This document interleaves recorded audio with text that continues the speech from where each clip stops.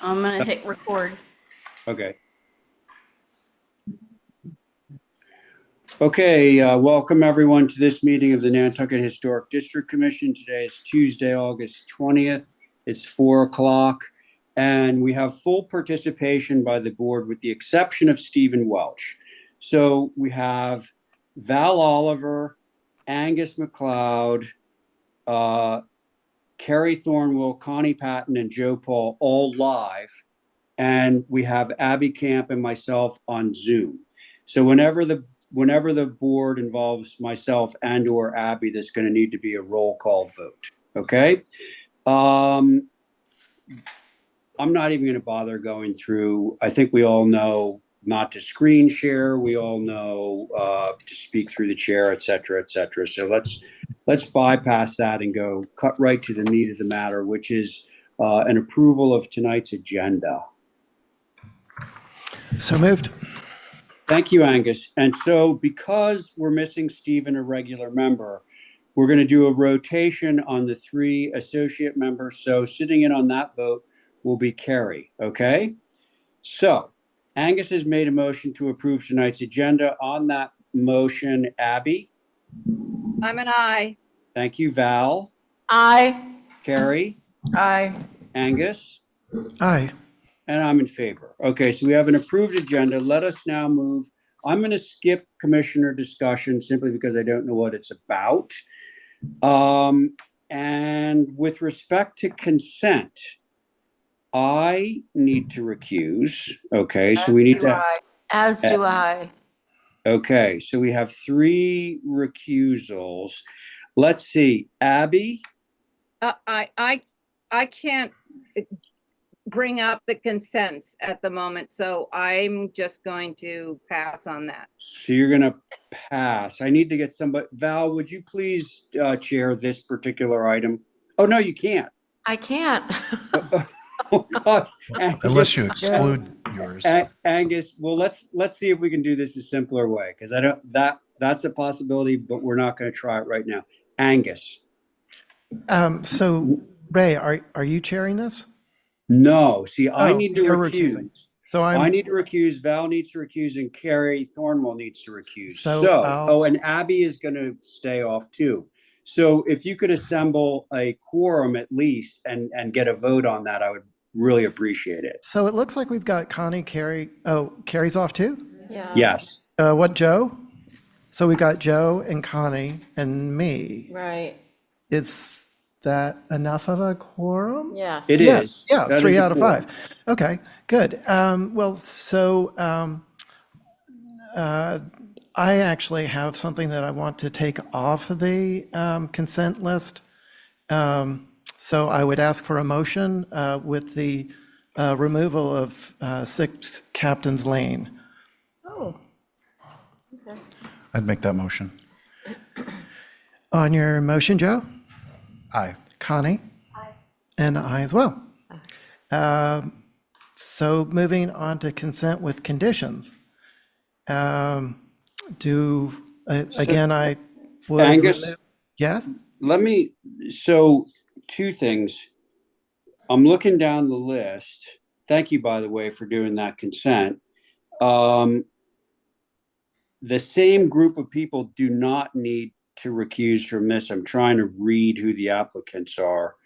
And it looks to me like consent with conditions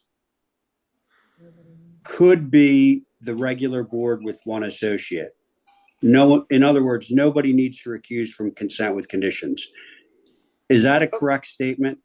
Yes. Yes, I can be on consent with conditions too, right? Okay, so then what I'm going to ask is that we have regular board plus Kerry for consent. Well, no, actually, we did carry on the motion for the, so Connie, if you can sit on this would be regular board plus Connie for consent with conditions.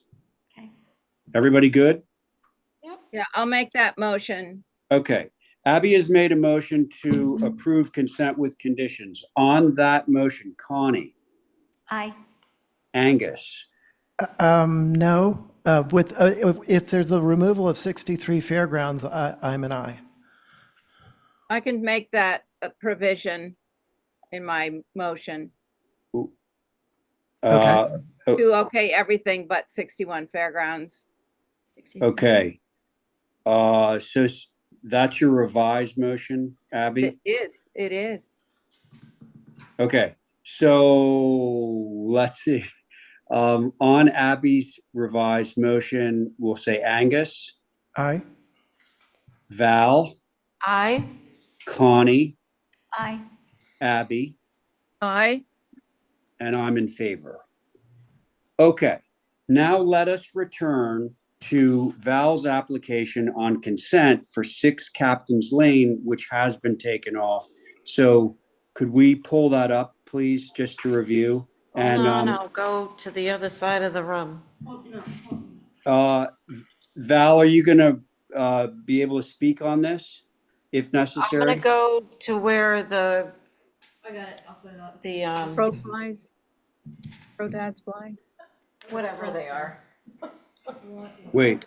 Podium. Oh, the podium. Okay, yes. All right. So then you will represent this. Okay. So 6 Captain's Lane.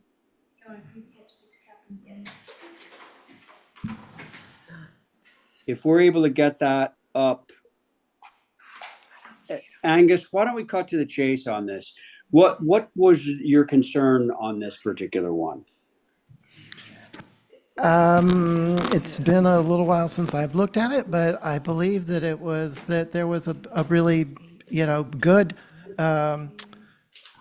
sighting of the bill.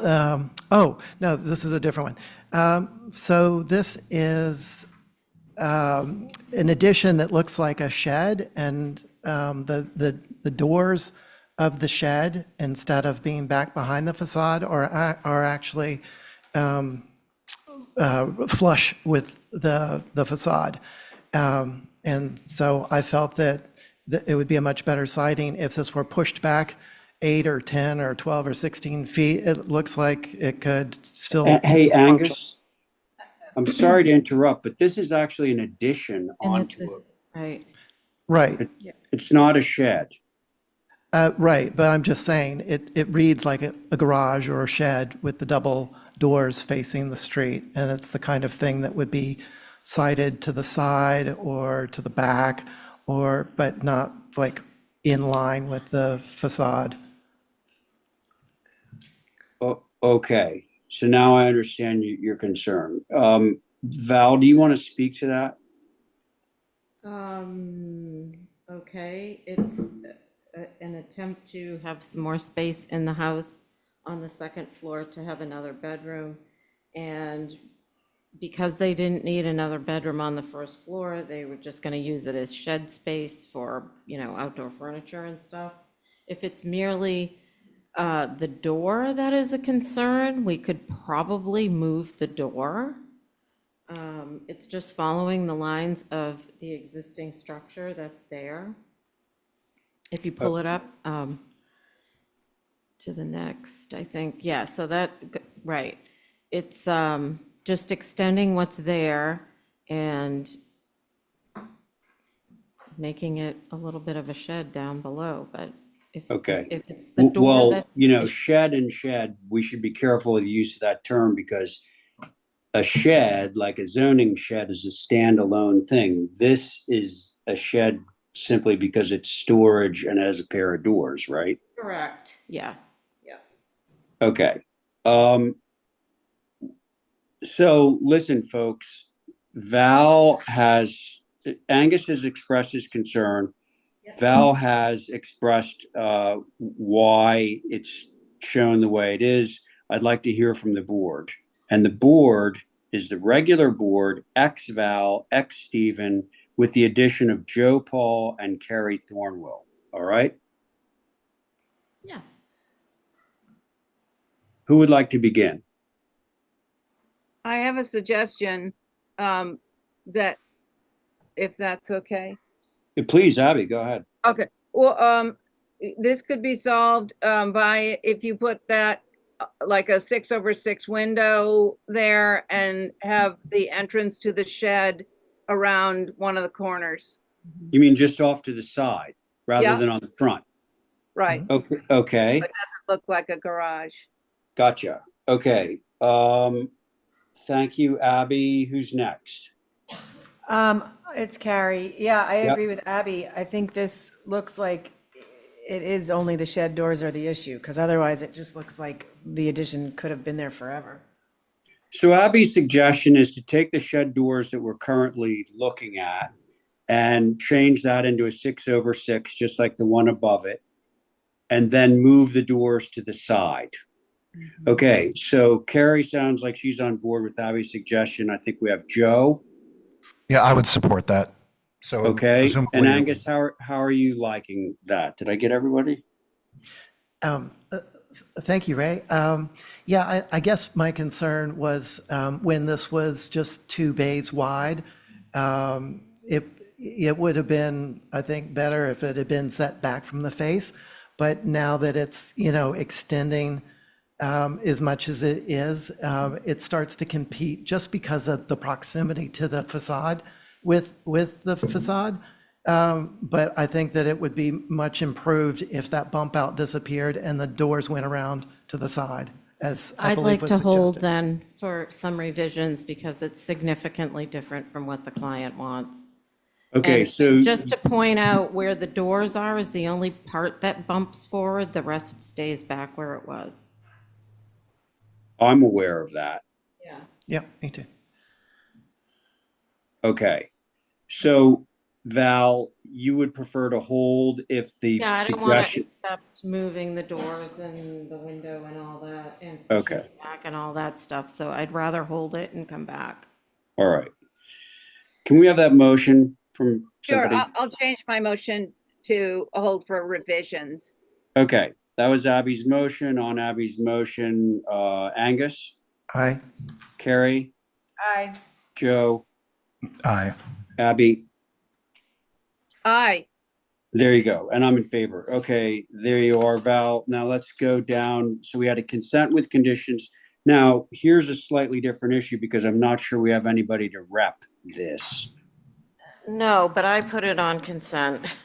Says, okay, and it says provide photos of existing structure and driveway area. If we feel like this is going to get controversial and No, needs Linda's here. I'm here, but I don't know Oh, what he oh, put oh. in, because I did everything else on this lot. So what did Okay. he put in? So It here's the way. is simply for a parking space. That was was part of the the only thing. hardscape. Even the apron and the driveway were already approved. This was just to spur off a parking space to this house off of a common driveway.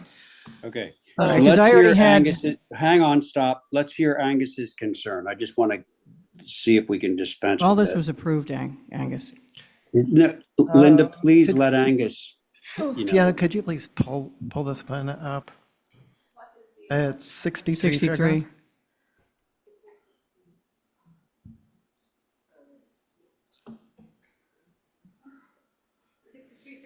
Yeah, Yeah. New business 820 towards the bottom. New business, which one? 820. 820 Yep, and about towards the three-quarters of bottom? way down that list.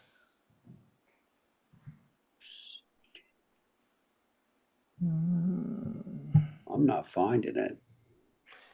You It's almost at found it the on, end of this, the 820. well, it's 61 Fairgrounds LLC is the owner, so look under the owner if you can't find the 63 Fairgrounds address. I'm looking at the list and oh, 63 Fairgrounds, halfway Yeah. down. Right. Got it.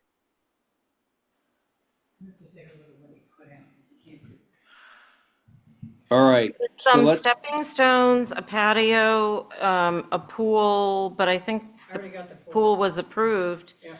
And, yeah, What's that, what has he got in front there? it's a parking space. Listen, Okay, it's just So- it's basically a turnaround space. All the okay, hang on, stop, everybody stop. Angus, could you Yes. express what your concern is on this, please? So my concern, I believe, I'm not seeing it now, but I thought I saw a shed or a parking space in the back. And then with the addition of the pool, the parking that should be in the back or the side is going between the house and the street. And I didn't think that that was appropriate for the setting. Okay. Have you been over to the site? It's that I've been- whole development with 7 structures on that corner. Everything else on this thing was approved, including the fence. There's a substantial amount of screening up in front of this one. This is Lot A. This is the one that's furthest towards Surfside Road, not one of the ones that's in the middle. And there is parking in front of some of the other ones. This is pretty much a non-issue. May I just give Yeah, why Val, you go by it. I also put it on consent? It is traditional in this neighborhood to have parking in front of your house. Yep. And I felt like it wasn't a departure from what was already in the area, so I was okay Okay. with it. But All right. Let Question, me, Linda? Yeah. Fence. Is there anything hiding the pool at the end Yeah. of the driveway there? 'Cause Everyone, I don't all see- 4 of those lots have fences. But where? This is a hardscape plan. It's not showing where the fence is. The hardscape plan is in the file. The fence is already approved pretty much all the way around it. So I But think this that's is a what's hardscape missing is the plan. extra information. Yeah. Yeah, this it's is in a the, it's in the hardscape plan original and there's file. no fence. All that's been shown. approved with the pool. It had to have a fence. all right, I want to be crystal clear. Can And I I think, ask hang on.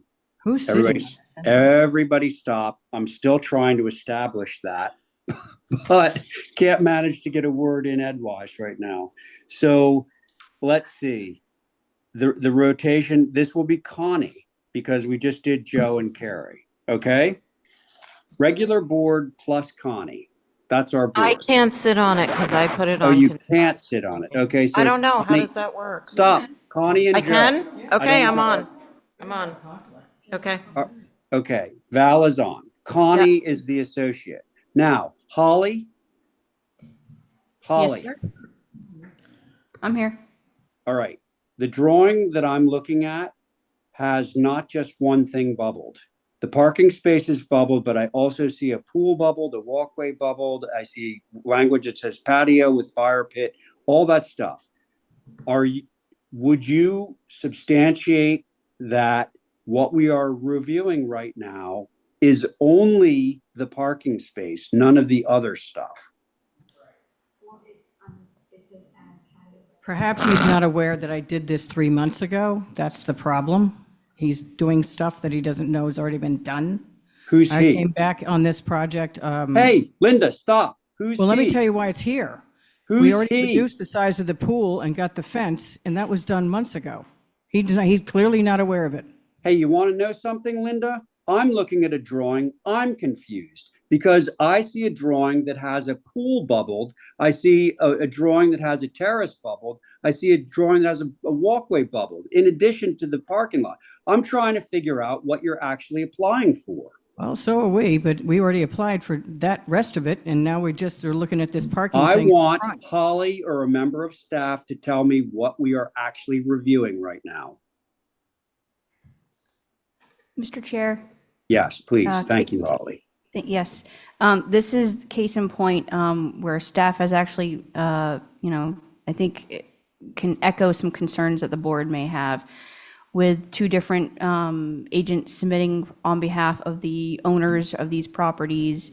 It's not consistent. We have one thing coming in and not another. And I think in a perfect world, this should have been a revision to a previously approved hardscaping plan that therefore you all wouldn't have all these questions. But what is looked at, we have to look at the application and the site plan. And I would believe that he's also asking for changes around the pool with the patio.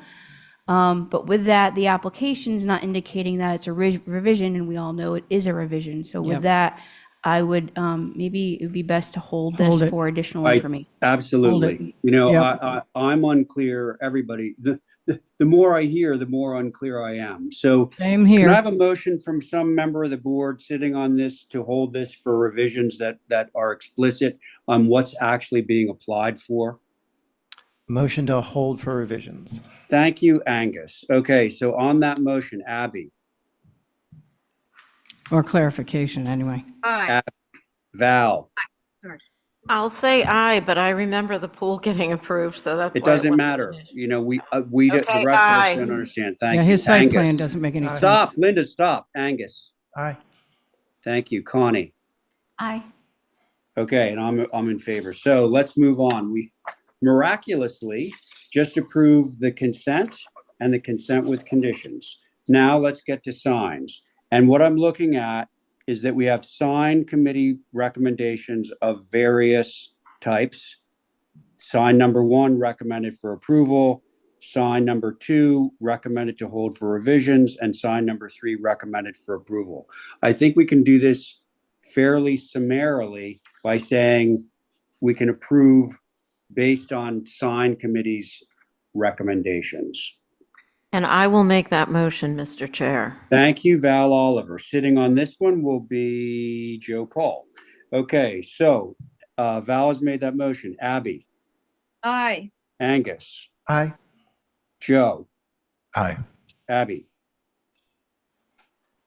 Oh, no, Val, sorry. I said aye, yep.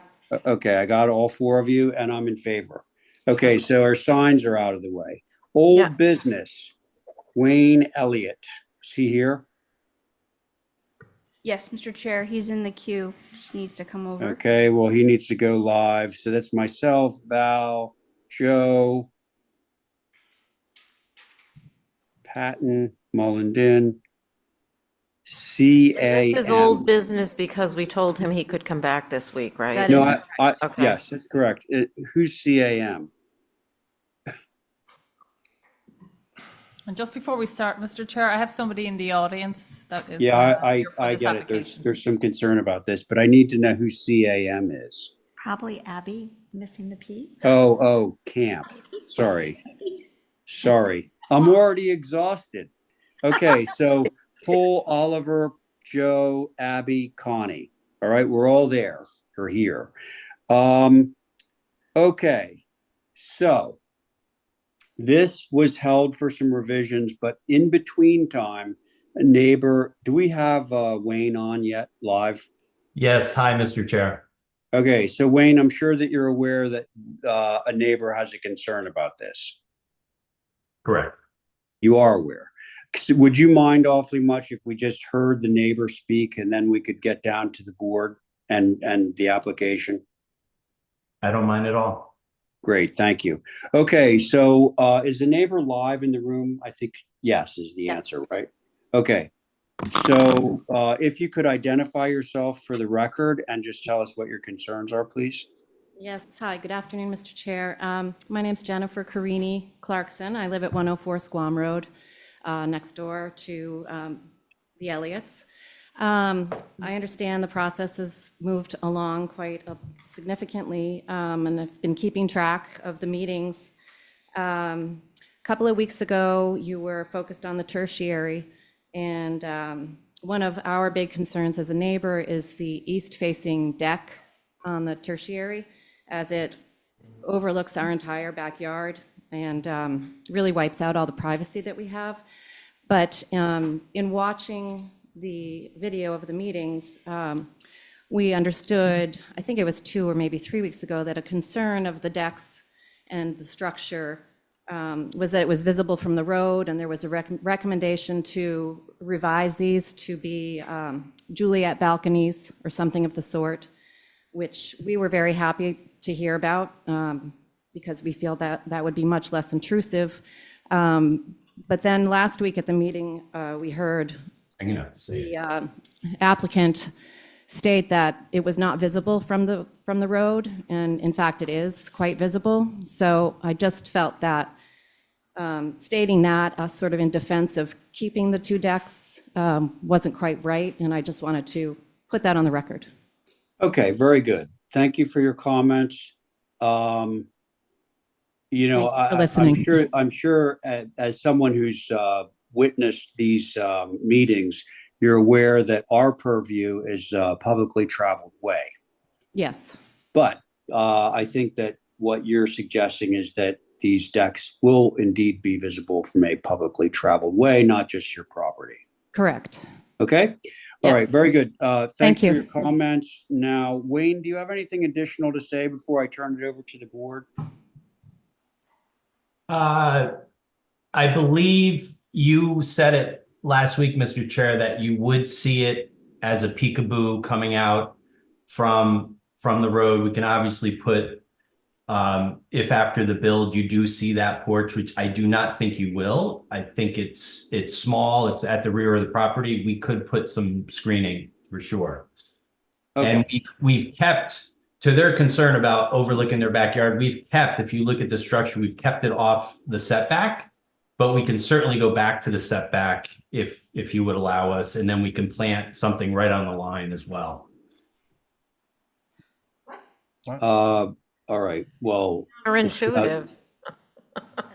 what did you just say, Val?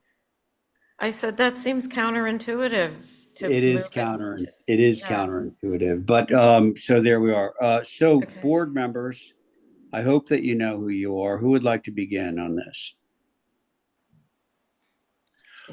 Well, Should we go, I, should we go to the options? Or, Mr. Chair? Yeah, sure. Why don't we? I mean, I've been reviewing it on my own little screen, but Oh, okay. for the benefit, but I'm on Zoom.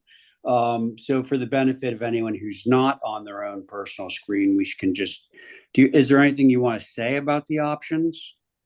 Yeah, well, I would just say option A is what I believe to be hearing in again, we were talking about the roof line. So we took that gable end and met the fascia eave, which I believe someone said, and this is our preference. This is kind of where we started. Option 2 or B is what Joe recommended, and I don't know if I gave it justice, Joe, but I tried. It's where it is. And then C is just if we didn't like A or B, C is kind of a whole different spin on it, but we don't have to go there.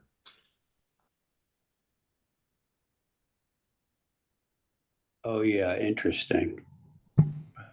Well, I won't get into C. We'll see where it goes, but C might have some issues anyway, some of which we discussed last time. Joe, I think I heard you pipe in there a moment ago. well, it was only because I was going to suggest that we review the options and hear. Oh, So well, Joe, but we just did.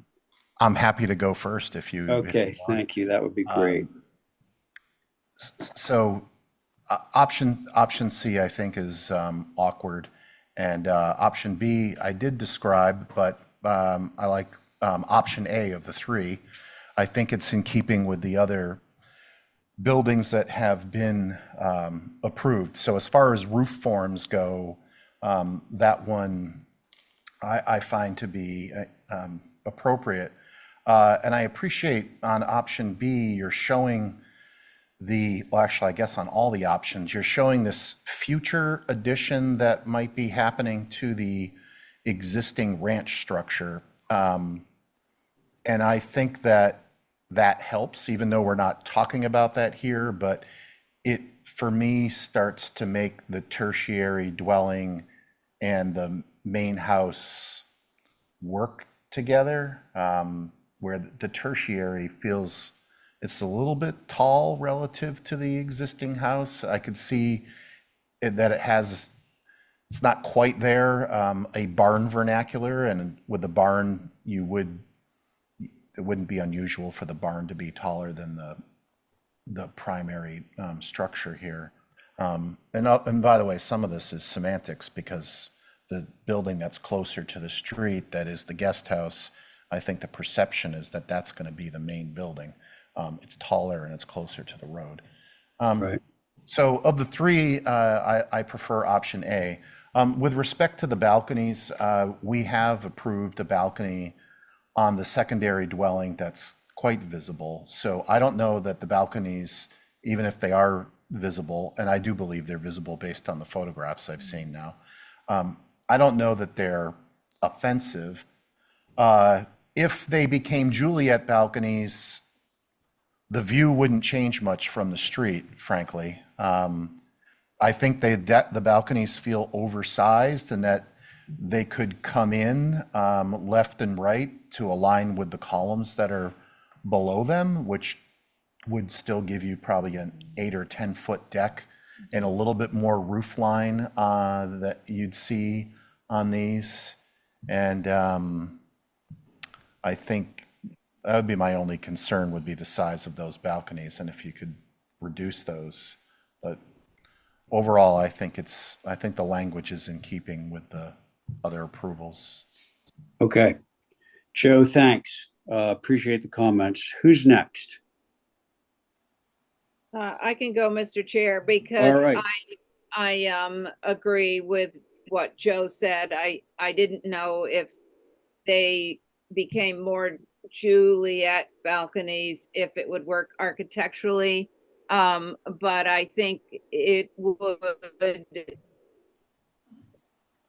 not and so much attention. Yeah, I would be also in favor of option A.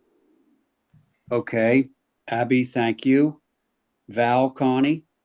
Okay, I also agree with Joe, but I would ask the applicant, is there a possibility to perhaps eliminate one of the balconies? I was going to make that suggestion too. So Yeah. I was wondering if the applicant was going to offer that in this discussion, but Well, that's my question. And I agree with option A. Yeah. Okay. Let's go to Connie before we take any responses from Wayne. Okay, Connie. So I agree. I would be in favor of option A, definitely with a reduction in the balconies, but would be more in favor of the removal of at least one of the balconies if possible. Thank you. Okay, Connie. So there's a consensus here now. So Wayne, I'm going to say, given the choice between removing one of the balconies or making both of the balconies narrower, to Joe sort of suggested having the posts on the decks align with the supporting posts underneath. Do you have a particular way that you would prefer to go on that? Well, I mean, the one, facing, if you were looking at the north elevation, the one on the left is really our ocean view balcony. So we would keep that. We could nix the one on the right, but if it's about making them smaller and both making them somewhat smaller, I don't know if I would go as small as those inner posts, but we could definitely carve out, I think, 2 feet on each side, maybe 3 feet. I'd look at that. 2 feet or 3 feet on either side? Yeah, is that what you're suggesting? Maybe when you say either side, you mean east and west either side. Correct. Because it actually would be a reduction of about 4 feet total if you move them to align with the posts underneath. Now, the other option, not to slice this thing too thin, but like we could take the post down below and, like, for example, if you're looking at the east elevation, and I'm looking at a tiny drawing right now, the posts, they're the doorway that's situated on the right-hand side on the first floor, is not set in the middle of the post. In other words, you could have a bay in the middle that was wider, and therefore the deck on the second floor wouldn't get quite as narrow if we aligned it with posts that were set wider apart, if all that makes sense. No, absolutely. And I was thinking the same thing. And again, maybe my scale's off, but I would be trimming on the east elevation and west elevation 2 to 3 feet on each side of where the porch ends. Does that make sense? Now, okay, but well, I want to make sure that when you say each side, you mean east and west, because if you're saying 2 to 3 feet on each side, that means that your deck, if you understand the sentence in a different way, means that you're making the deck 4 to 6 feet narrower. Correct. So it would be, you're absolutely right. It would be on the length, the longer way shorter, right? The east elevate, not the protruding out on the south and north elevations. but the wider versions on the east and west, we would be bringing them in. Did I misunderstand Joe? And was he suggesting we just bring in from, I think it's this has been a while. Is it a 6 or 7 foot from deck? Wayne, Wayne, Yes. sorry to interrupt you, but now that all of the board members have heard A from the neighbor, B from Wayne, and C from the other board members, can somebody make a proposal for me? Yeah, this is Joe speaking. Yes.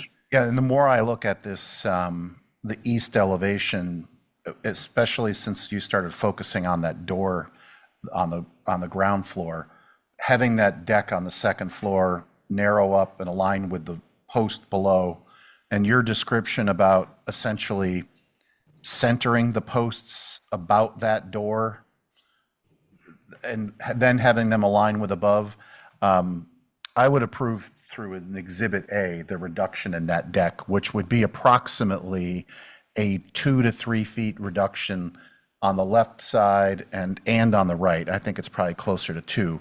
So you'd have a net reduction of 4 to 6 feet across that deck on the east and on the west. Right. Okay. Well, I think the net would probably be around 2 feet if we move that post to be symmetrical about the door in its current location.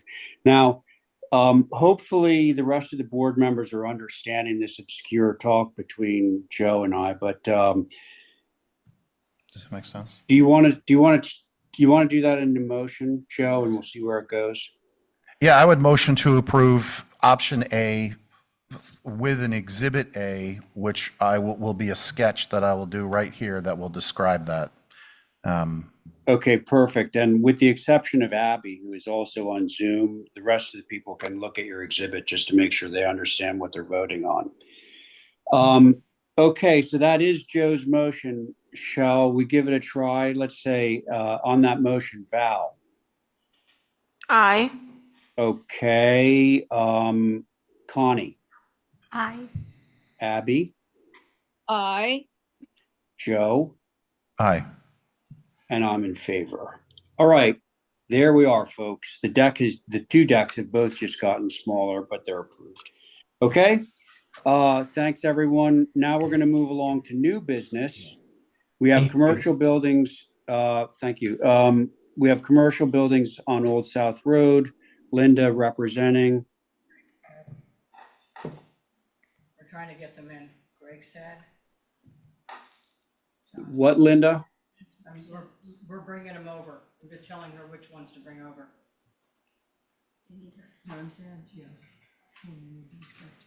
Do we have the information that we need to review this? She's just bringing in the agents. Oh, and are they on Zoom? Yeah. Got it. Okay. But we have the information that we need. Are they coming over? Yeah. Are they both accepting? Yeah. Okay, while they're doing that stuff, we'll say this is going to be the regular board with, Joe? no, Joe just went. Carrie.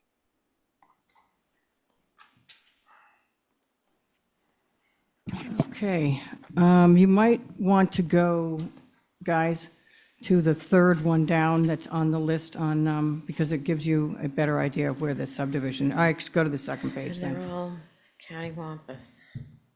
Because there were three things in your view packet. Back up to the top. Up. Right there. This is that area that Jeff Kashulik had on Old South Road, if anybody's familiar with it, as you drive out to the airport on the left. You saw the clearing and then the sewer and stuff went into it. He's had a lot of different tradesmen in there up until this point. It's gone through the planning board, as you can see the planning board thing right up there on the screen. These two lots are combined. They're actually set fairly far off the road. There is a house on one of the lots that's moving up to the front. You can see where the darkened area is on the front, right on Old South Road, which will block it even further. He's required to do some landscaping. He's required to put sidewalks in, various other things. Frito-Lay Pepsi, who's over right now, is over in Richmond in a dilapidated metal building, which is going to be removed once they're out, is buying this lot. The developers, Greg Side is on the Zoom up there. You can see him up there, and the architect is also up there, Hans Stock. And it is a 5,800 square foot commercial building. It's not metal. It's going to be shingled. The roof is shingled. There's no metal on the building. Oh, Linda, can I obviously stop you there's- for a moment? Huh? Linda? Yep. So interestingly, in the package, oh, I see that color thing is the doors. Yeah. The doors are Got it. that putty color. Okay, got it, You know, got it. you know, the Okay, same never color mind. that a lot of the commercial buildings are used, that putty Yeah, gray. continue. And the trim is gray, everything subdued. The windows are not white, put it that way. And you can see it on the elevations. It's a fairly simple building. We didn't do a 5,800 rectangle. There are two 2,600 blocks, squares that are offset from each other. So it breaks up the facade because Pepsi's on one side and Frito-Lay is on the other side. Obviously, because they are storage buildings for their material, they have concrete entrances into the building to get down to the level of the rear of the trucks. There's a pretty good rendering of it up there, right there on the screen. So I will turn it over to the Sorry, architect. Linda. Oh, you mean concrete, like that slope down Yeah, subterranean the same thing? things we have over in Richmond to get into Cape Cod. Okay, and some of the other I ones. understand. Thank you. Okay, and then there's a screening one that's after this one, but the architect, Hans, is up there on the screen. Okay, Hans, do you have anything to say? Well, we tried to do the best we could do to make this a very nice Nantucket scaled warehouse building.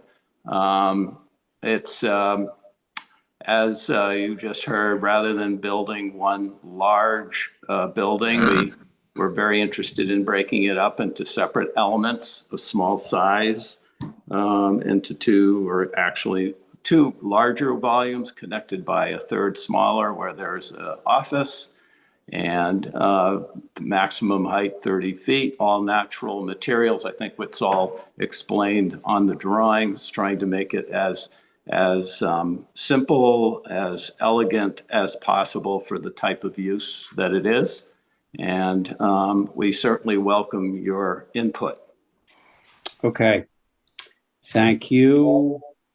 Anyone else want to speak on this before I turn it over to the board? Board, once again, regular board plus Carrie.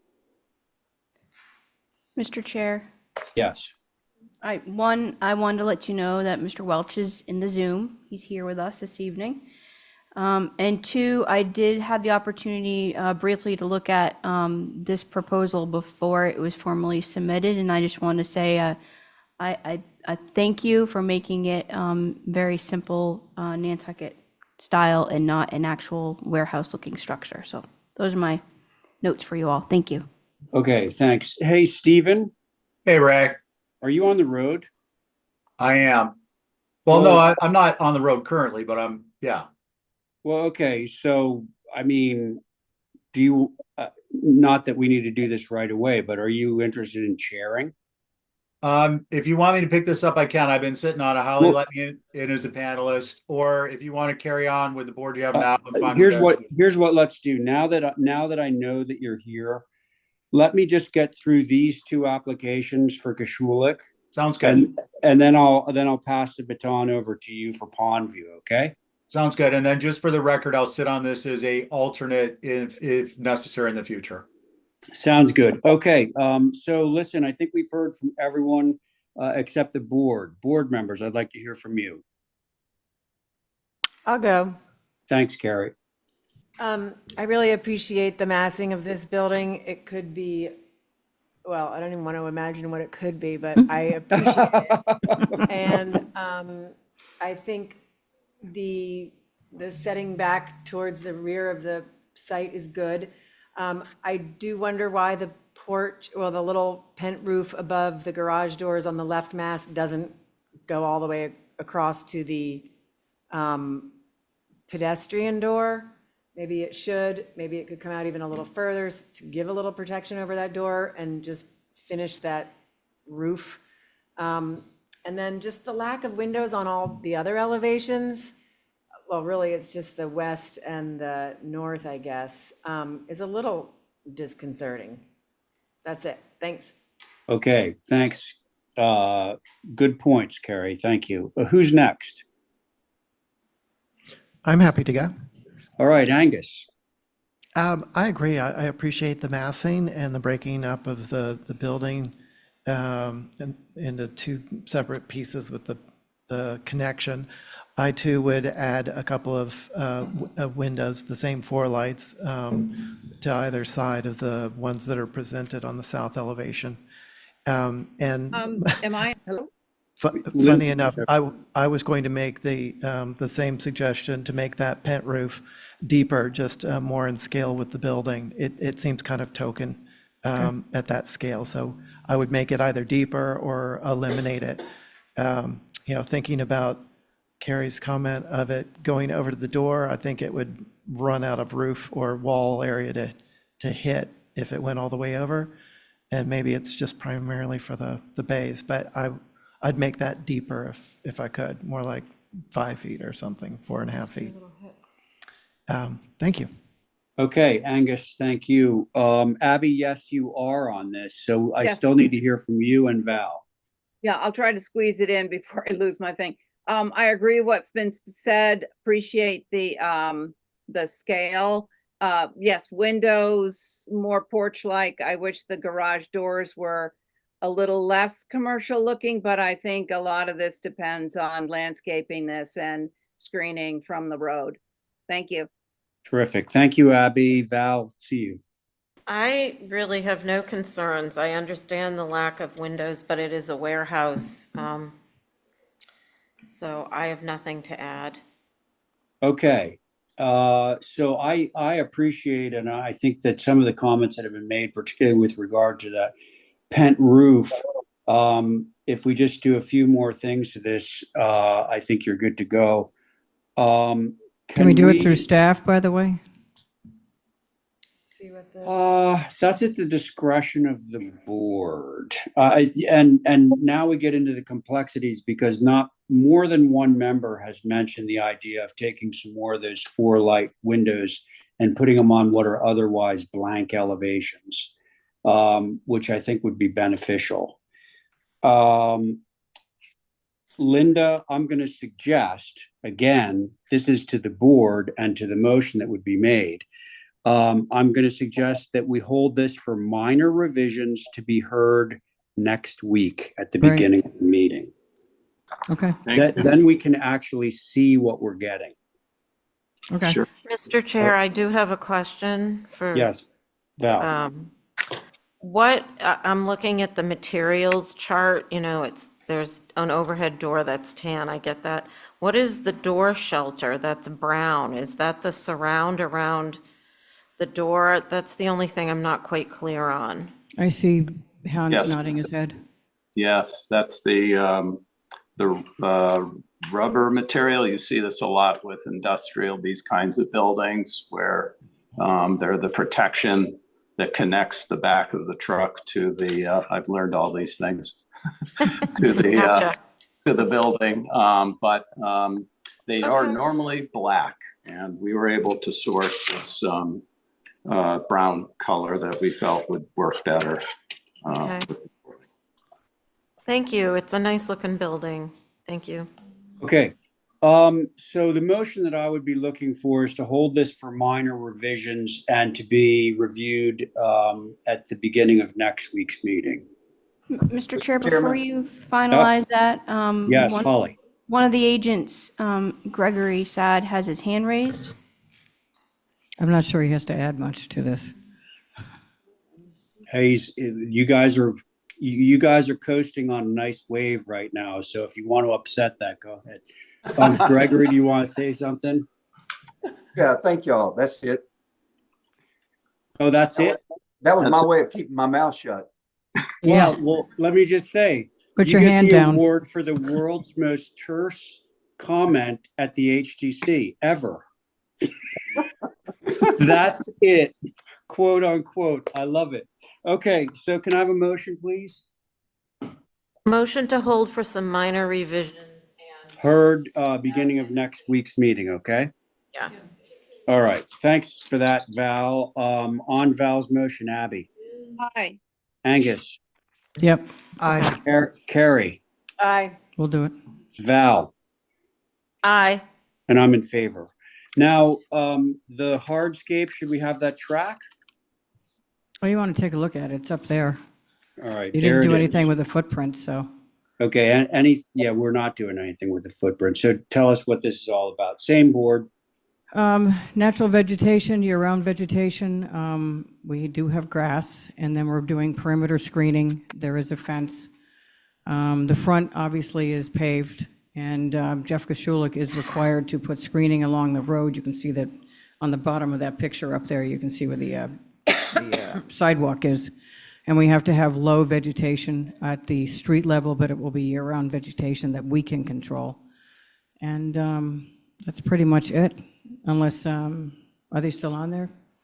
Yeah, they are.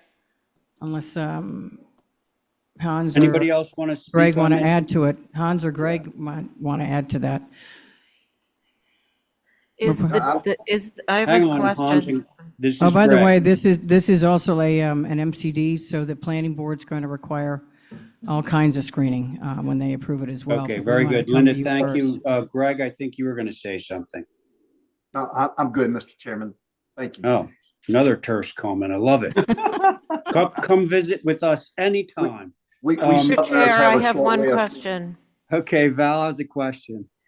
Is the fence just around the trash area? I can't see that it's anywhere else, but if it is, I'd like to be understanding that. It looks like it's just vegetation, which is better. Oh, the perimeter vegetation for sure. Yeah, That is it's just correct. around the trash. Yeah. Okay, The thank you. fence is just around the trash. Any other comments from the board? I can go, Mr. Chair. Yes, Abby. I have an aversion to this new way of pouring out driveways in front of buildings. I'm wondering, it looks like you have two entrances. Could that middle entrance have an island of trees or something to Do you distract mean in the between the two entrances, Abby? Yeah. Mhm. Hans, you want to take that? I need to look at the drawing here between, where we right now show two parking spaces, or is that what you're talking No, about? the two entrances. There's a space, there's that green space we talked about in between the in and out. Where it says 10-foot front setback. You could put the cursor on, just so I can see. It's that oval right above the word Gilder. It has to be low vegetation because of the trucks. Oh, yeah. I mean, we can, I see you would like some vegetation in there. Certainly, we can put that in there. Anything to break up the far left, the far right, and maybe something, definitely in the center to break up that mass of asphalt. Right. So I think, Sidewalk? Yeah, okay, so I do need to jump in here. okay. The area that Abby is talking about is actually a sidewalk. Mhm. And so the degree that you can plant there, I'm not sure of. Well, You know, that- I mean, they you have to- obviously can't plant on the sidewalk, but That's why I'm saying maybe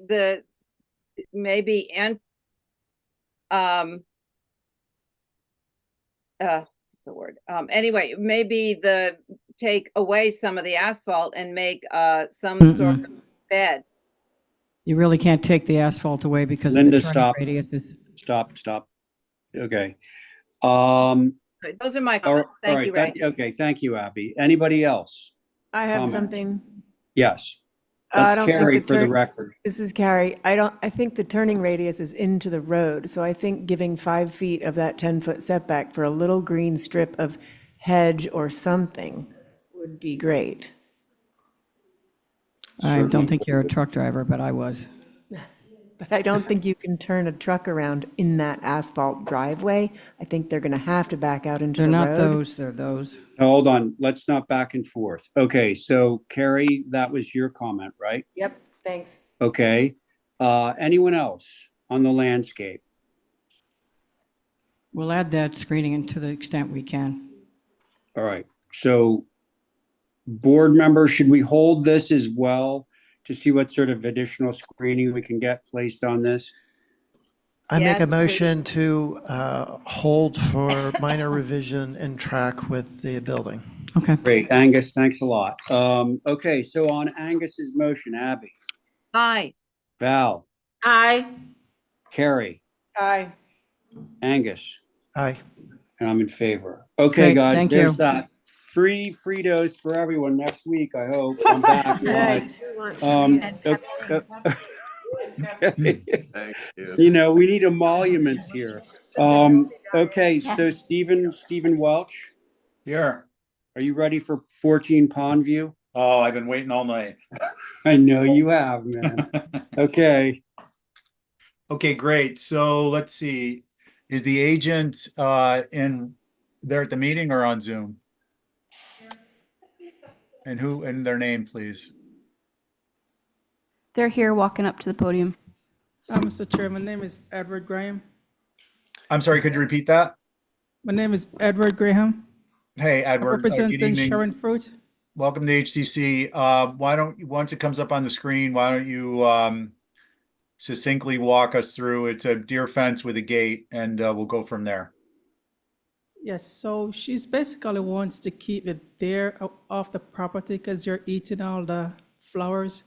So we just want to have like a normal fence, a violin wire mesh fence, green with PT post, and a white gate at the entrance. Okay, thank you. All the regular members are present, correct? And Abby's on Zoom, yeah. Ray? Okay. And I'm on Zoom as well, Stephen, you know Okay. that. Would one member like to Something volunteer to similar like this one. Would one member like to volunteer to succinctly state moving this in from the perimeter a certain amount for planting and perhaps then branch off into the gate being atypical and maybe some solutions, and we'll go from there? How far do you want to move it in? I think we usually do, between 5 and 10 feet, depending on what type of vegetation is there, and then ask that they plant some vegetation towards the road. And this gate would probably be, well, I'll leave it to you guys, but I think perhaps we could focus our comments on the gates otherwise, or primarily. I'll make that motion. It looks like, what's that thing on the far left? Are those sewer beds? There might be a limitation there. See those on the site plan, there are Oh, Septic. that's septic. septic. So you don't want to plant the fence. Abby, fence is fine there, and they can plant over in the buffer. Okay, all right, I could make that motion. Can I just ask before you do that, can we maybe just talk a little bit about that gate and its proximity to the street? So style and proximity to the street? Can we ask the applicant some questions? Yeah, that's fine. I'm trying to branch into that discussion. Val, why don't Okay. you go ahead and then we'll come back to Abby's motion. Okay, I just want to make sure that Edward understands what we're talking about. Okay.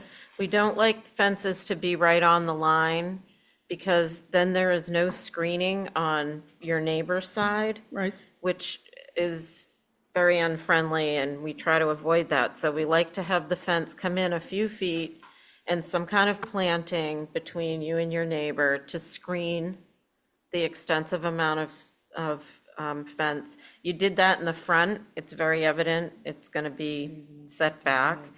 And is the gate area where you show orange, where the driveway is? I'm assuming that's the gate. And I would just say, can the gate possibly be something a little simpler more traditional and perhaps natural to weather. Yes, so this is just the idea of the gate. It wouldn't be exactly like this, but it'd be painted white, probably like 6 feet, 5 to 6 feet high, in line with the privet edge across. I've got a comment, Mr. Chair. Okay, Val, are you done? Yeah, yep. I Okay, just Angus? wanted to make sure Edward understood what we were talking about. No, that's fine. I just want to make sure before I move on. Angus, please. So sometimes when we have these applications for deer fences, because of the deer issue, they can jump over 5 feet. And so the issue gets to be, how do you, the enclosure is only good as its weakest link, which would be the gate. And the gate starts to get disproportionately high, higher than we'd normally have a gate in order to protect it from the deer. One remedy that we've had in the past is to have like a cattle guard that they can't walk across. And that might be something to consider in addition to what's already been suggested of a natural, simpler fence. And also it'd be helpful to see examples of the neighbors. Thank you. Thanks, Angus. Ray? So, yeah, the gate A painted white and B that tall is definitely a problem for me. But there's the cattle grate thing, which is one solution, and the other one is you have a gate at a reasonable height, say 4 feet, and then you have a bar up at the top where you have a wire running across at about 8 feet, and there ain't no way a deer is going to jump underneath that or over it. And so that's a preventative measure that a lot of landscapers are employing these days, and it seems to be working. So it suggests that as an alternative, and also with natural. Now, I do have a question, Stephen, for the applicant. Yeah, go ahead. Well, it says fence behind privet hedge on the site plan, but this photograph that I'm looking at, the last photograph is of a house with a yard with no privet. Is that the house? Is that it? Edward? Yeah, that's the entrance of the, Okay, so this gate is going to span across that whole Shell Drive, right? right. Okay, so it's going to be fairly large. So yeah, I think, and is there privet on both sides of this drive or just the one side? Just one side. We have grasses on the other side. Okay. All right. Well, I think I've said all I need to say, Stephen. Sounds good, thanks. So Edward, question for you is, are there other gates in the area, driveway gates? Not that I know of. Okay, so that's one question. The other is, it says fence behind privet hedge. Is that just along the front, or So is that going to be around the perimeter? the fence along the privet edge would be like a picket fence, probably like 3 feet somewhere high. But I'm the sorry, I side- can't hear it. Can you get a little closer to the mic? Yeah, the fence along the picket edge would be, the fence along the hedge would be a picket fence, white picket fence, In the probably like front? 3 feet high. I'm sorry, Edward, to interrupt you, but in the front? No, behind, on the property side, the house where the house is facing, not on the road side. Okay, so just for clarity, you're suggesting that because the fence won't be visible from the road, the good side would face the house? Say that again, please. Nantucket, well, in a lot of places, it's referred to as a spike fence. And what that means is you put the kind of utilitarian side facing out. And the utilitarian side in a picket fence would be the rails at the top and the bottom.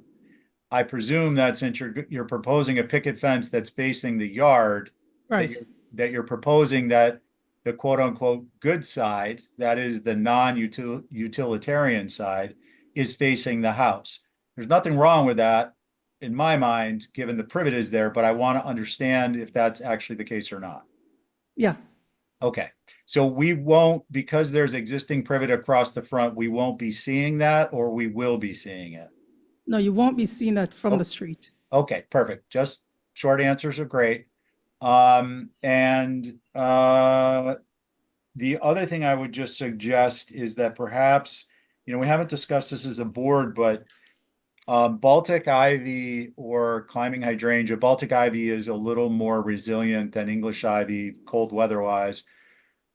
I personally would not be adverse to requiring that Baltic ivy be planted, at regular intervals every 6 feet along a fence of this nature, because it could be close, that would allow the fence to be closer to the property line, avoid potential adverse possession claims, which isn't our ballywhack, but I think we need to be cognizant of.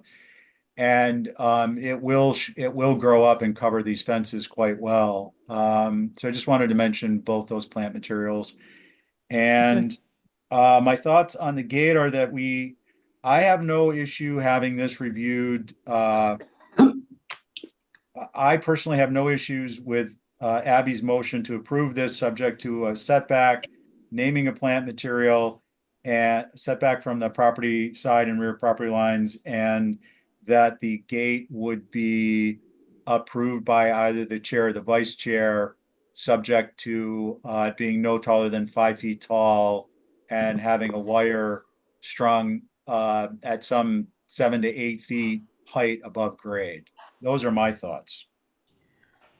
I have another question, Mr. Chair. Val? Isn't 10 feet rather tall for this wire fence? Do we approve that? I think in Tom Nevers, they're pretty close to that. Deer are pretty, I think we've done between 7 and 10 before, but I couldn't reference other than Hickory Meadow. I think we did a 7-foot one. All right, I'm uncertain without having the opportunity to go by there, so that's all I'm saying. I don't know how this is going to play out with what's next to it. Okay, can I just make a suggestion in the interest of moving this forward? Yeah. Is that we would cap it at 7 feet. However, they wanted to extend up a wire via metal rod on the posts, which is gonna patina out, and then they can put the galvanized wire strung along it, which is gonna be completely invisible. They could do that at a higher level. Is that something you're comfortable with or no? I'm just not familiar with what's on either side and what the vegetation is like, so that's my reservation, but you guys can go. Okay, well, I'm just suggesting a potential solution for a 7-foot fence with Yeah, a supplemental, that's all. yeah. I just think Okay. we're being sucked into like fence world around here, and I know that you're not supposed to see them, but everywhere I go, I see wire fences and posts. Yeah. A question for the chair. Yeah, please, Angus. So we've talked about different height wire fences and the degree to which it would be hidden, about a white picket fence, and different heights. I'd be more comfortable with a plan where it shows what height fence is where, surrounding the property and the vegetation that will be in front of it or behind it. And would be happy to make a motion for clarification and viewing. Okay, I would suggest to move forward a fence that we would perhaps agree that ultimately it's going to come back and we're going to agree that what we want is what we want. So why don't we drop an Exhibit A with what it is we're willing to approve and short circuit that whole process of having something else brought in. I'm happy to entertain a vote if you want to make a motion, but I think we can dispense with this relatively quickly by stipulating, one, the picket fence is behind the privet along the front of the property. It is not to be viewable at the time of inspection or thereafter. The fence along the perimeter sides and the rear is to be behind either privet or naturalized planting, some 3 to 5 foot from the property line, or Baltic ivy, and the gate is approvable through the vice chair or the chair, and it can have a wire line. The fence height is 7 feet. We see what we have in front of us. I think we're probably going to end up with a similar type of a plan. We're going to end up having the same discussion after we get reacquainted with this in a couple of weeks. I'd prefer to just move it along if we could.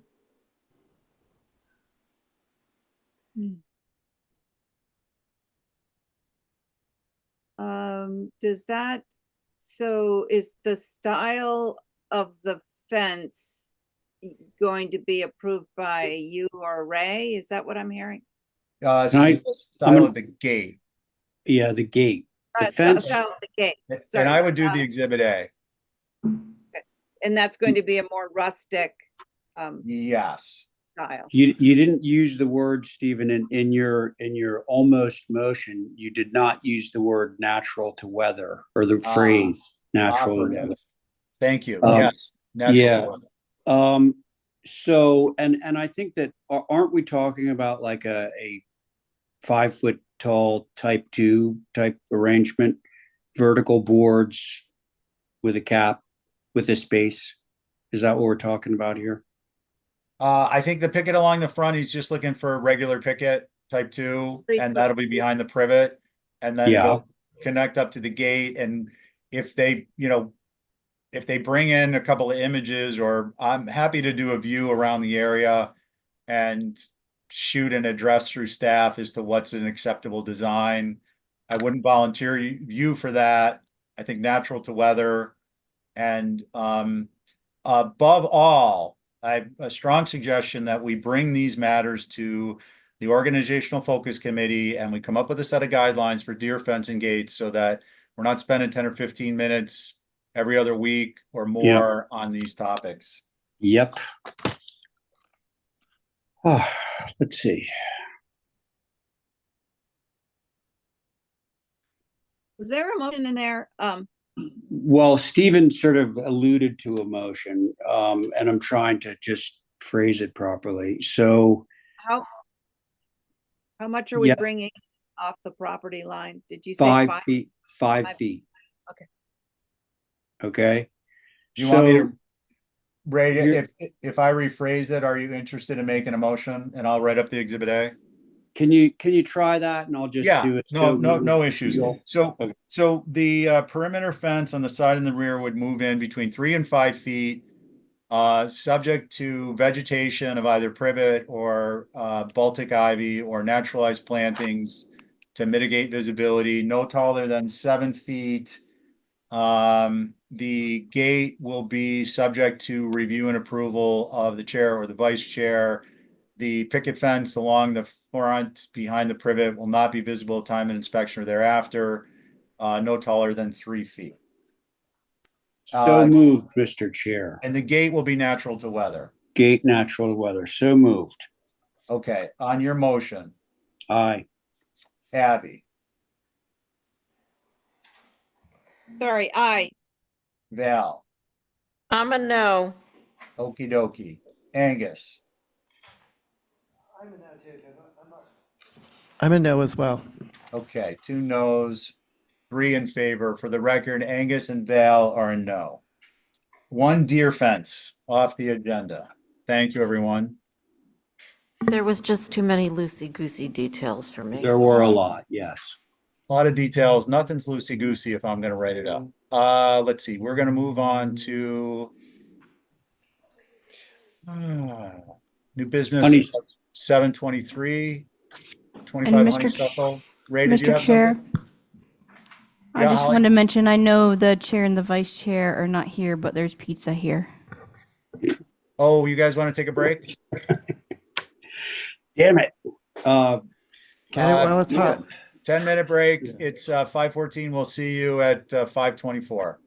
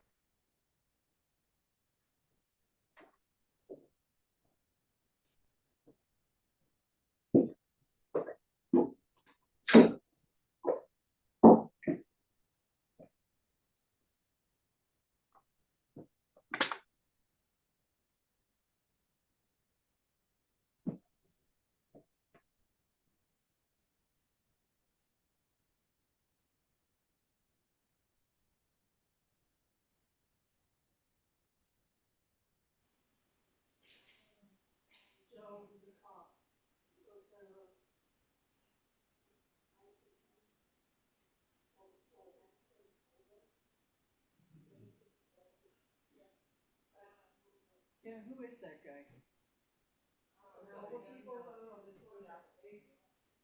They're not ours, they're local guys.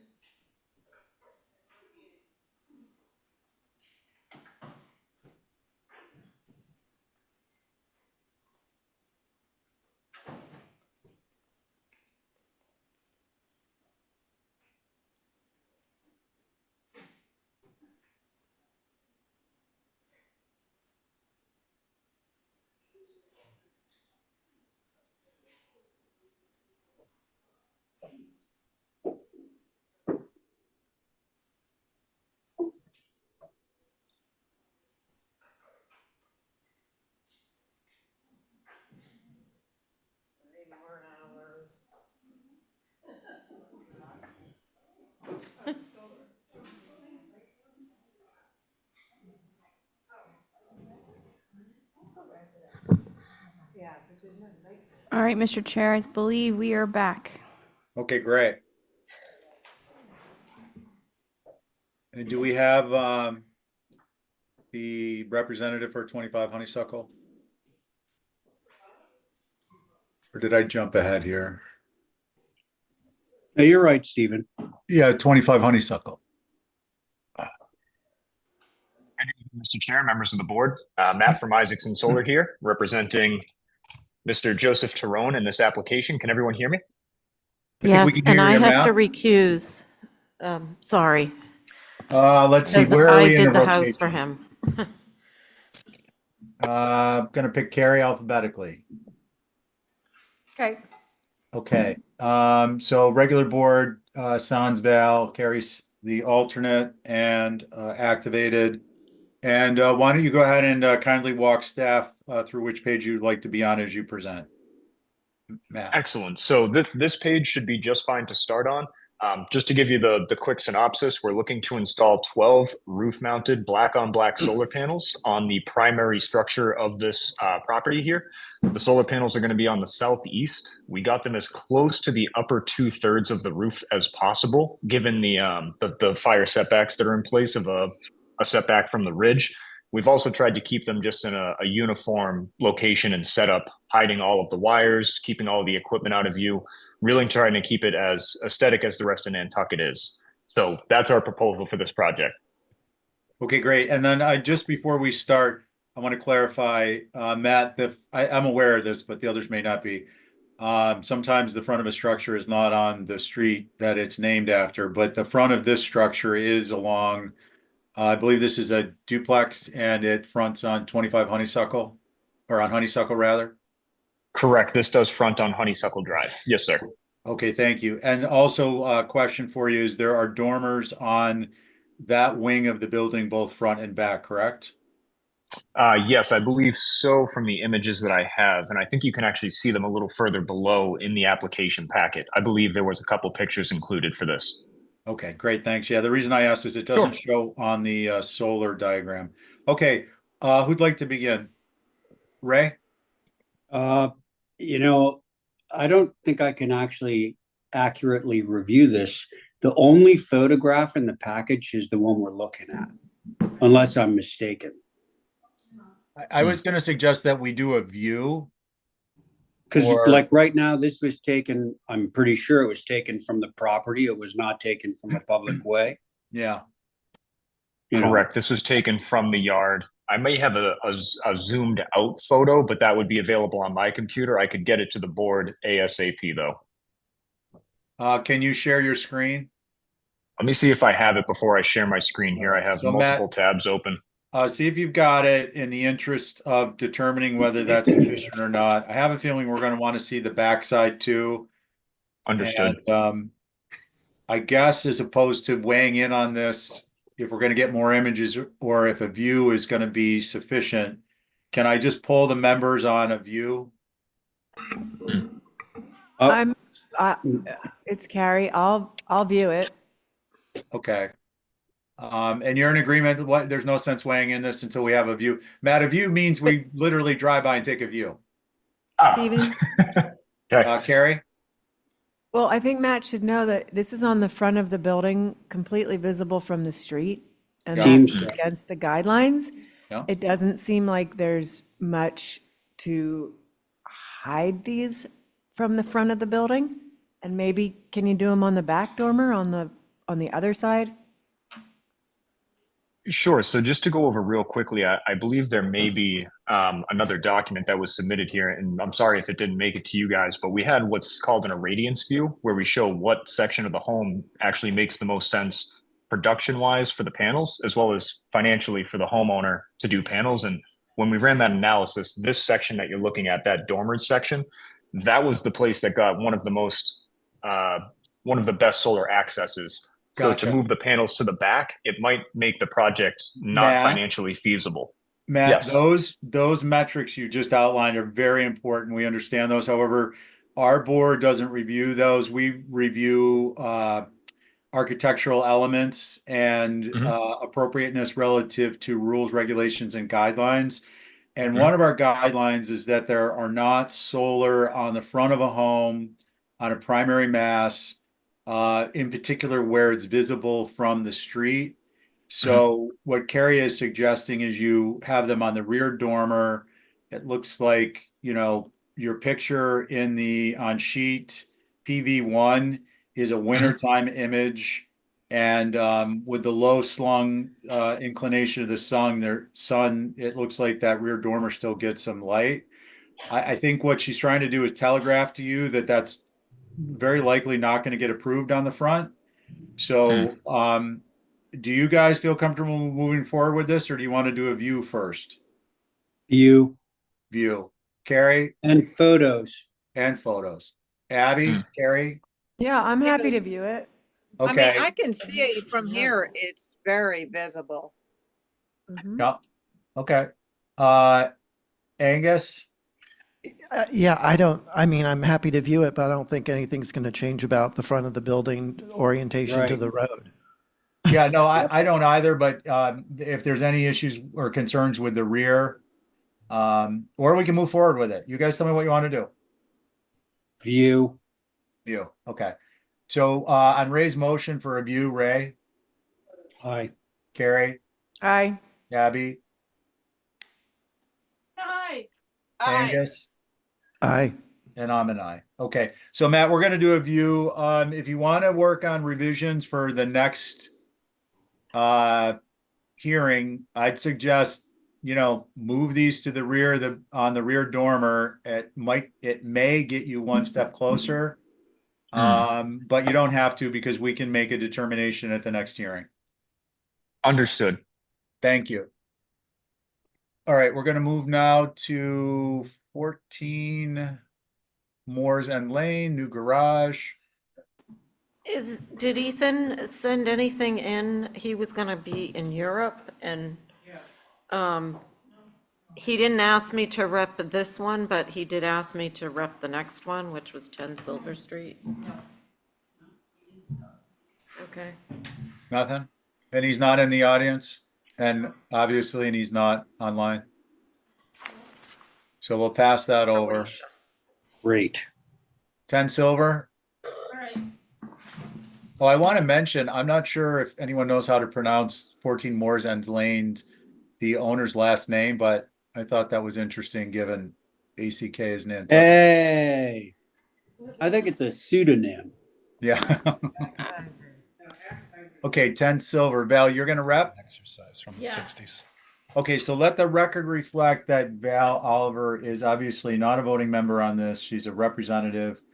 Connie, I think you're up alphabetically, and otherwise it's the regular members.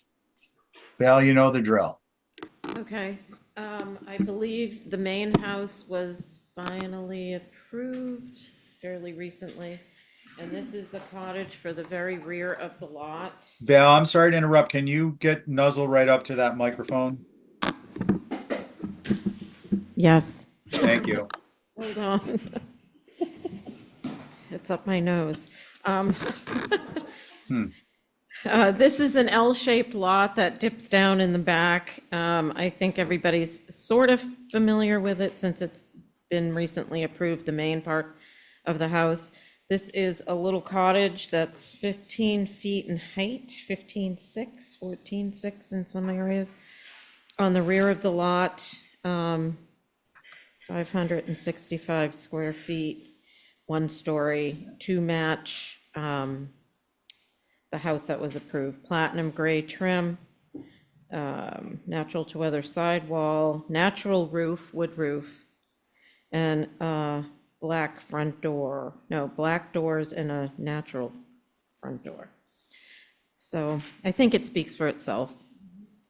And thank you, Val. Before we move on to questions and Holly and Mickey, Ray, can I ask you to chair this one? Sure. And Joe step on, and I'm gonna recuse. Okay. And thank you very much, and I'll be here for the next one. Okay, so Stephen's recused, Val is Repping, off. yeah. So that's myself, Abby, Angus, and I'm sorry, did Stephen just establish a board? Yes, he did. Connie, Angus, Abby, Joe, Ray. Connie, Angus, Joe, Ray. Abby. Got that. Oh, no, I didn't get that. You're right. Okay. Okay, well, Holly, just to you. Thank you, Mr. Chair. So this structure is a guest house associated with an infill within the OHG, the fish lots area. And in this location, there was an old shed where you all have approved it to be moved off in situ out to, I believe, Tom Nevers. So appreciate that that shed is being reused, contributing resource. I believe that the structure's design and scale is appropriate with the OHD and the fish lots neighborhood, and I have no concerns. Thank you. Thank you, Holly. How about, is Mickey on? Yep, I'm here. Hi. Hi. So, thank you, Ray. So this is Mickey Rowland. I'm representing the Historic Structures Advisory Group, which includes myself, Jason Finger, Mary Bergman, Marcia Fader, Sandy Kendall, and Diane Coombs. And our only comment on this is that the chimney is exterior, and normally we'd want to see that inside. And I'll add that the floor plan shows a fireplace on the outside, even though the elevations don't. So we probably don't want to see the outside fireplace. That's it. Thank you. Okay, very good. Thank you, Mickey. Who would like to begin? I have a question, Mr. Chair. Abby. Is there a connection between the main house and this proposed cottage. See down, I'm looking down at, oh, There's no connection. no connection, okay. My only thing was, those French doors visible from the street. I think the chimney might be around the corner. It's too bad. This is such a lovely design, Val. It's a shame that the only thing we might see are the French doors. And anyway, those are my comments. Thank you. Abby, thank you. Who's next? I'm happy to go ahead. Thank you, Angus. I echo the appreciation for the scale and proportion of this structure. And my only concern really is are the French doors. I guess I'd much rather see a door come out onto the porch and there be two windows where where the French doors are. And seeing the plan view of the double fireplace, I think we just need to be clear that there wouldn't be an exterior fireplace. That's all. Thank you. Very good. Thank you very much. Who's next? This is Joe. I'll go. I don't have a concern about the chimney being external, given the scale of the structure. And I think, to Mickey's point, there will be a firebox that would be visible, at least from the yard, but I don't have a concern with that. The French doors, I think if that was a single door with a window, that would be ideal. Yeah, I think that's it. Okay, Those are Joe. my comments. All right, thank you. Connie? I have nothing else to add, but I echo the concern about the French doors. That would be my only thought, was somehow either the suggestion of making the door over the porch or making that a single. Thank you. All right. Thanks, Connie. All right, so Val, Yes. as Ethan's proxy, is there anything, sounds like the French doors are the issue. I What think would you like to do? we could agree to a single door and a window, and if Ethan wants to come back, he can. Yeah, I think that's wise. And in terms of the exterior fireplace, that's up to you guys. We can say no exterior. Even, I know Okay. it's not showing that, but on the floor plan it is. As far as I'm concerned, and I think that this is actually an HDC rule, I'm pretty sure. What shows on the elevations is what prevails when it comes down to, whether we're approving, like, just because it's on the plan doesn't mean that we're approving it. It needs to be shown on the elevation, which it's not. So I'm going to let that sleeping dog lie. Anyway, so Val, you're okay with one French door and a window, right? Yep. Mr. Paul, Yes, sir. what's chances I get you to do an Exhibit A? Happily do an Exhibit A. I won't address the chimney, and I would make the, when you're looking at that door, the window would be the right-hand side of that door. I think that worked. Okay. You're probably looking at the plan, which I'm not, so that's Yes, good. I'm looking at the plan and the elevation, so. Yeah. Yeah, a motion to approve as submitted with an Exhibit A to make the revision to the French door so that it becomes a single door with a window. Very good. Thanks, Joe. On Joe's motion, Abby. I'm an aye. Great. Angus. Aye. Connie. Aye. Joe. Aye. And I'm in favor. There you Thank go. Thank you, All right. Ray. Yep, you bet. All right, we're gonna move on to 4 Sophie's Way, 21 Pilgrim, regular board. Is Sophie there? Yes. Hi, Sophie. Sophie, you just need to hit accept. She's in the Zoom.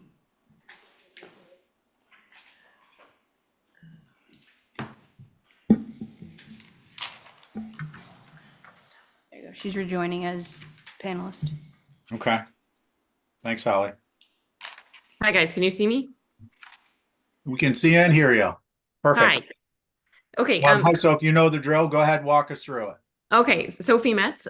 This is for 21 Pilgrim Road / 4 Sophie's Way. It was a triple lot, which has now been made a double lot. The garage structure is on 21 Pilgrim, but what we're talking about now is the house, which is off of Sophie's Way, which is a road off of Pilgrim. And I don't know, can I try to share my screen with you guys? Holly? You can try. Holly will for it. set it up. You're free to go. Okay. So I just wanted to give you, my clients bought this lot with, there's a large no build restriction on it. So if you guys can see what I'm showing you, so the big green area is where no building at all can happen. And then the sort of taupe color, there's a height restriction there of a single story. And so the house, is being proposed to sort of sit in the middle of the lot. But then I also didn't want it to have it be really crowded up toward Pilgrim. So that just, if you guys are wondering why the house is on an extreme angle like that, I just wanted to show you guys, that was the setup. The house is being proposed at 2,432 square feet on the ground. Wood roof, wood sidewall, cottage corners, all solid wood doors and windows, and white trim. Excellent, thank you. Let's see. Any questions by anyone? Okay. Did you have I have anything on this? Val? Do we have any pictures of the site? Sophie? I'm sorry,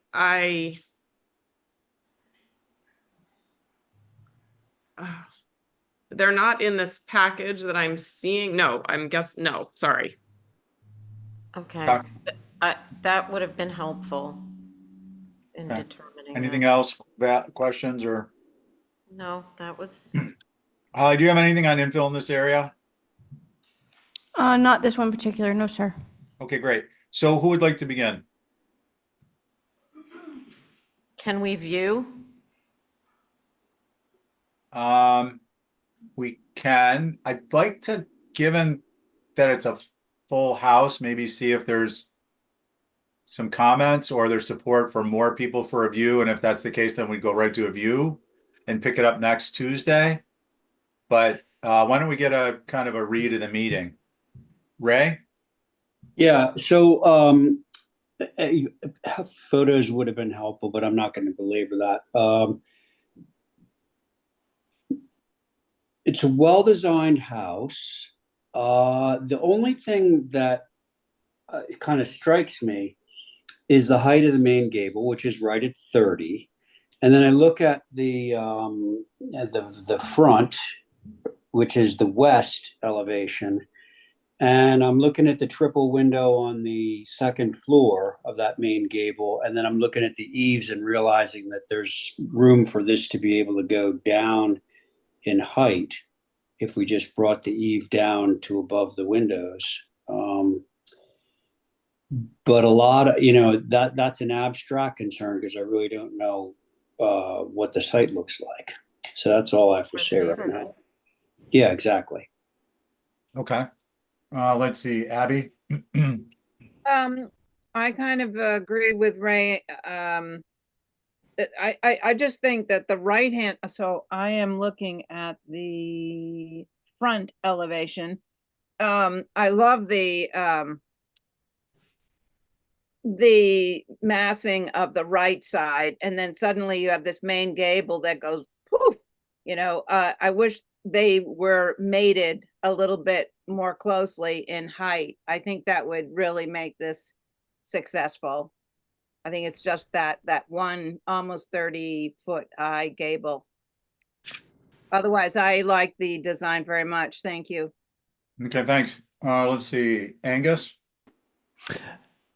I really don't have anything to add. I think it's all been said. Thank you. Okay. Val, do you want to go ahead and comment on the architectural elements or no?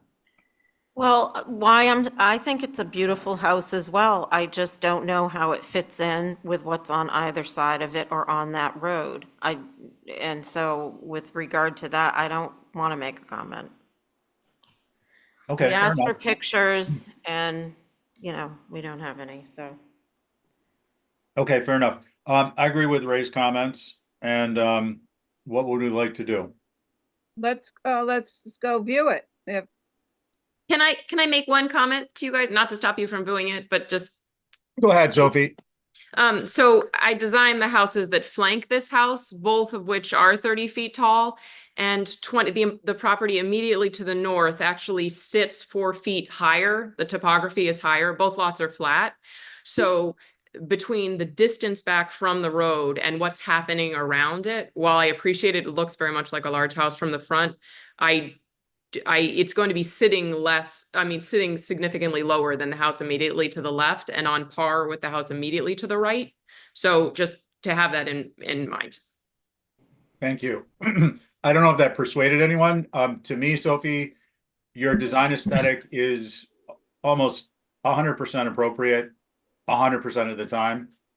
And I'm aware of the fact that you designed these other homes, so it certainly persuades me. Anyone else want to comment, or do we want to hold this for review? I do have one comment. Angus? And maybe I'm missing something, but when you're looking at the front elevation, at the top of that high front main gable is a shed dormer that I'm not seeing in what I guess would be the south elevation. Sophie? Excuse me. You're totally right. Angus, I just screwed up and don't have it drawn there. So that would be helpful to see. Thank you. So why don't we do this? Why don't we hold it for review? Sophie, get that dormer in by noon Thursday, so we can pick it up Tuesday towards the front of the meeting. And we'll dispense with the rest of this then. Okay, and I should submit photos or? I think you go ahead and Yeah. submit the photos. Let's have them for the file and we'll do a view. I mean, is that it's common for us to ask for that on every application, so it's not a hardship. Yeah, No, not at all. I'm sorry. I think that's fine. Let's telegraph too that's, we want to stick to that requirement. So this is a good example of that. And so if you've got you've got an element to change. You had some feedback from the board about concerns potentially with lowering that gable. And we can move forward on Tuesday next week if you get it in by Thursday at noon. Okay, thank you. Okay, so I want to get, please, Ray, a motion to hold for revisions and additional information for as early as Tuesday. Yeah, including photos. So moved. Yeah. On your motion, Aye. Angus, Aye. Val, Aye. Abby, I and I'm an aye. Thanks, Soph. Thank you. Okay, that moves us to 3 Astor Court, solar roof, Act Smart.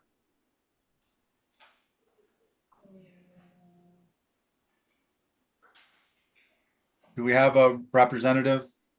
Mr. Chair, I do not see anybody from Axmart in the queue or physically here. Okay, so we'll hold over on that one to 1 South Mill Street. And Ethan's away, correct? Yes. And Val, are you repping or? No, he only asked me to do that one, the Silver Street one, so. Okay, so we'll hold that for rep, no vote needed. 65 Lovers Lane. Is Tim there? Or online? Tim Rainamo. I do not see my classmate Tim Rynamo in the queue or here. Okay, so But I we're can gonna tell hold- you it's a very easy application and appropriately placed. Okay, I like so much so, Val, that we could just review it and maybe just approve it, or? I do believe that, knowing this property extremely well, nobody's. Let's go gonna for ever- it. Let's do it. So regular board, why don't we just open it up? And Val, we'll start with you since you're familiar with the property. Yeah. It's off of the boulevard. There's a main house and a cottage, and this is at the very, very back of the lot that backs up to another piece of property, not any of the streets. It's, if you look, they have a huge hedge in the back separating the two properties, and he's got some evergreens there in front of the main house. Okay. I don't think he's I mean, it's appropriate to me where it's placed, but that's up to everybody. Is anyone else familiar with the property? Okay, I am, but I'll wait. I agree with Val's comments. Let's see, Ray? Wait a second, you just contradicted yourself. You said, Yeah, I was "I'll hoping no wait, one I'll noticed. wait," and then you said, I was "Well, hoping no agree one with-" noticed. Oh, no, I noticed. I But knew. I'm fine with this. Okay. Thank you. Does anyone have a material concern? Val, do you have a motion? I'd make a motion to approve as submitted with the Not- caveat, cannot be seen at time of inspection and thereafter, forever and ever and ever and ever and ever. Awesome. On your motion, Aye. Ray, Aye. Angus, Aye. Abby, Aye. and an aye, that carries. We're gonna move on to 23 Sankaty.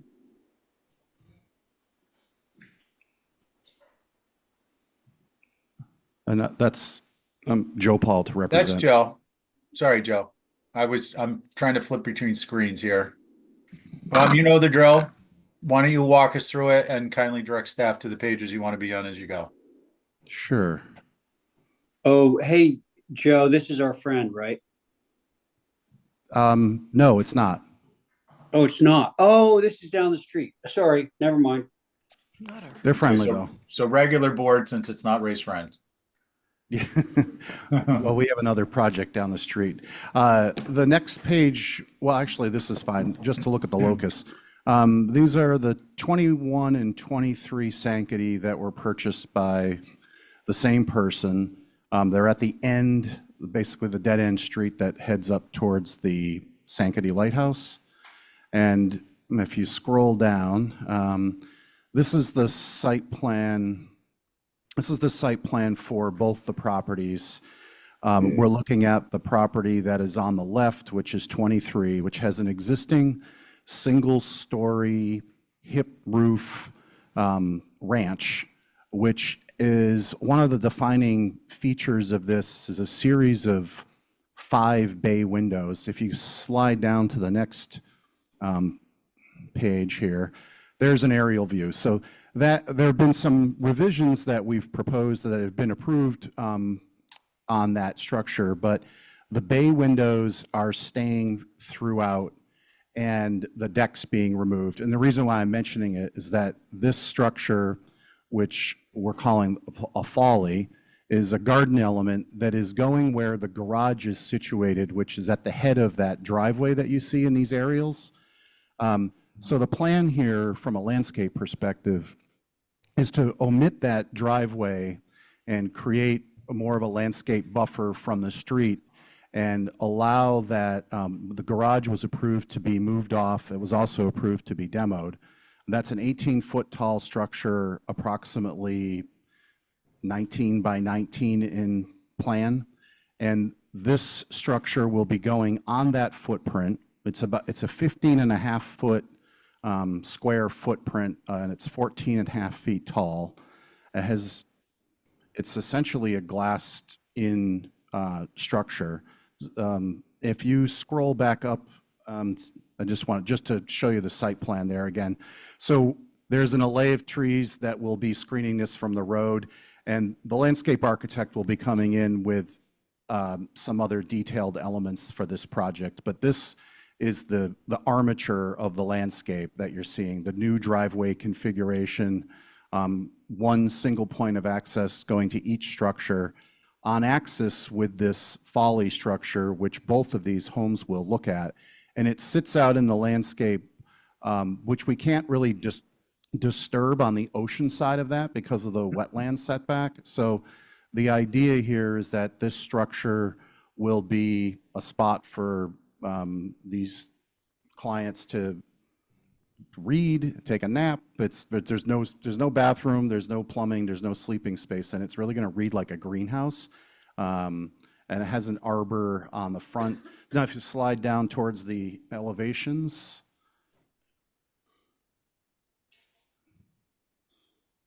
yeah, so the elevations, yeah, thanks.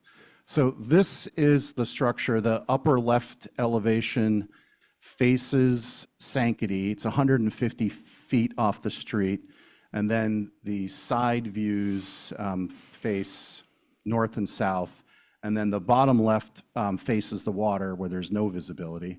And the 14.5 feet is measured to the top of this little monitor or cupola on it. The size of the bays and the fenestration, the height of the fenestration all matches what is existing on the guest house and what was approved. It is all dark gray trim, not white. The house is white now. It was approved to be gray, a dark gray. And if I think the next page is a little 3D vignette of that. Yeah, so there it is. And that's it. Okay, thanks, Joe. Regular board, any questions for Joe? Who'd like to begin? I can. Ray. So Joe, I'm ready to embrace the glass structure. The only part about this that troubles me is the Belvedere for a couple of reasons. Like when I look at the rest of the architecture, it's so simple, particularly the roof planes. And this Belvedere seems to sort of leap out as being like completely incongruous. And I thought maybe an alternative would be to raise the roof pitch and have like 4 little dormers where you could get light from up above, which is a concept, of course, that I appreciate. But this just seems very, very heavy in relation to the rest of the architecture on the site. That's all I have to say. Thanks, Ray. Val? I think my only concern, like usual, is what happens at nighttime if it's lit up and it really does emulate a lantern, but I think it's a sweet little building. So that's my concern. Okay, thanks. Abby? Yeah, I mean, we're taking away a very Nantucket simple garage, and this is coming instead of it. It's on a fragile piece of land, very visible from Hoax Hollow. The road it comes off of, it's not as screened by anything as one might think. It's going to be very out in the open. I think it's a bit overdone, over fenestrated.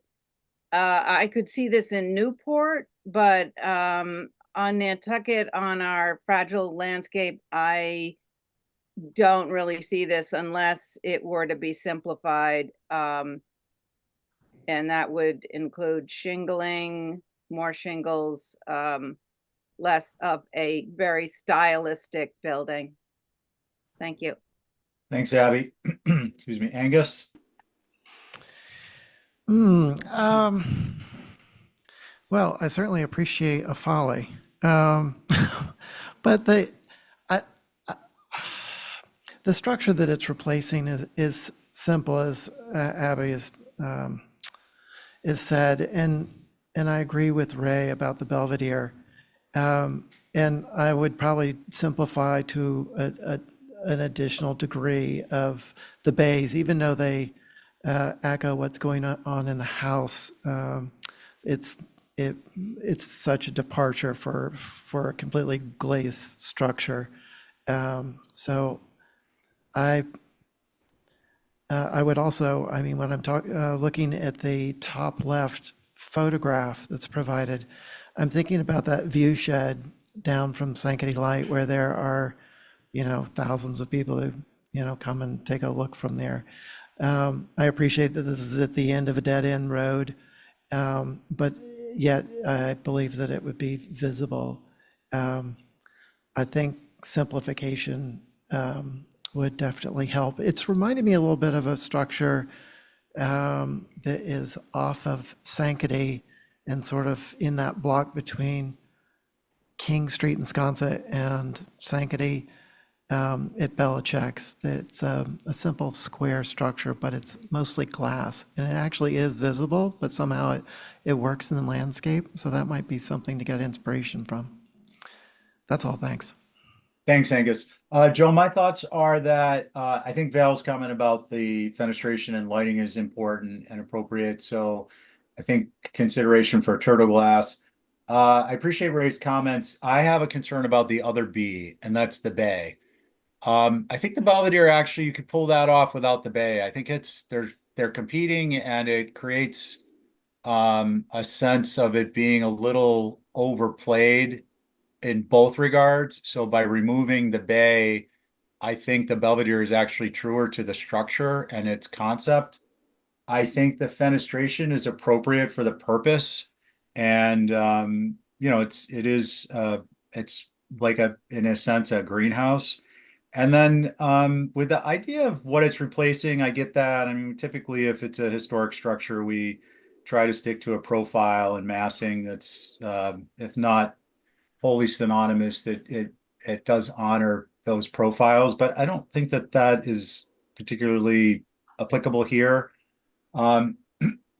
Excuse me. And I think that we don't have to have things be completely homogeneous. And 4 windows or 6 windows on every side of a building. I think a little bit of spice in life is appropriate, and certainly a dead end road can support that type of an approach. So those are my thoughts. In summary, I support the idea. I think it can be approved, but you'd have to lose the bay or the Belvedere in my mind.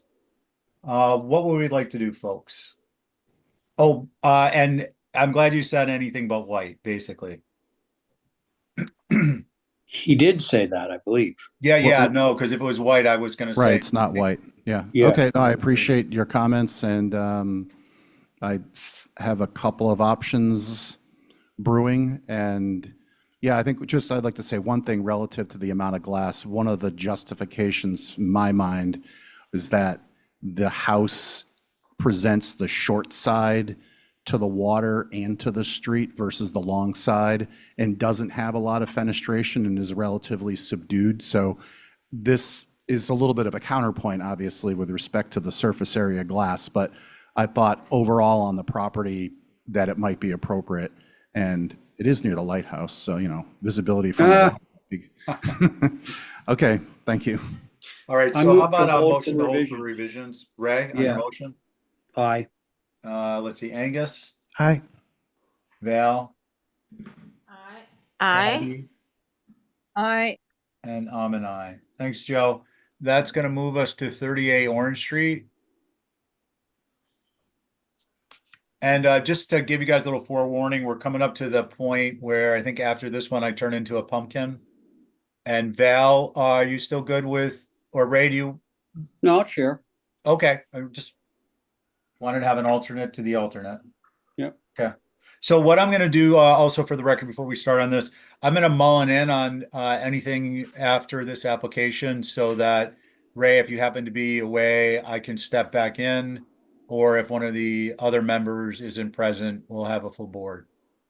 Okay. And that leaves us with 30A. Is Matt there in the audience? I am, Mr. Chair. Hey, Matt, good evening. You know the drill. Please get us started. Okay, thank you. So this is an application that you've seen previously.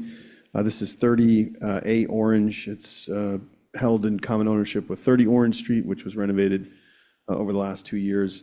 So last year, the board approved revisions, basically adding a second floor to the structure. So on sheet A2.1, you'll see that on the right side of the page, we have reduced elevations of the garage as it is today. On the left side are the approved revisions that the board has granted. And then obviously in the center page, drawings 1, 2, 3, and 4 are the revisions to that approval that you've given us that we're here tonight to seek approval for. And in most, we're basically lowering the structure. It was a request from the owner to kind of drop the height as much as we possibly could. So it became even more of a secondary structure. So hopefully the drawings are fairly self-explanatory. So with that, look forward to comments from the board, Mr. Chair. Thank you. Thank you, Matt. Does anyone have any questions for Matt before we go to Holly? Holly? Thank you, Mr. Chair. So for the record, this garage, I think we figured out was from the 1950s, and you all did approve changes to it. I appreciate lowering the ridge and reducing the size of the previously approved dormers. My only, I got a question is the need to remove the existing windows on the north, because now there won't be any windows in that elevation. And if they need to be moved, if they could be reused elsewhere in the structure. So those are my comments. Thank you. Thanks, Holly. Matt, can you address that before we move further? I'm not sure they could be used elsewhere on this property, but they could potentially be used on another property. So I don't know if that's an answer. Probably not the one you're looking for, but the lack of fenestration on that elevation, I think, is likely not going to be highly visible given the existing vegetation on the property, but certainly open to any suggestions from the board. Thanks, Matt. Yeah, I was going to ask you to address visibility. You've done that. Thank you. Mickey, does your group have anything to add? No, we were just going to say basically the same thing Holly did, although, you know, the lack of visibility is created by a privet hedge, which loses leaves at the wintertime. So I was going to hope to see additional windows on that north elevation also. Thank you. Okay, thank you. So regular board, who'd like to begin? I'll Val. go. Yep. I don't have any concerns with this. He's making it smaller. Okay. And we spent a lot of time approving it in the first place, so I don't have any concerns. Okay. Let's see, Abby.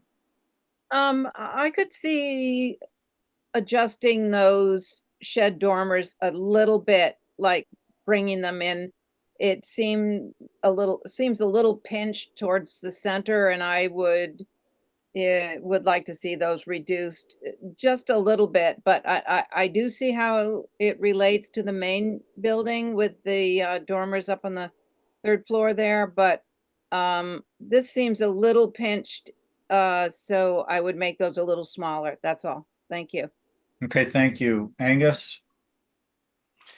I appreciate the overall height coming down and the reduction of the size of the dormers. I think the only thing that is calling to me is the top of the dormers where they meet the ridge. I'm not seeing them meet the ridge, but I'd rather be a little bit lower, maybe 6 inches below the ridge. That's all, thanks. Okay, thanks. So Matt, my thoughts are that number one, I appreciate the downsizing. I think it's going to be much more appropriate for this location, including its proximity to the street. I think that a little more would be helpful. Number one, I think arching is this: the top plate height on the first floor was carried by the bigger dormers, the taller dormers, and now the proportions I think are out of whack. I think it'd be more appropriate to knock that down, that top plate 6 to 9 inches. The other item that I think would be appropriate to address, and it would pick up Angus's concern, is to bury the window header into the top plate, and that'll lower your termination point of the shed roof dormers at the ridge. Those are my comments. What would we like to do? Well, Ray would like to comment. I know. Oh, I'm sorry, Ray. I was looking at you and I was thinking you commented. You should ask. I'm actually fine with this the way it is, and I'm looking at this back garden or front garden photograph as taken from the interior. There's a massive amount of hydrangea there. There's that shade tree that's growing in the front yard. I'm not overly troubled by the fact that we're losing the fenestration on that side. That's it for me. Okay, thank you. So I think where we are at this point is we've got at least two, if perhaps three, who have concerns about height. And do we want to see if we can craft a motion to address those aspects? If I could, Mr. Chair, just Yeah, Matt? point out a quick point. You know, obviously, we're reducing the height of the structure. And so our interior, you know, headspace, which I know is something that we're all aware of, but we are at, you know, our minimums, if you will. So I have some concerns and reservations about dropping it even further. We've indicated on the second floor plan where the 6'8" head clearance is, and it's in a dashed orange line. So I just would ask if you keep that or consider that if you're looking to suggest to drop it even further. Okay, thanks, Matt. So I'm seeing you know, just some quick napkin math here, that your relative, if your window header height, top of windows are 6'8", you've got a little bit of room in your dormers to come down, and that could address the lowering the termination at the ridge and by burying the header into the top plate. In terms of my other concern, which addresses Angus's concern, and I'm not sure, I thought Abby maybe had a concern about the dormers being too much. The other concern I have is going to be ameliorated to some extent by the privet that's there. And in the interest of trying to move this forward, do you have the, can you drop that? Could I, Yeah, please, let's. you, Mr. Chair, just offer a suggestion of perhaps raising the eave line by 6 inches and then dropping the header of the dormers 6 inches? Just so we don't lose any. I love how you negotiate, but I I certainly couldn't support that. What do you guys want to do with this? Am I misreading the room? Are there three people actually concerned about the overall sense of the dormers being too tall? Is it just two people, not three? I think I'm not- given what I'm not was concerned. approved, it's Yeah. much more subdued in Yeah, my. I registered you two, Ray and Val, in support. I'm not sure I understand. I'm not totally clear if I had Abby right. So I would love to see it come down just one shingle. yeah, that's what I thought. Matt, it looks to me like if you bury that header into the top plate on the dormers and lower the termination at the ridge, you got an approval this evening. Sure, let's go ahead and do that. I just like to point out the fact that the existing approval is about 2 feet higher, but I'm happy to do that, Mr. Chair. Yeah, no, I get you. It's just the proportions have changed, and I think that's what people are responding to. Angus, would you be amenable to doing an exhibit A? I could do an Exhibit A. Okay, Seeing, go ahead. I'm not usually advocate for this, but seeing that the overall height has come down and the dormer windows are, you know, 6 light instead of 6/6, maybe the ridge can come up 6 inches, and the eave come down so that there is a little bit more head height in there, but we're still 1.5 feet lower than what was approved before. But there's a better relation of the dormer to the ridge and the eave to the windows. Through you, Mr. Chair, we're happy to do that. Okay, yeah, thanks, Matt. Point well taken. The only thing I want to confirm, you've got, it looks like the main roof is what, at least a 9? Yes. On the main house? On the main house? Yeah. I'd have to. Well, there's check an that. image there if you want to refresh. I just want to make sure we're not making a change. It looks to me like it'd be fine, so I don't have a concern with that. Is that your motion, Angus? That's my motion, As an with exhibit A? with an Exhibit A. Okay, great. So, on your motion, Aye. Ray, Aye. Val, Aye. Abby, I and I'm an aye. Thank you. Everyone have a good evening. Thanks so much. I'll see you Hey, Tuesday. Stephen, Yeah. I have to sit off the next one. So Val, I'm gonna have Val sit for vice in your stead for the rest. Any of these that you may have to sit off of. There will be a few, yeah. Okay. So All right, this thanks, is- everyone. Have a this good is one evening. of We them, just give her a 5. chance to stretch her legs on these a little bit. Yeah. Val, are you okay with that? I can try. You'll be fine. Oh, you're sitting in my chair. You're sitting in Steven's chair. Look at that. I'm sitting Night, where Mom. my thing was, my sign. Okay, I'm recusing. Okay. Good evening. I would like to try to share the screen, but I think so I can yet.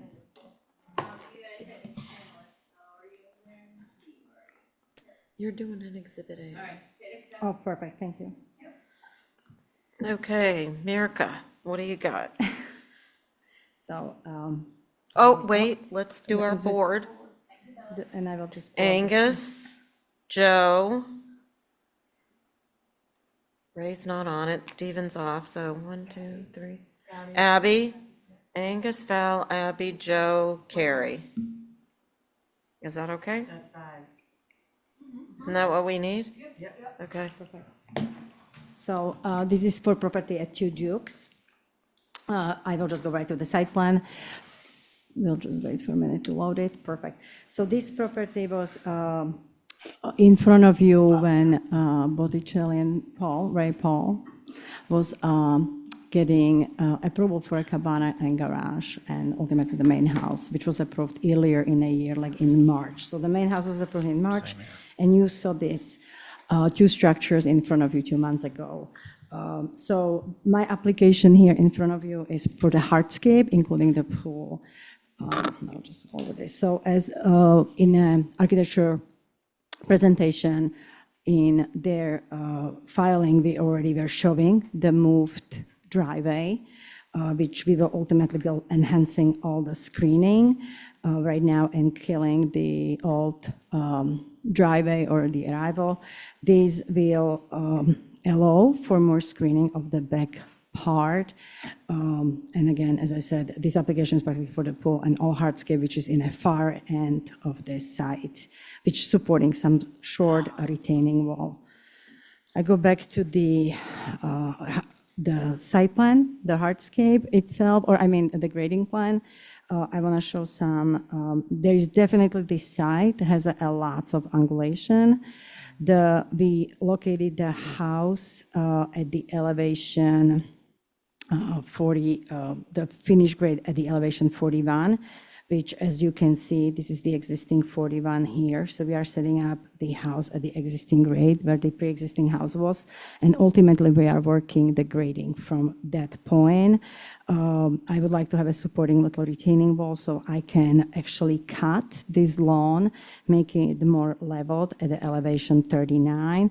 Ultimately this driveway, as you can, I will just try to get away of this window. So this driveway will be cut in and infill. I want to preserve as much of pre-existing, which the site is already under a clearing, but there is nice existing growth of trees, which I try to stay away from. So we are really going to be doing some gentle grading to allow plateau at the elevation 37. That's where this grading sits and where the garage is located and approved. The pool ultimately is going to be stepping up, so it's connection between the main house and the garage. So I would like to set it in a between at the elevation, I believe, so we have it elevation 39, at least on this plan. So we go from the 41 to 39 to 37. So I try to gradually step this all down so it's kind of just nice, works together. If you had a chance to review, I did a lots of transplanted plants along this property line, which everything what I was able to move before the clearing, all the cedars, they are all located here. So none of this existing grading is going to be changed. That will remain because the old trees are there. Why I'm telling all these things, because I just want you to kind of understand the grading, how it's happened, where the main house is. So we are kind of having a little bit fill there to setting up if you are looking through the cross-section in this direction. And then ultimately, we are looking through the cross-section here. Is this other part where the garage sits at the grade, and we have a little lower grade. So there's a little manipulating of the grades right where the pool is, but I think it's ultimately just because the grade from the highest point naturally slopes every direction, is kind of worked in with the supporting hardscape. And just to finish the conversation, of course, for all screening along the screen, we will be implementing way more screening for the Dukes and the Hedgebury to support, and then the material selection will be natural like granite stack walls with the bluestone pavers. Again, this might be some pre-clearing views of the site. As I said, at the moment, the site is fully cleared, but again, we kept the street screening as much unintact as possible. And same on this side. So I think that's where I'll let you to tell me your comments. Madam Chair, I have some comments for your consideration. Okay. Thank you. So for the record, this is a former site of a 1940 structure and a 1996 structure. Both of them were actually moved off, which is great. The existing vegetation has been removed to move the existing dwellings. I'm glad to see them recycled. However, with that void, it's hard to imagine the pool not being visible. And then looking at the contour elevations, especially how the site's kind of on a hill.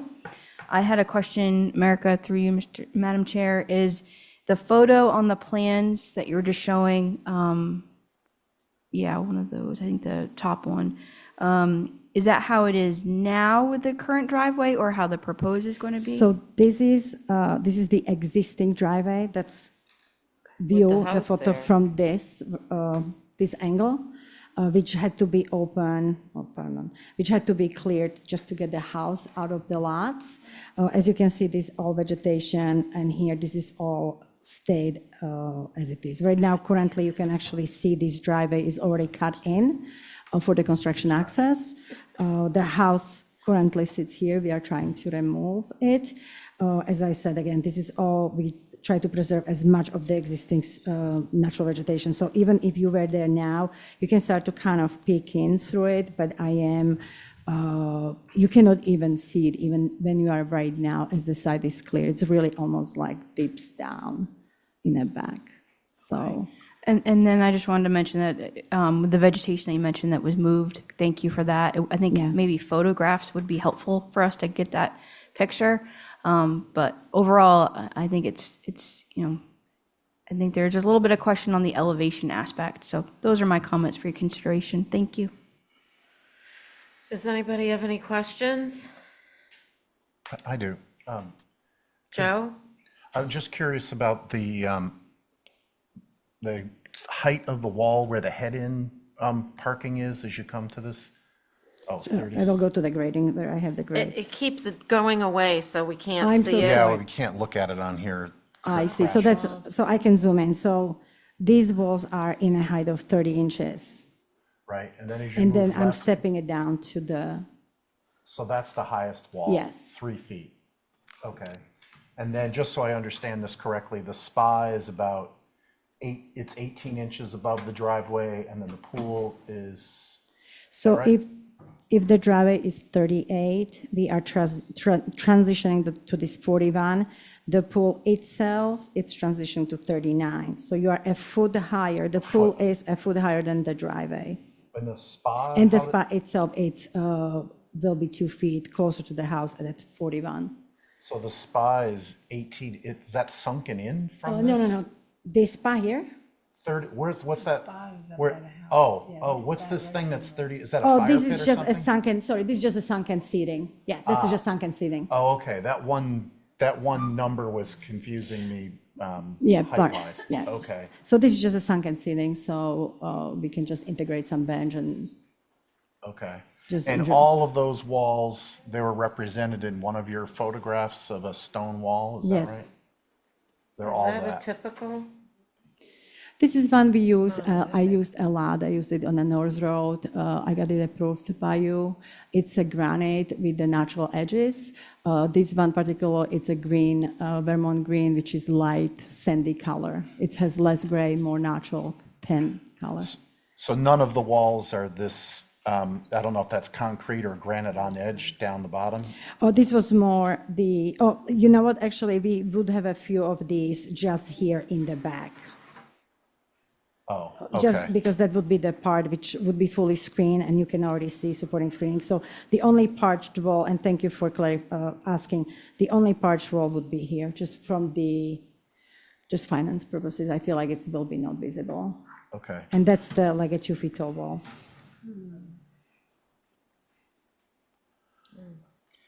Shall I go? Yeah. Carrie? Thank you. Is this for the pool as well? This is for the pool and Okay, hardscape, and the yeah. landscaping. So I know the site intimately. Yeah. It's been pretty well leveled, and the Yeah. grade has changed quite a lot, because that driveway used to meander and go up and down. And it doesn't anymore. I am against flattening part of this property because it is a natural hill, and a lot of Duke's has been ruined because it's been flattened in tiers, and you don't see the hill anymore. And I think that's such a huge part of what Duke's Road is, as well as the street vegetation. If you can keep it to truly natural things, so it blends in with what Duke's, the whole beginning of Duke's is, it's very natural. It's not a lot of different sorts of plantings. Do that all you want, buy the house, but try and do that just for Duke's to seem as natural when you first enter the road. And that's the point, yeah. I want to blend in with the Tell what rest. they are on here. Yeah, I don't think Leland cypress is a good Oh, that's not thing. the- I think bayberry and No, beach plum and low things like That's that. not Leland, that's a cedar. That's a cedar, American hollies. Okay, well, I'm just hoping it's not a big wall of that No, at no, the no, beginning no, of no, no, Duke's. no. Absolutely not. And I think the pool, just because it's huge, I think the new driveway, you're sort of leading right to the pool, so planting is going to be really important to hide it. I do think it's too big as well. It's massive. It's 44 by 22, 22 I by think. 44, yeah. And I would think more like 18 by 36 would be appropriate, or something like 18 by 38. I just think the 44, you're getting into Olympic-sized swimming pool. You only do see the short And the side. walls, I think, are a little monolithic, maybe a little smaller stone in the visible areas. So it reads like field stone instead of monolithic, massive round. stones. That's another thing that has gone wrong on Duke's, is that there's a lot of monolithic stone walls, and it's not appropriate for that ruralish road. If I can just clarify one note of you, Carrie, you're right, as they clear the site, it's kind of flatten up the belly, because as you can see, we have this pre-existing 41 and 42, but because of the foundation, they practically, as they stripped, and that's why I want to bring that height and the difference in a vertical manner. So I don't want to lose the height either. Right, That's but why rather than having a flat, let the slope be seen. Exactly, that's Yeah. correct. So Yeah. this was just kind of the belly was cut off just because of excavation and everything. As you have experience, it just makes stuff easier. Yeah. But I want to be true to the pre-existing grades. Just where it's visible, yes, thank you. Done. Who else is on it? Angus? Are you on it? I think so. I've been listening to the whole dialogue.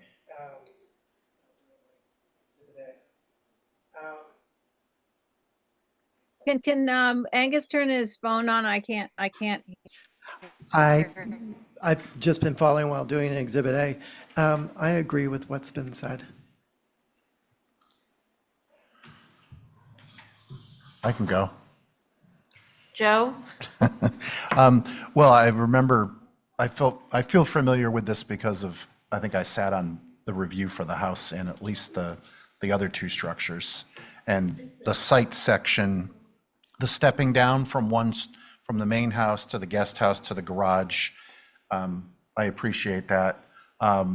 The one thing that jumped out to me was the shape of the drive and the fact that it does open up the view corridor right to the corner where the pool is. Now, I don't think that's not the tallest landscape wall, it's the lowest landscape wall, but I think that if the drive, I mean, almost like the old drive more than the current drive, because everything is hidden until you're in the property. I mean, if you kept that existing driveway there, the pool, I would be more convinced of its lack of visibility, and the stone walls would be less of an issue. So I feel like the driveway relocation could be looked at. I mean, even if you kept the entrance where it is, does it scoop and provide some more screening potentially?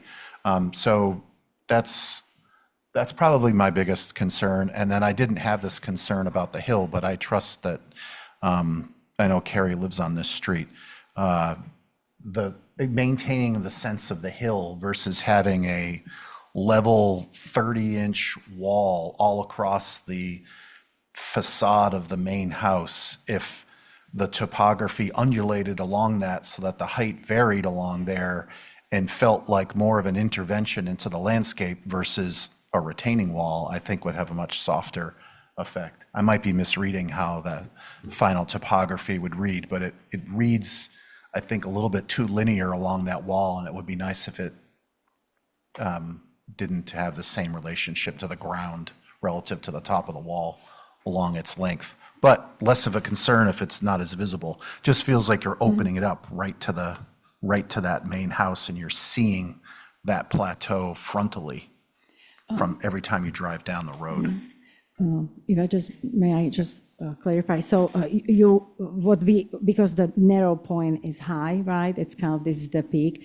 So I would like to just create a plateau. But to Carrie's point, we are going from practically from 39 to 35 here. So all this open lawn, and all this is going to be very natural sloping landform, which we will carry in the lawn.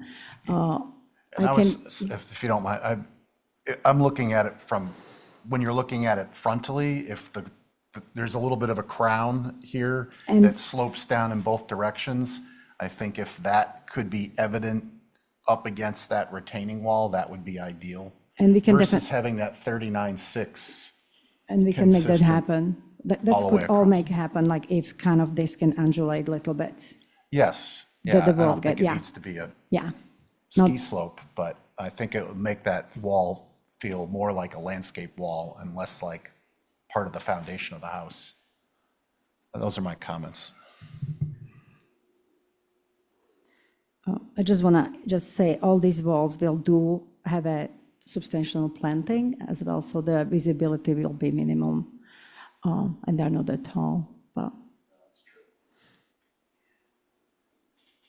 And if I may just say, pardon.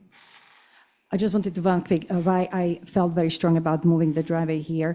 This existing drive was super, super steep, and it was actually cut in. So by creating this, actually you climb already 10 feet or so of the grading within the Duke. And it's really just become this beautiful natural meander of the race, another 10 feet instead of big steep climb. So I actually thought it was very successful. To your concern of I can definitely, again, this was all supposed to be natural screening. We can definitely bring more of that screening back to kind of support the more of the screening if that's the issue, if needed. But it's in the farthest point of the property. I feel like it's will be very well hidden. Okay, what do we want to do, folks? Do you mind if I go, Val? Oh, sorry, Abs, go. Yes, sorry. So, so a couple of points that Joe made, I really do think the original driveway was more successful. As I was going to say the same thing Carrie did, that the driveway leads you right to the pool now, instead of, having the house, the main site. I think there's a lot of masonry on the front of this house, and I think it would be better off undulating and not being like straight across. I think it should be Pennsylvania fieldstone instead of that sort of crisp stone masonry. And I think with if you were to keep this driveway with some manipulation, maybe the garage moves over, the swimming pool moves to the left, and vegetation sort of swoops in more, you could get rid of that, the driveway just bringing you right up to the pool, and bang, there's the pool. So those are my thoughts. Thank you.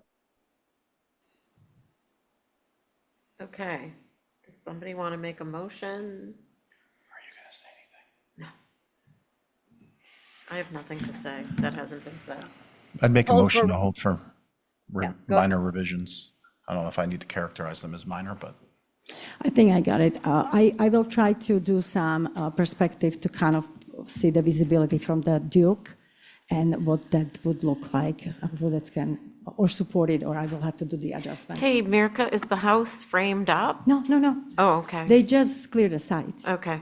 We just cleared the site and we just moved the trees and, you know, it's a big project, so they just clear it. And they actually start to be doing, because this same site plan is reflecting the cabana and garage approval, so the cabana and garage are actually excavated.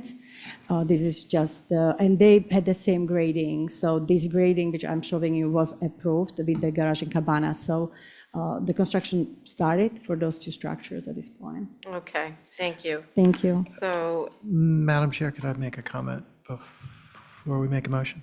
okay, I Oh. think Joe made a motion, but can you hold yeah, it? I'll Sorry. hold my motion. Okay.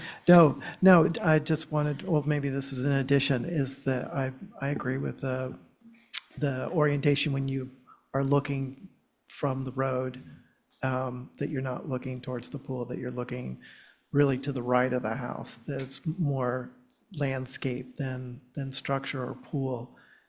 So whether that is Well, that's a different plan. manipulated in a way from the new entrance or maintaining the old one, that what you're seeing in the distance is more of a landscape than Sounds a good. hardscape. Yeah, I Okay. appreciate it. you. Thank you very much. Yep, so motion to hold for revisions. All in favor of Joe's motion? Aye. Aye. Aye. And Abby? I'm an aye. Okay. Thank you.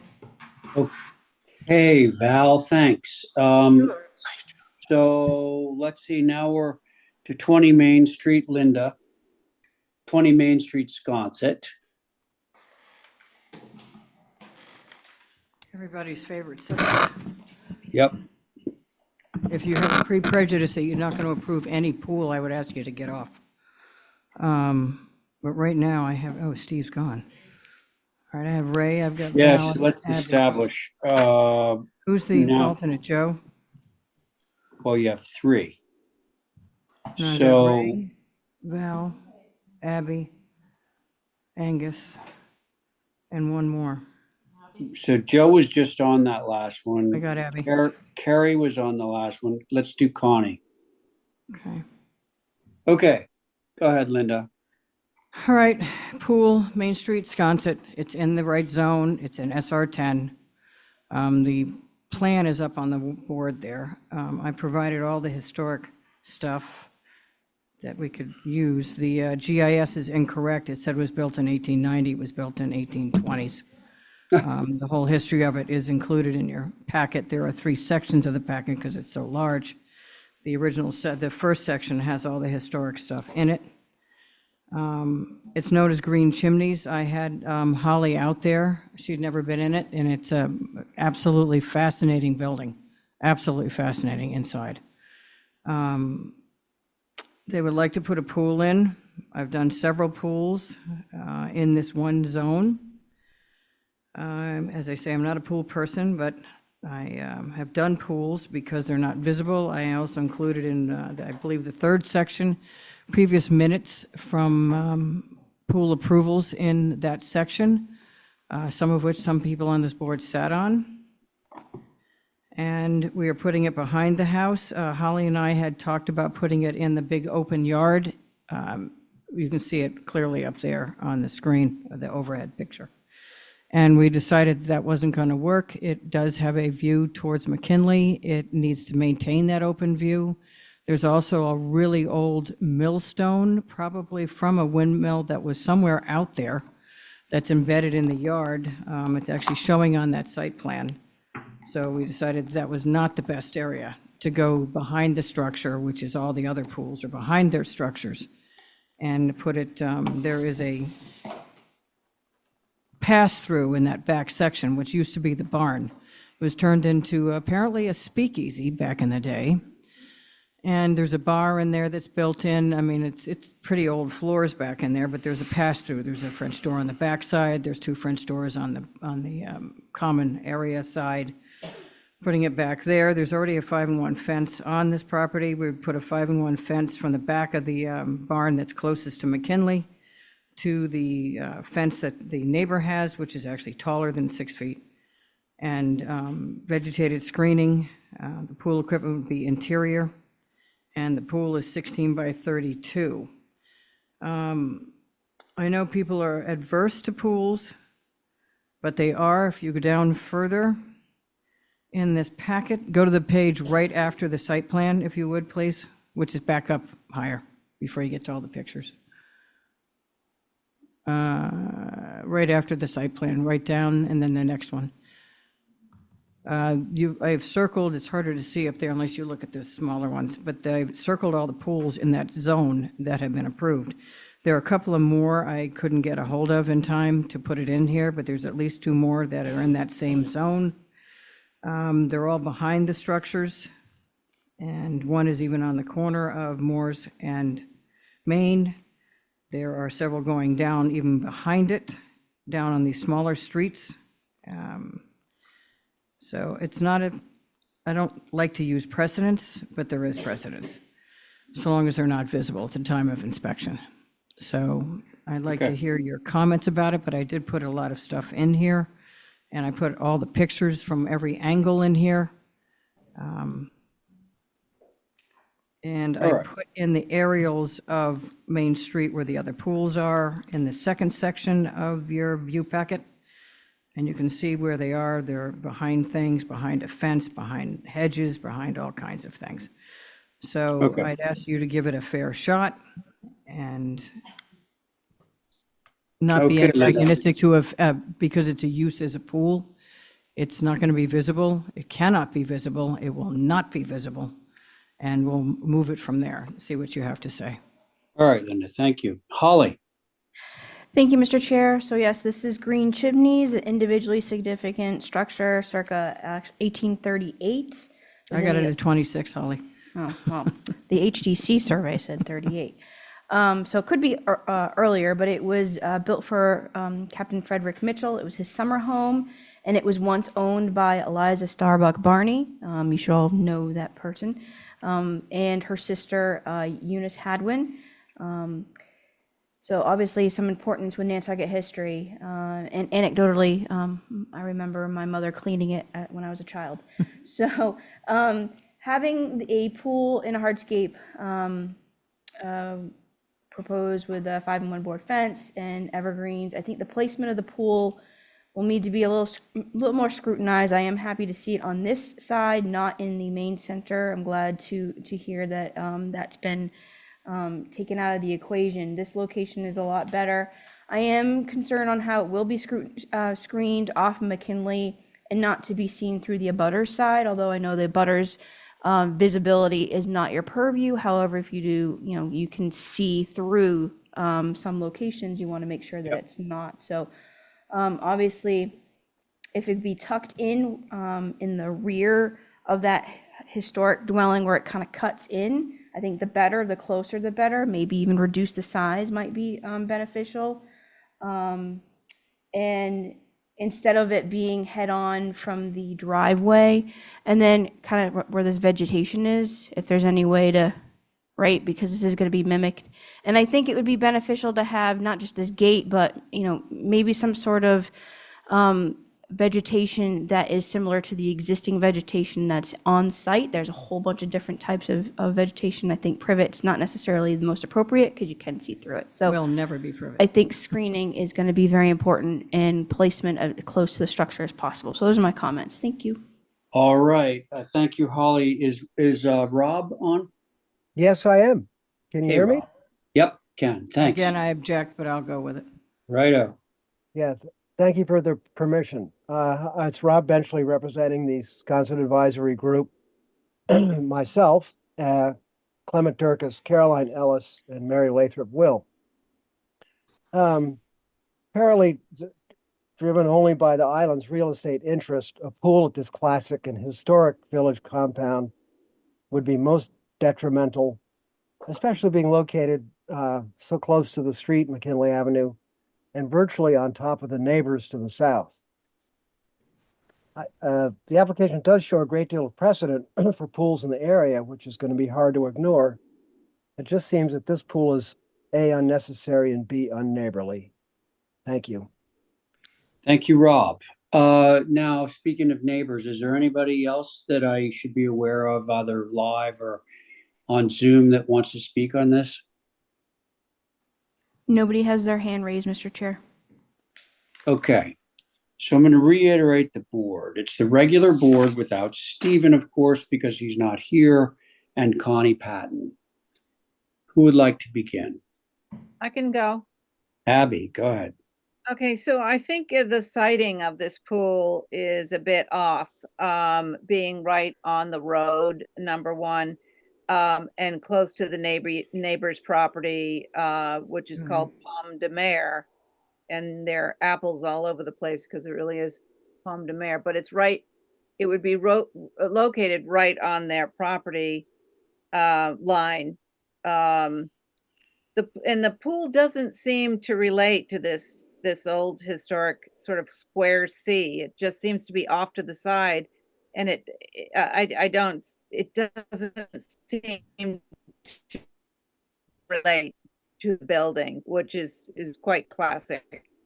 And the streetscape is very open on that corner and going down McKinley. There are hedges going further down the road, but at the site right there, it's very open, and it's really nice because you can walk by and you look in and you can see, you know, the beauty of this building and the building next to it is, they're just a series of them that are quite nice. So screening this will take away from that natural streetscape. Thank you. Abby, thank you. Who's next? I'll try. Val Oliver. I think you could move it back to, I'm looking at the site plan, to the east. On this site plan, it has some wording in a box that says proposed cedar, 25-foot on center typical. Right there in that back corner.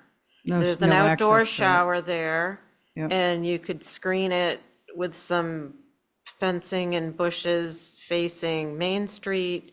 You could screen it facing McKinley, and it'd be tucked in that back corner, and I think that would be the most inconspicuous spot for it. My concern, Val, very quickly, is there's no access from the house to that. We would have to put an access there, which I don't want to touch that. Well, okay, well, so let's let Val say her thing as well as the other members. Is an our problem? Correct. That's where the pool, I mean, there doesn't, anyway. I thought about that, Val. That is my 2 cents. All right, so there's Val. Okay, thank you, Val. Who's next? I'm happy to go ahead. Very good, Angus. Thank you. So I lived on this street for about 20 years, and the streetscape, as Abby brings up, is distinctive. It's different from other streets in Sconset. There are open vistas all along here, and there's particularly on this property, there's a canopy from all the trees, but you see under the trees and you still see most of the house, and then the adjacent yards across the street and down the street. And to have a visual block that would be necessary to hide the pool would change that character and setting. And I don't think that moving the location east to the southeast corner of the lot moves it far enough away to change its impact significantly enough to make it appropriate. The other examples that are on this south side of Main Street, the pools are further away. The one that is on the corner of Maury and Main is clearly visible, even though there are hedges and trees and everything else. You still see the pool, and it doesn't feel like Old Sconset. And the one that is off of Ocean Ave is set way back. It's screened by houses on the little lane beside it. But there are other things that are happening in the yard that are more natural rather than a contrived fence of hedging or some sort of screening. It looks more natural. So yes, there are pools in the neighborhood, but they're not this close to the road, even if it were pushed as far back as it could. Thank you. Angus, thank you very much. Connie? So I'm not opposed to pools, and I understand the precedents. However, saying all that, I'm concerned about the location. And I'm not sure even if this was moved, like Linda said, it could be moved appropriately. So I'm not quite sure of where I stand on this pool. Thank you. Okay. So to tie a bow around this one, I think this is an uphill climb. And the only positive or potentially positive feedback I can give you is it would seem that like the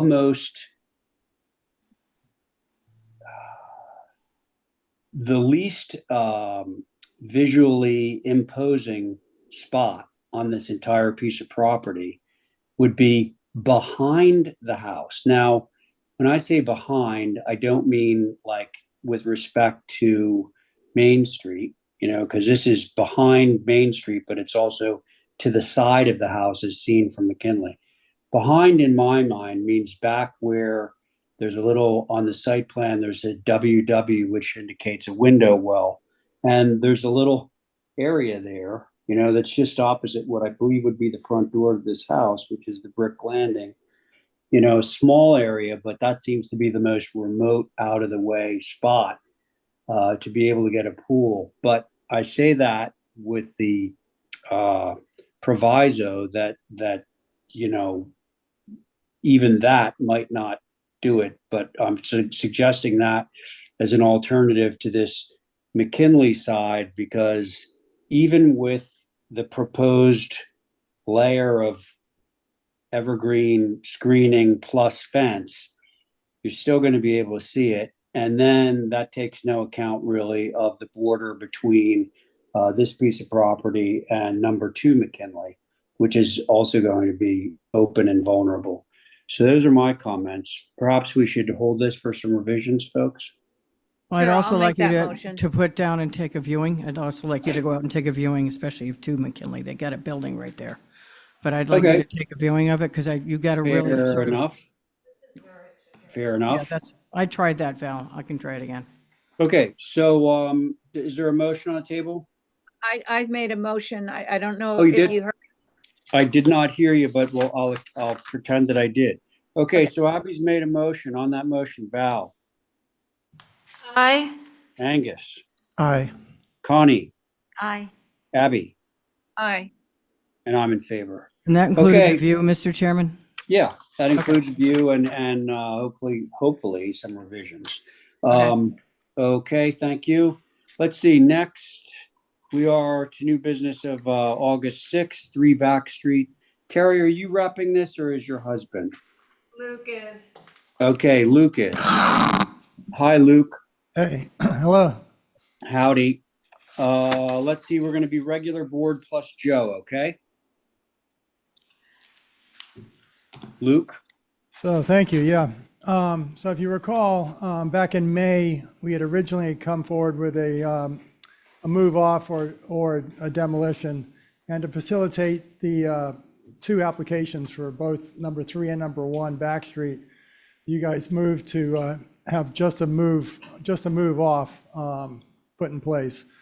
You know, we have families that we work with that we try and facilitate move-ons with, and we actually did a similar one for Dukes Road just the other day.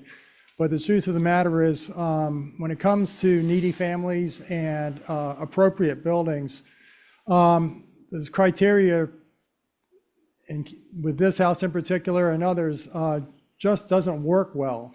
Unless you have a small building that's in good shape, it really doesn't make sense for a needy family to take it.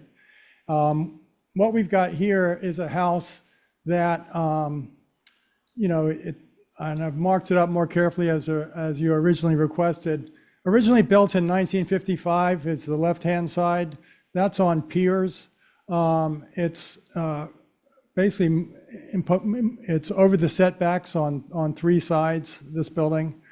And it's also, has a lot of rat infestations going on with it.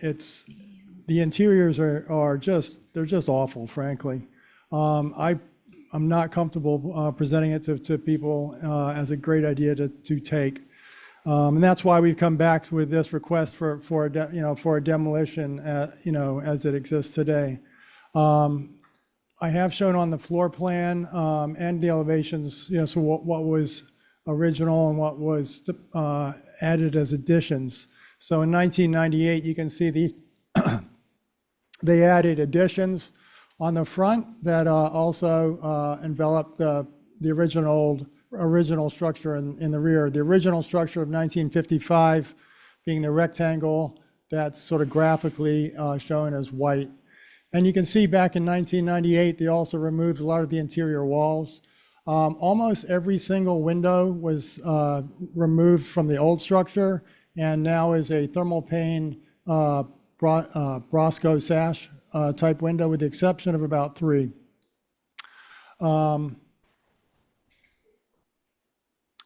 You can, you know, when this property and number 3 were subdivided, you know, we, in terms of us permitting this site, we either have to move it off, or we have to have it demolished, or we have to have it significantly changed where it sits in place. The owner's preference, and I don't know if Holly asked me to provide you guys a narrative, which hopefully you read, just to sort of further in a more detailed manner acquaint you with the project. And then we also have a letter of support from the neighbor who directly north of this project, who was the one to bring to my attention the infestation of rodents and the origins of this house, which actually Diane Coombs called out as a hen house, you know, which was probably the birthplace for the family of rats. So what I'm asking here is essentially for a move off, for a demolition. To recap, it's a hen house first, then was a dwelling. In my opinion, it has no redeeming historic architectural features. It is non-conforming to 3 building setbacks, and it is not contributing structure in any way, except that it is older than 50 years. And I would ask, wait for your comments, I guess. Okay, Luke, thank you. Holly. Thank you, Mr. Chair.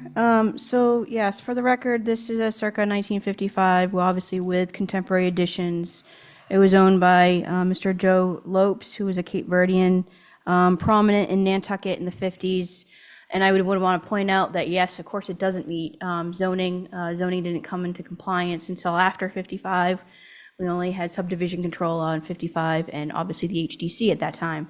And Nantucket evolution, I would say, definitely at the turn of the century through the mid-century, structures evolved. They would be a little structure and added on to. So I'm not surprised that it may have been a chicken coop at first.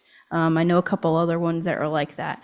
And it would be contributing based not just only on the structure's date, but also its association with somebody that was prominent within the Cape Verdean community. So I would want to mention that for the record. The board in May did approve a move off of this dwelling through staff for more dated information, which Luke has provided before you tonight. I would just, from a technicality perspective, it did bring up to Luke, I was concerned with not having that one COA being finalized because we were waiting for information through staff before these two options came through. So it's kind of the chicken and the egg, so to speak, pun intended, I guess. I got it. But I think it would be helpful if we had a little bit more information on its condition. I respect Luke 100%, but for the file, having photographs of its condition if it's in such disrepair. We do have the letter from the abutter, which you all have received. And I do thank Luke for providing the narrative, because I think it's helpful to understand what these applications were. I know there was some confusion, at least on staff's part. So with that, I do want to acknowledge that this area of town, which is from the Five Corners, West Monomoy area, is an important cultural area that has evolved in different cultures. And I just think it's something that we do need to recognize. So those are my comments. Thank you. Holly, thank you very much. Mickey?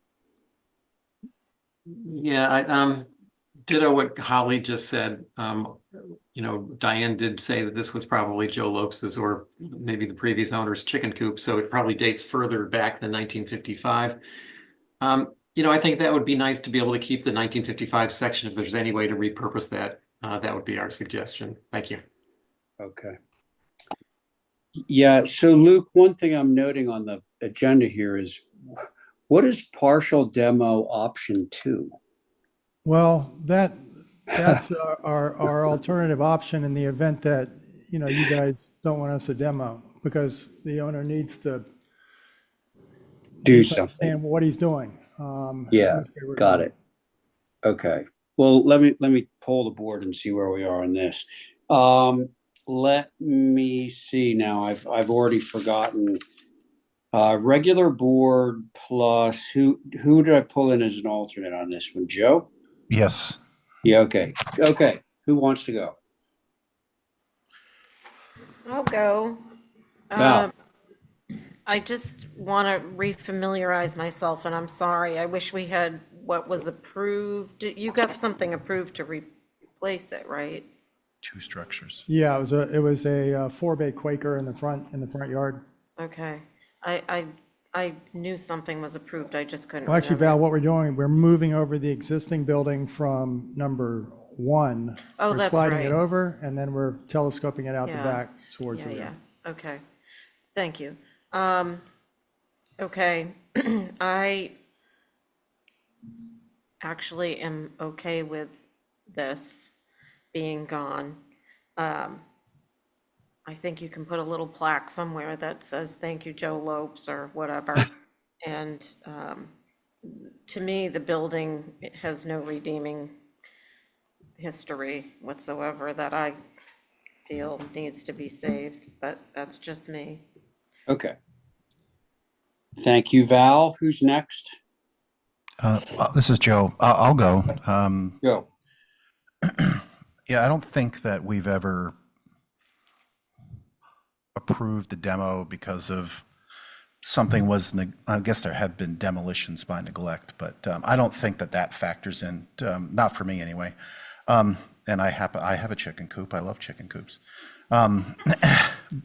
So that said, I'm on the same page as Val because the 1998 edition is illustrated here, which is helpful. I'm looking at the floor plan and the foundation plan. Really obscures the main facade of this building and absorbs the 1955 structure. And then looking at the walls that were removed and seeing 1/1 windows, and so you have all of those elements. I think that this structure has greatly changed, and it's not like be historically interesting in terms of its function, but I don't think it's adding to the architectural fabric of the neighborhood. And I think that the replacement and the move structures that were previously approved are a net improvement. And so with all those factors, I don't have a concern about the demolition. Okay. Joe, thank you. Let's see. We have Abby and Angus.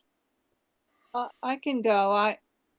I agree with Joe and Val. I'm one of those pesky people that would love to see what's going in its place, but I think a fresh start, no partial demo. I think I have faith that Luke will come up with an appropriate sized new design. Thank you. Now, to tie a bow around that, Abby, I believe that we approved a new building for this site, correct? Yes. Already? Yeah. So, well, the idea, Abby's just, I'm on a tangent here, but we approved this as a move off, and then Luke subsequently got an approval from us for a new dwelling. So that does exist. I mean, it's clearly it's not He's built. moving a building, correct? I'm moving the existing building on that's next door over. Right. And it's a 4-bay. Do we have drawings of that or pictures or anything? Not that it's going to sway me, so never mind. Oh, okay. Well, I was just kind of responding to the we'll be able to determine what's in its place, but I think that already has been determined. Anyway, Angus, your view. Thank you. My concern is to lose the vernacular of this modest area of town. The 1998 edition definitely changed the character of the building, but that looks like what's the problem here with the new lot lines and the change in property. So I would much rather see this kept in some capacity. If it needs to get cut back some, I mean, it's a pretty simple rectangle ranch-like structure, but I feel like we're erasing history if we just make it completely go away and there isn't really any sort of reference to it. I feel like plaques are not really noticeable unless someone takes your attention to it. It's really the structures that we're familiar with that create the streetscapes and the history and, who lived where, when, and what the neighborhood was like. So that's all. Thank you. Angus, thank you. My view is that, to Joe's point earlier, the existing structure has been kind of bastardized in terms of putting new windows in, repartitioning. Oh, and most importantly, the 1998 addition onto the visible side of the building that's obscuring most of the original building. So I'm okay with this, but I would like also to bring in Holly's request that if we move forward on this, we should get some kind of documentation from Luke on, photographic documentation to show the condition of the interior of the building. Mr. Chair, can I just make a statement? Yeah, Val, go. This is for everybody. This is why I think it's important that whenever you have an application and it's had things come before us, to include what you can, because it makes it so much easier for people to determine what they want to do with something. And point in case, if it had your previous approval attached, everyone would see it was already approved to be moved off. And you're simply asking, now that it can't be moved off, can it be demoed? Correct? Yes. So it would just make things clearer. And that's for everybody out there in TV land too. I know it seems like we're picky, but the more information you give us, the quicker we can move through things and the more we can move things along. So thank you. Val, thanks. With that, I think I would entertain a motion. I make a motion to approve as submitted. Could you To demo. Could you add to that a little bit? Yeah. Oh, and please provide some documentation of the condition of the building for the file. Holly, does that summarize what you were hoping to get? Yes, Mr. Chair, thank you. Oh, okay. So there is Val's motion on Val's motion. Abby? I'm an aye. Angus? Aye. Thank you. Joe? Aye. Val on your motion? Aye. And I'm in favor. Okay, so there's that. Thank you, everyone. And does that mean, Luke, that we are not going to be hearing the next one? No, let's go ahead and do the next one as well. Oh, okay. I thought it was for the same building. I don't Well, know. you never know. It doesn't, if you approve this one before you as a partial, that doesn't negate the other one, does it? No, you just got an approval. I Right. mean, So, okay, never knows. I guess there's no one that would object to our reviewing this. Okay, Well, then I make a motion to approve the partial demo as well. well, Luke, what, I know there's no catch, but what's the catch? I mean, what happens if it changes ownership and someone else wants to move with their choice of which way to go? I don't know. Okay, so what is this a request for? Just to demo the 98 portion of it? That's what it looks like. Yeah, basically, I'm doing exactly what was suggested before, as, you know, was the backup plan.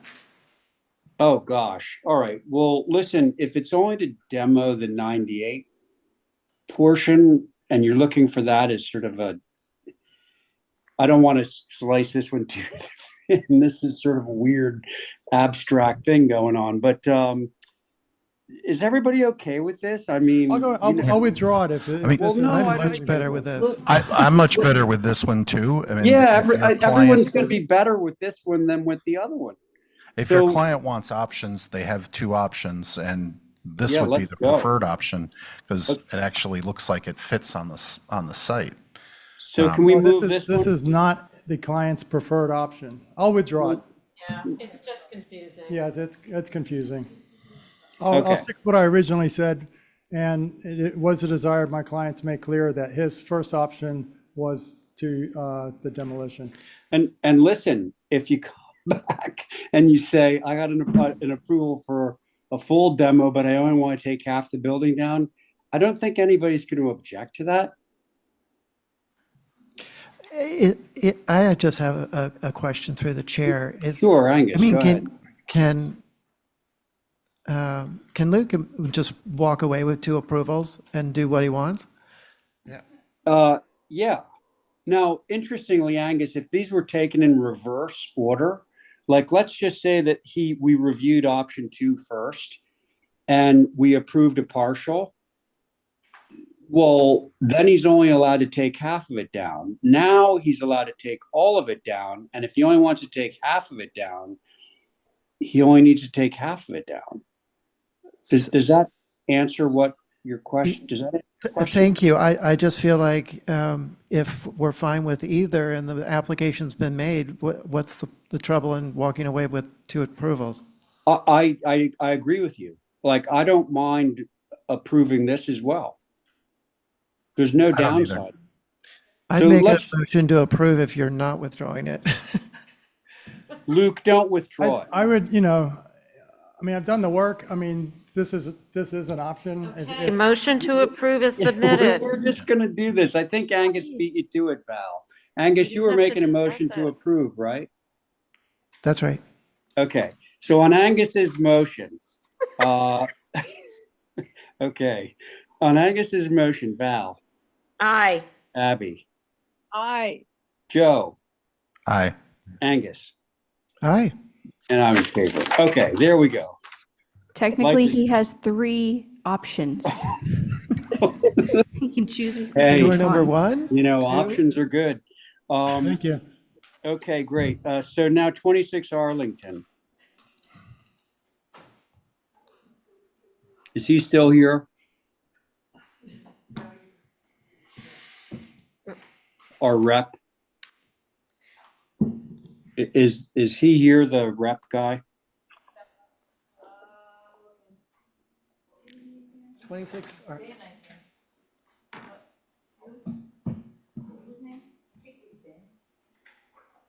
I thought this was a very confusing application. Oh, this is the Tesla. Are these the shingles? Mr. Chair, if the applicant's here, he needs to raise his digital hand. Okay, digital hand, looking for it.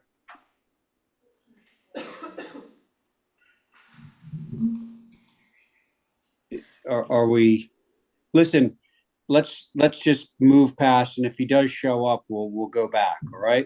Does I that sound think it all right? should be a view too, but that's just me. Yeah, I need to hear more, like, as if it were those shingles that I've heard about. Okay, but let's direct our attention now It to says 25. metal roof shingles. Yeah, see, I think that's brand new, like, stuff. Yeah. Yeah. We would need to see samples and all that, but let's not debate this one. Okay. 25 Massaquoi, new shed. Do we have somebody to rep that? Anybody? Edward Cantrell is in the queue. He needs to hit accept. Okay, Edward, accept and unmute.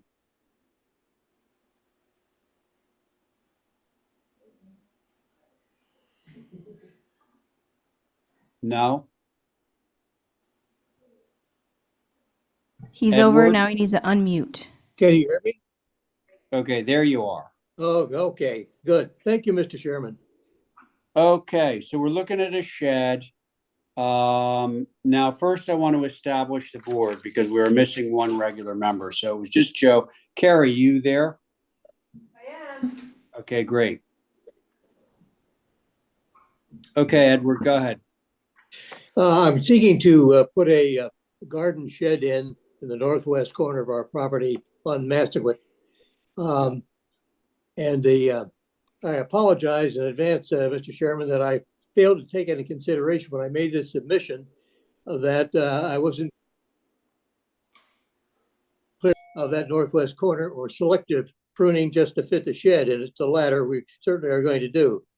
I have arrangements to come up the island from Connecticut next Monday, work with the landscapers to make sure that they do the minimum cutting in the area, just adequate for the footprint of the shed, plus the width of a commercial lawnmower to go around the site, which is contiguous with the front lawn. Okay. And then an aerial photographer, I think, is going to come in for me on Tuesday and photograph the entire plot, so it'll be obvious exactly what is or is not visible from either Woodbine or from Massaquoi. Okay, so Edward, thank you for all that. I'm going to make a suggestion to the board on this one, because there are a few things about this shed that we would probably be critical of, not least of which is that sort of dormer that you have going on there, and the window configuration, etc. And I think that visibility will have a lot to do with this. So is the suggestion that you're coming up next week? Is it this coming weekend? Is that when you're coming up? Yes, and the landscaper will be there to take the trees and the other foliage out on Monday. All right, so then we'd be able to judge what the visibility of this is or lack thereof. Certainly.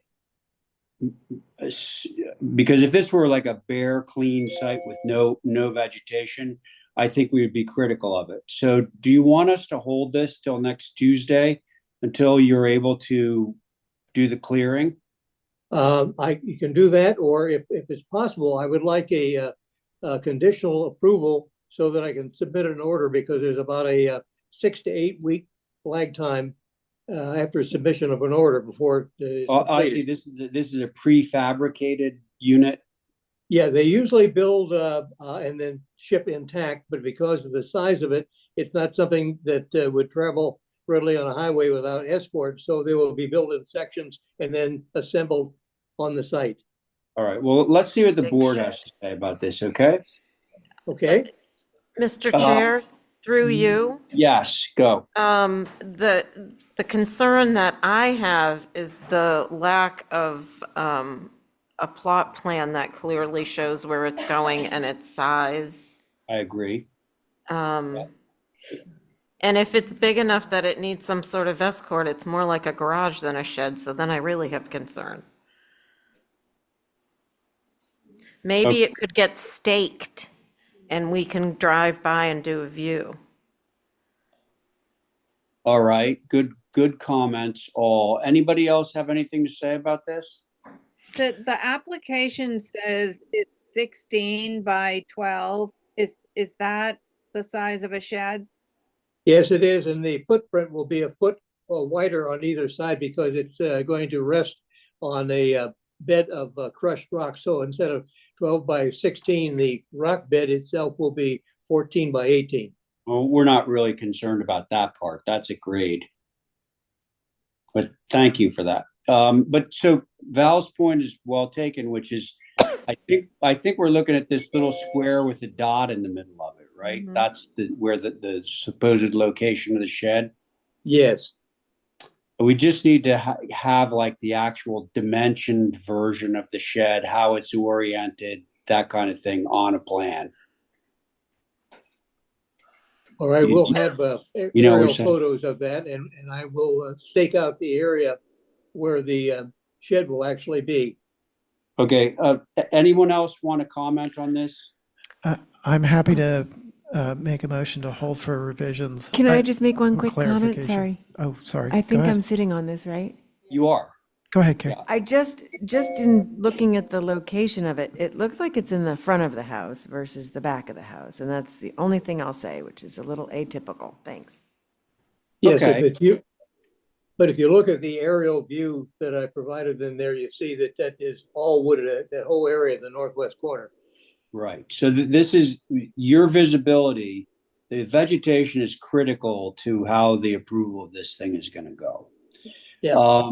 So I think, Angus, you were about to make a motion to hold for some further information and then a view. That's right. And could we just have this heard at the beginning of next meeting? Just to keep it rolling. Is that all right with you, Angus? If the documentation is in place by Thursday by noon. There you go. So do you understand that condition, Edward? You need the additional information by. Yeah, so get your site plan, show us the size of it on the site plan, exactly where it's going, so that we know what we're approving, rather than Okay. just a square with a dot. And if you get that in by Thursday and then you have stuff up, call in the office and say it's available for viewing. You've cleared the spot and we'll come out and take a look at it. Okay, well, it won't be available by this Thursday, 2 days from now. No. The clearing just needs to be done over the weekend. Okay, well, it'll be done on Monday next. All right, just take a bunch of photos. All right. Okay, take a Will lot of do. photos, and if you can get a drone up and some aerials, that would be super helpful. Okay, I will do. Okay, okay, so Thank now you we're very gonna, much, Mr. Chairman. you're welcome. We're gonna act on Angus's motion. On Angus's motion, Abby, Hi. Val, Aye. Carrie, Aye. Angus, Aye. and I'm okay. So there's that. Oh, the next one is Lisa, if she's up there. Lisa, I'm you here. there? Okay. I'm here. Okay, Val, can you handle this one? Yeah, sure. Thank you. Okay. What do you got, Lisa? So who's sitting? You guys, or is Abby on as well? Oh, Abby is sitting, sorry, hold on. There's something going on over here. Okay. It would be, the board would be Angus, myself, Abby, who, I think we both just. Joe and Connie? Yeah. Okay. Okay, great. This is an application for, it's actually 254 Pulpus Road, but it's the guest house to 256 Pulpus Road. It's an old structure that's right on Pulpus Road, down lower than the road. Hold on a second, Lisa, I can't hear you.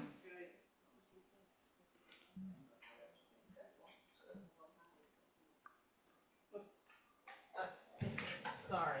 That's okay. Go ahead. Okay, do you want to bring up the drawings? Okay. So this is the cottage to 256 Pulpus Road. It's right on Pulpus Road, down below the road. You'd almost not notice it if you didn't know it was there. It's an older structure. We are, can't have any footprint changes because of wetlands. So we're just making some changes to the massing on the rear and adding a rear dormer away from the road, and then making some other fenestration changes on the other elevations.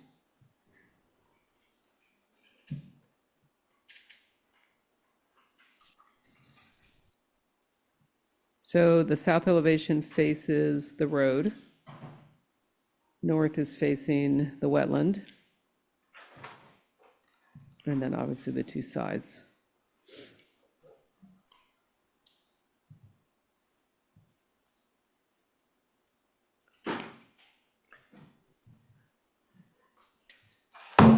Jeez, woke me up. Sorry. This thing keeps. Could I ask a question, Val? Sure, go ahead. Or maybe is Holly gonna say something? Oh, okay, well, hold on then. I'm practicing at this chair stuff. The slide that's up is actually an existing conditions slide, just so that you know, that's not proposed. I don't know if you want the proposed, maybe it doesn't matter.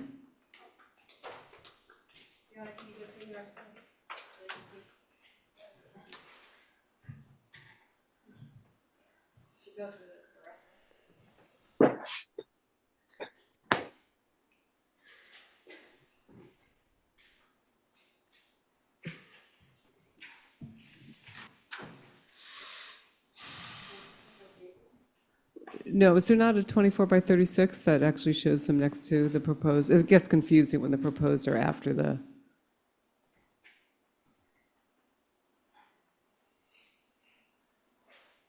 Oh, no, I think that's 8.5 by 11. Okay, that's fine.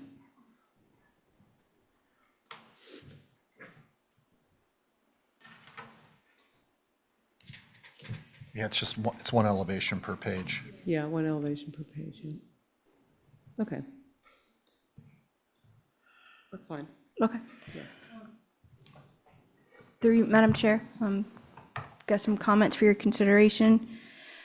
First off, this is the secondary dwelling, I'd say, for the main house, which is Leedsmore, which you all have seen before. I will note that the COA indicates incorrectly that it's 1970s. It's actually at least a pre-1940s, if not earlier.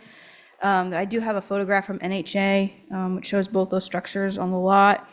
That's why we never go by the tax assessors. That might be when there were substantial changes to the structure, which what I am assuming. The rear one-story L is evident in this photo, along with the over two windows that it has lost the shutters over time. The rear L is the second entry and characteristic of this architecture and its vintage. Removing it and adding it to the main block near the front is not appropriate. Move it in to the middle, if at all possible, where the windows are, to create a larger L, a bump out, instead of having it where it's proposed. So those are my comments, Madam Chair. Thank you.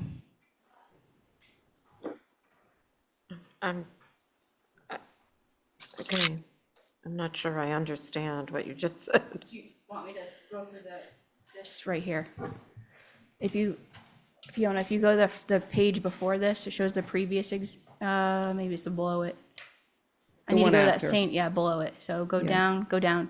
So if you see, this is the existing condition. So this is the rear bump out. This is where that side entry is, in addition to the front entry over here. If you go back up. Now it's gonna be, this is gonna be closed in, which I understand why, but moving it over here, don't think that's appropriate. Having it back here was more appropriate to the vintage and style of the architecture. Thank you.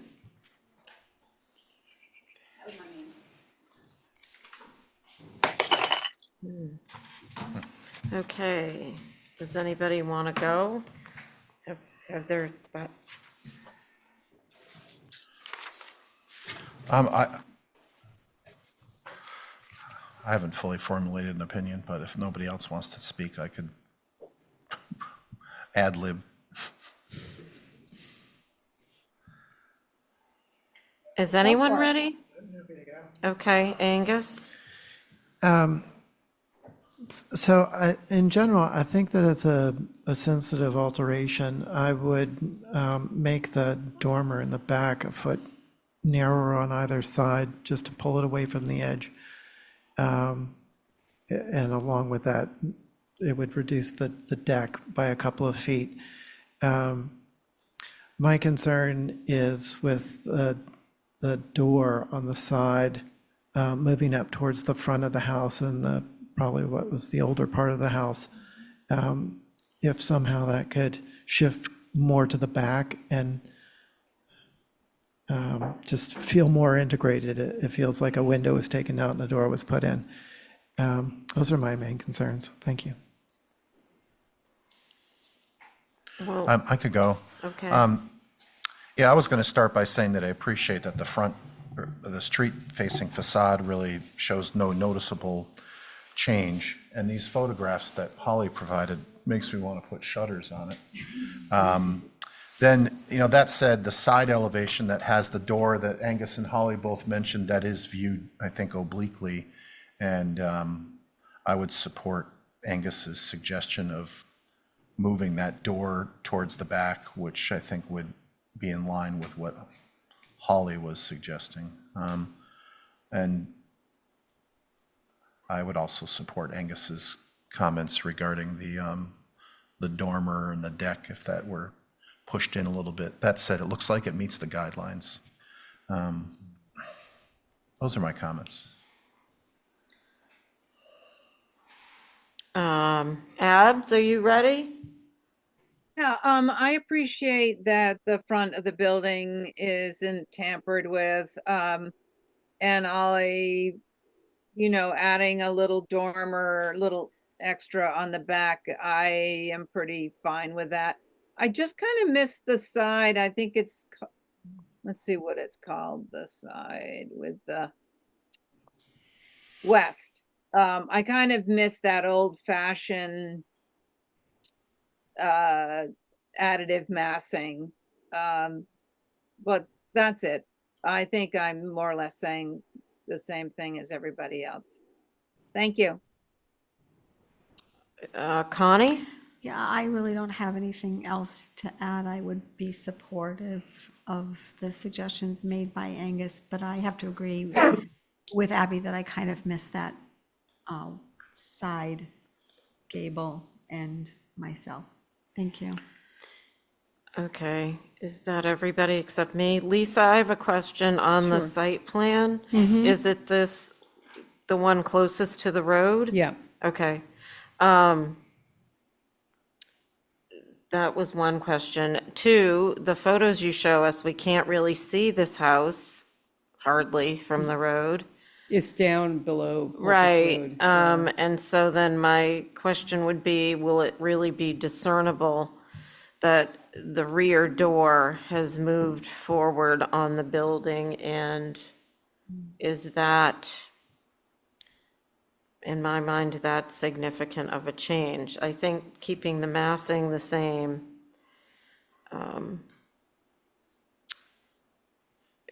yeah. Does anybody want to make any sort of motion on this? Can I just add one thing too? I Yeah. think that the rear of this building is not visible from any place. Right. You know, it faces a wetland.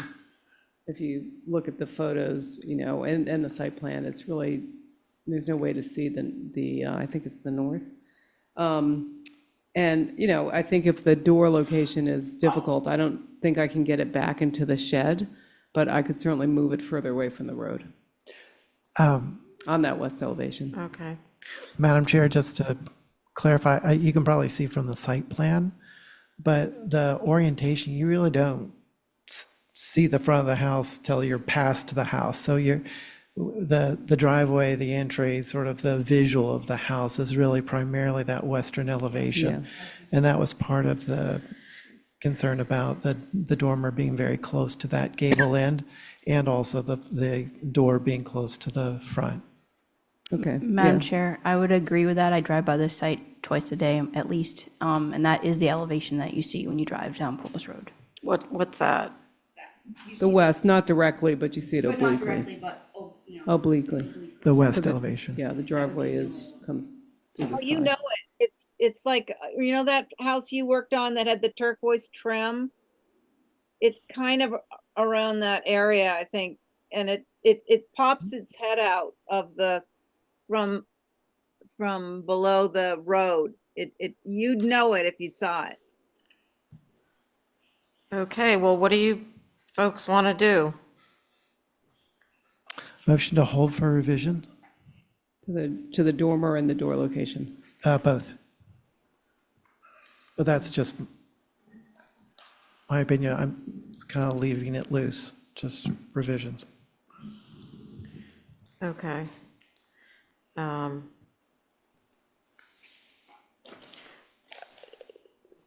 Everybody else wants to approve it? Nobody else is commenting. I think between now and when you come back, I will go by and see what I can see. Okay. Yeah, This that's- shows it is wide open, but that's obviously not the case anymore. No. That's exactly what I was thinking. that Yeah. I would, So, everyone in favor of Angus's motion? Connie? Aye. Joe? yeah, and would it be an issue if this goes on the view list? It doesn't change when this would come back, right? I think it would be worth looking at. Yeah, that's fine. No, it'll come back next week if I get the revisions in by Right, Thursday. and right? then just remind them that it's a view. Yeah, so, okay, Connie, Joe, Angus, Aye. Abs, Aye. Val, aye, okay. Thanks, Lisa. Thank you. Thank you, Val. And now we're on to 60 Winoma. Is Mirka there? Yes, I am. And again, Cool. I can start to share the screen if possible. Great. While you're doing that, Mirka, let's see.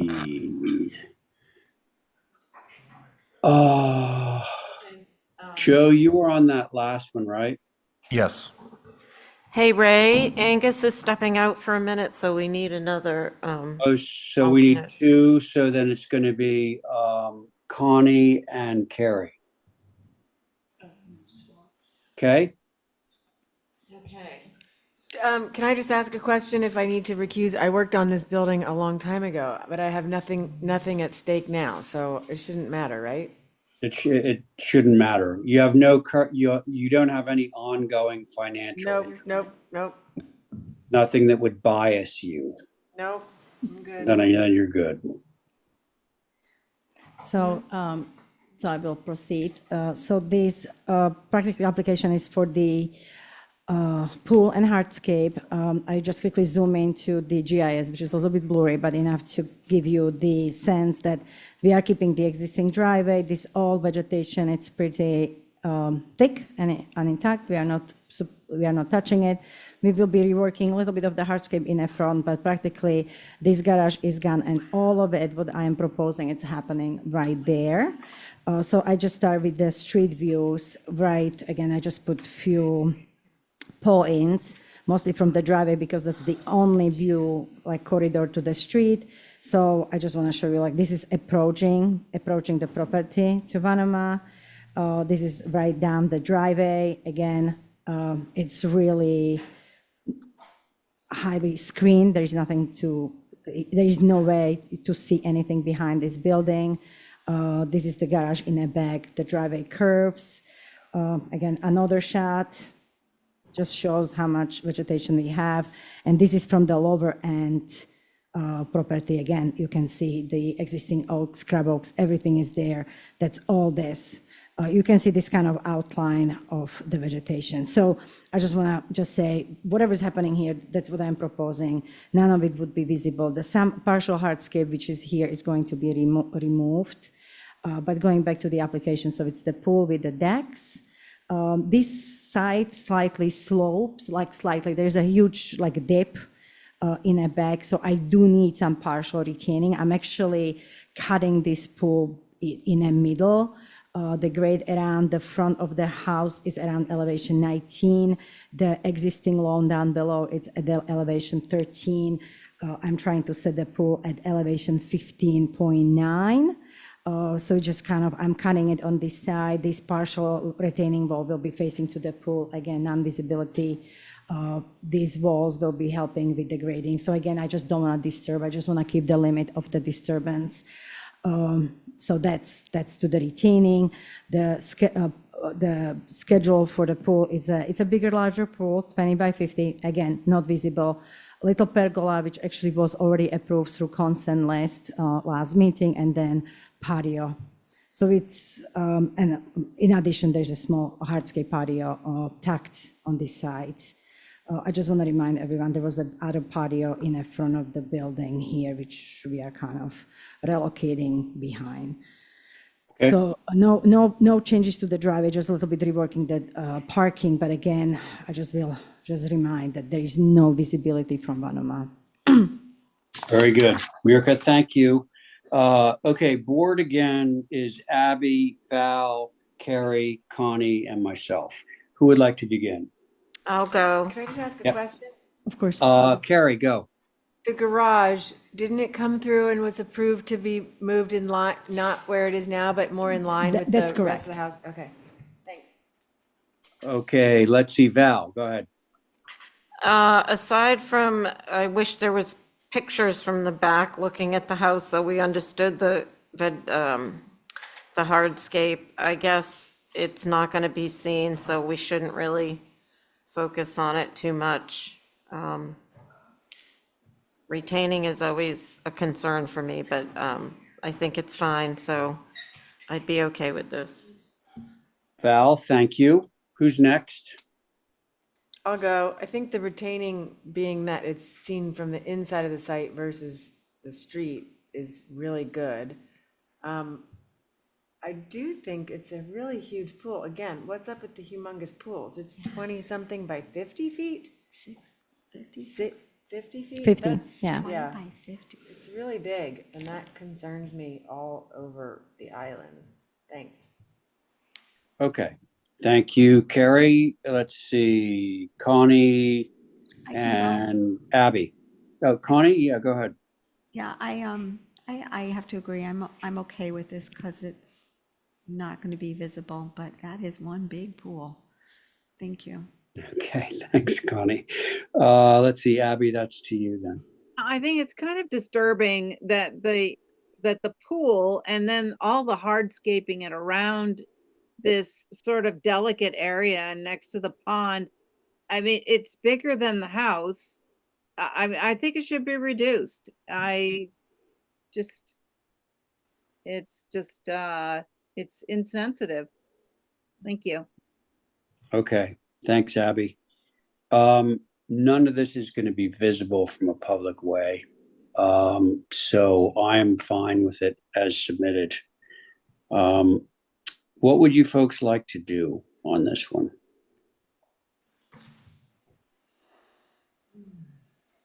Oh, come on, don't be bashful. Motion to approve is submitted based on lack of visibility.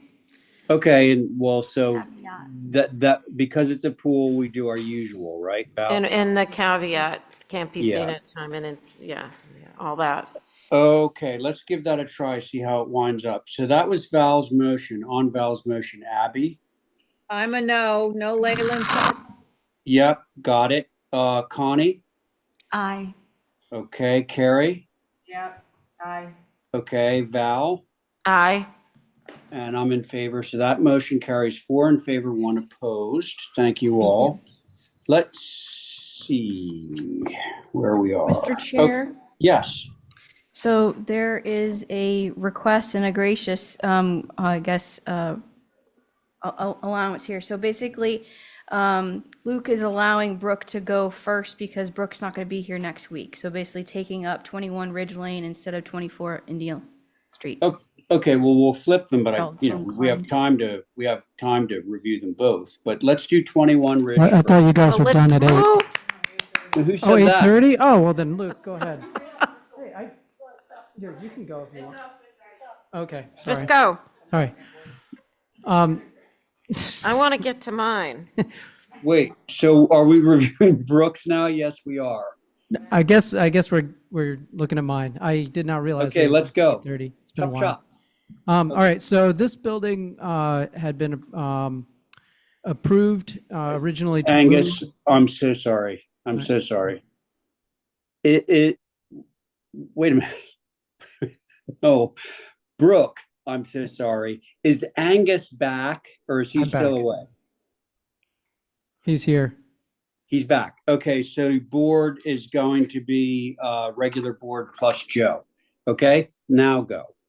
Okay, so a little while back, this building was approved to move forward 6 feet on the lot, and it was approved with a front porch. And if you go to the site plan, you can see what's going on right there. So, so there is a gray line, which was the existing location. There is a black line, which is what was approved, or vice versa. I can't really tell from that picture, but either way, it was approved to go 6 feet forward because there's a new septic system being designed, new septic tank. We needed our clearances. After some discussion with the client, they decided that they wanted to actually move the building away from the street again because they didn't like being so close. And we will still be able to have clearances from the septic and leach trenches in this new location, which is the blue outline with the red deck area. Now, there are some minor mods to the building, including a shift in the privacy walls, which is the clouded area. You can see the before and the after.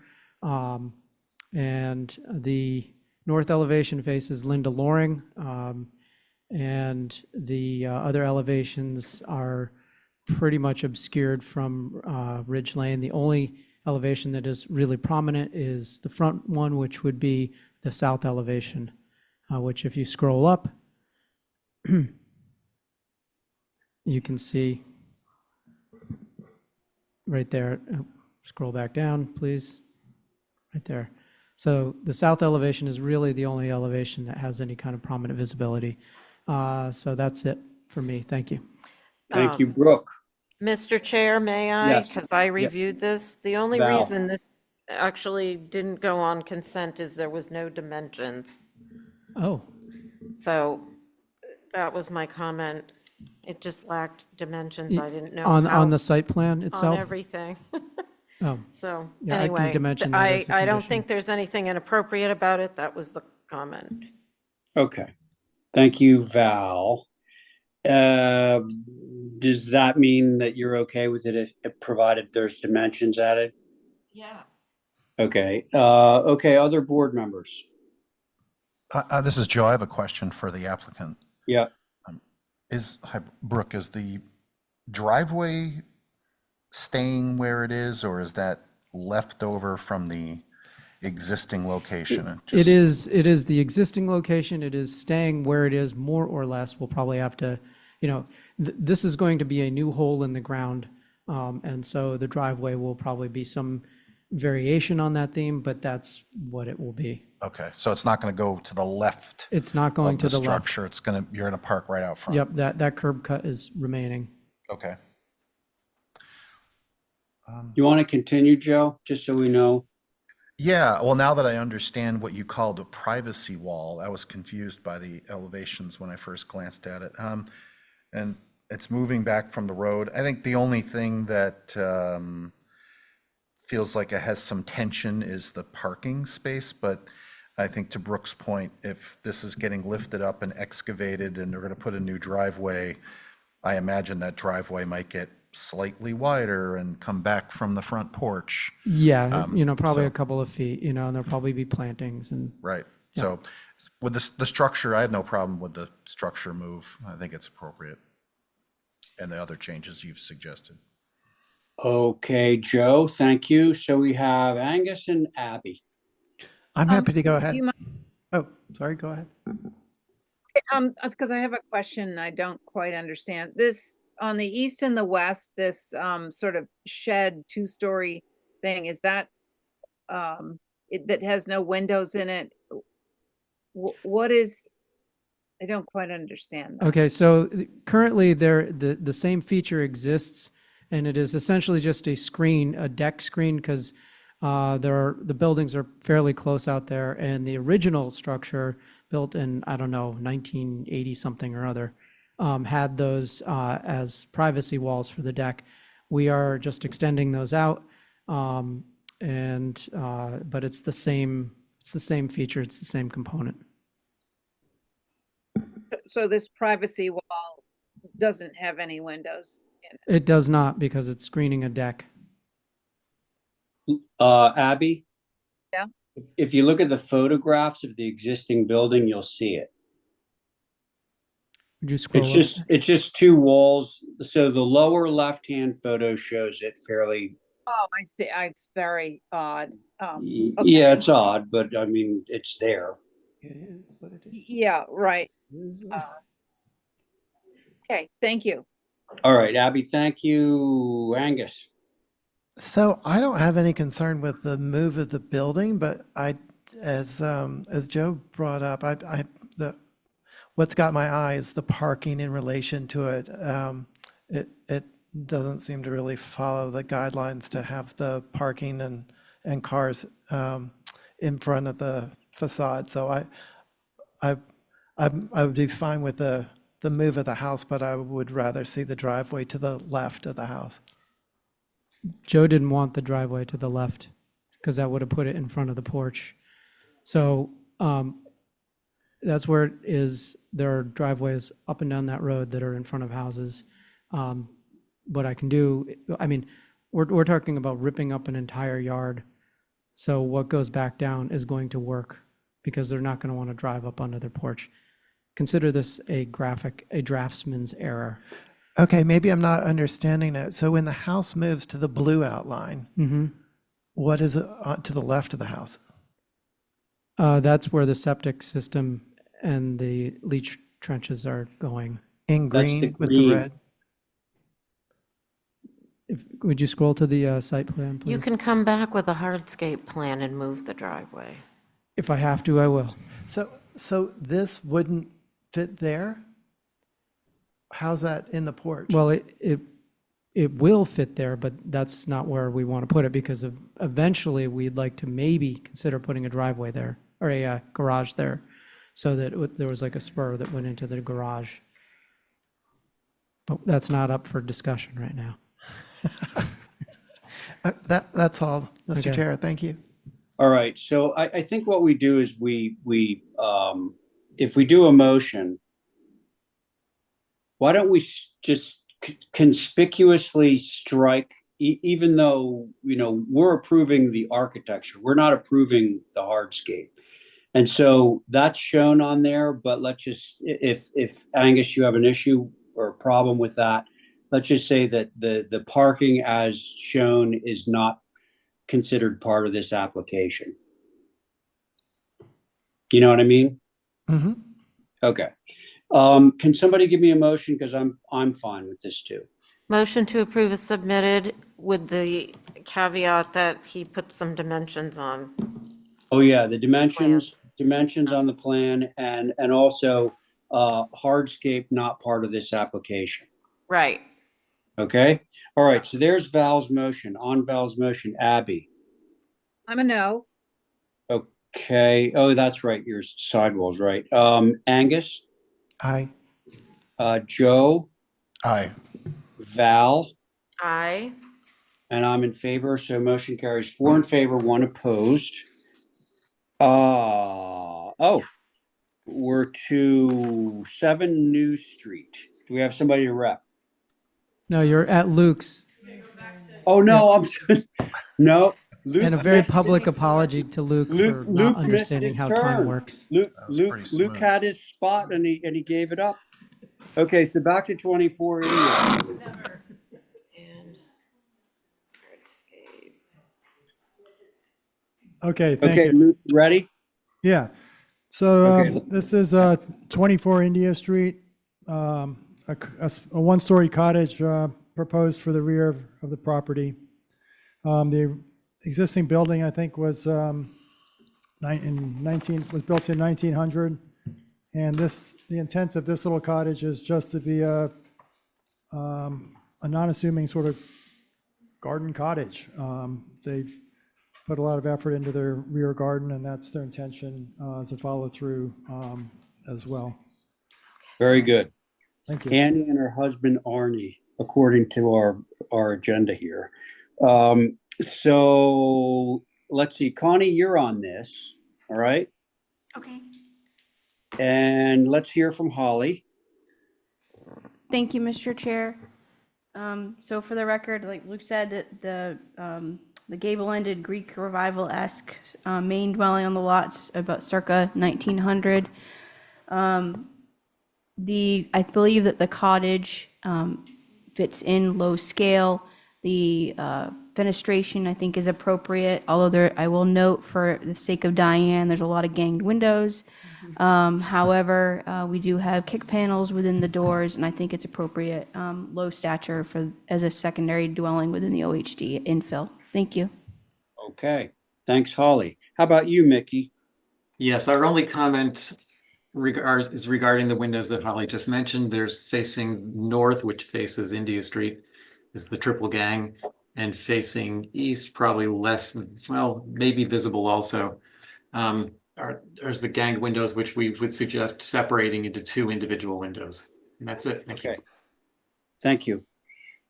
All right, board members, regular board plus Connie.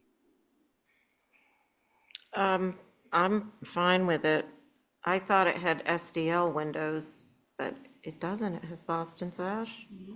So, Oh, I did have a question about that. yeah, that's why I didn't put it on consent. I thought it had. Yeah, I haven't run the energy calcs on this yet, and I did notice that in some of your other historic buildings, that you are allowing that in some cases to have thermal pane glass, is that? Yeah, it depends on the window type. That looks more like the traditional sash, right? Yeah, Which Boston sash does. yeah. If the owner could have the option to have, wood thermal pane Boston sash windows as an alternative. I mean, as an option, that would be great. Again, I Okay. haven't run the energy calcs on this. This is my first building in the new energy. I'm Okay, okay with that. Plus, it's so far off the road and behind the other house. okay. Val, thank you. Who's next? Could I ask a question as well as go? Yeah. When you're looking down from India Street, back to this house, which gable do you see? Do you see the triple gang windows or do you Yeah. see? I'm not sure you'll see anything, but you would see if there's a fence and vegetation there. There's a pretty high fence, but, and then there's also going to be a cottage, but yeah, to your point, if none of that's there, you would see the triple. Right, just in case everything falls apart in the world, it gets on Right. fire. I think maybe change those triples just to just 2 windows. I think that would be a little more historic. Thank you. Abby, thank you. Let's see, Connie and Angus, right? I'm happy to go ahead. Yeah. So, yeah, that's my only concern. This is well scaled and sided, and the only thing that's out of character with the existing structure is the ganged windows, and I think you could still have 3 windows. I would just put some shingle between them. Yeah, that's the only thing I would change. Bless you. Okay, thank you, Angus. Connie? I would be in favor of that myself, what Angus just proposed. Thank you. Okay. Luke, are you good with that? Get shingle space between, and I think that the ones that are going to be visible are the ones facing north. I'm far less concerned about the ones on the east. I was only referring to the north Yeah. windows. Okay, Yeah. so, Luke, you good with that? Separate by, say, allow 6 or 8 inches of shingle space between the windows? Yeah. Just on the north. Okay, then I think we got an approval. And does anyone have any objections, given the location of this back on the site, that they would be SDLs by Boston Sash? No. Okay, then I could take a motion on this. Motion to approve with the 3 windows on the north being separated by about 6 inches in between, and a choice of using Boston Sass SDL for the energy code. Sounds good. Okay, thank you for that motion, Val. On the motion, Abby, Aye. Angus, Aye. Connie, Aye. Val on your motion, Aye. and I'm in favor. Okay, there's that. Thank you. Now we go to, do we have somebody for 7 New Street? That would be workshop. Yes, Mr. Chair, we do. Okay. Sam is here. Sam, okay. Okay, let's go.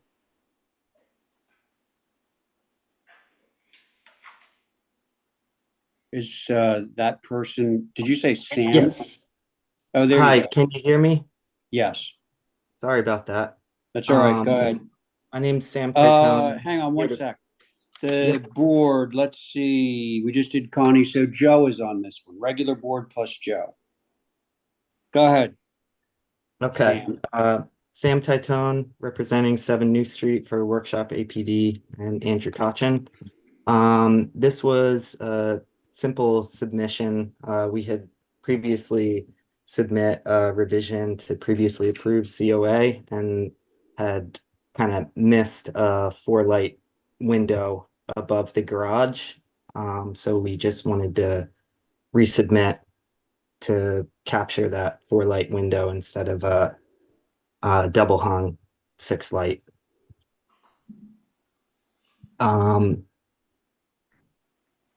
If you go to page 10 of the PDF, we can take a look at the elevation that faces Warren Street. So this was an addition to the main house that connected the garage, the previously detached garage studio to the main house. Page 10.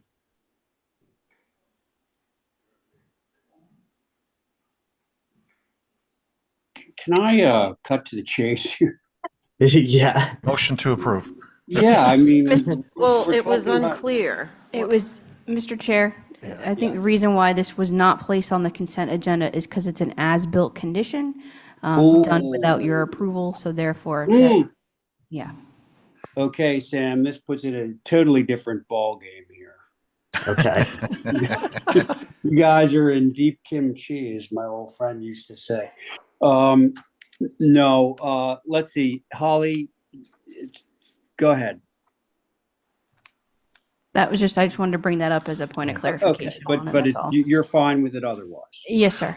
Well, and actually, there's I was confused looking at this application because know, the all of the bubbles. small drawings are bubbled Yes. and none of the large drawings. So I thought maybe there was an error in that we were looking at the small drawings That's instead why of the I big didn't ones. put it on consent. So Layers and layers of problems on this one, but I want to hear from Mickey so first, just to make I sure. think it through with some corrected drawings so that the clouds are removed from all of the previously proposed. That means that the only thing that Joe, yeah, Joe, hang on.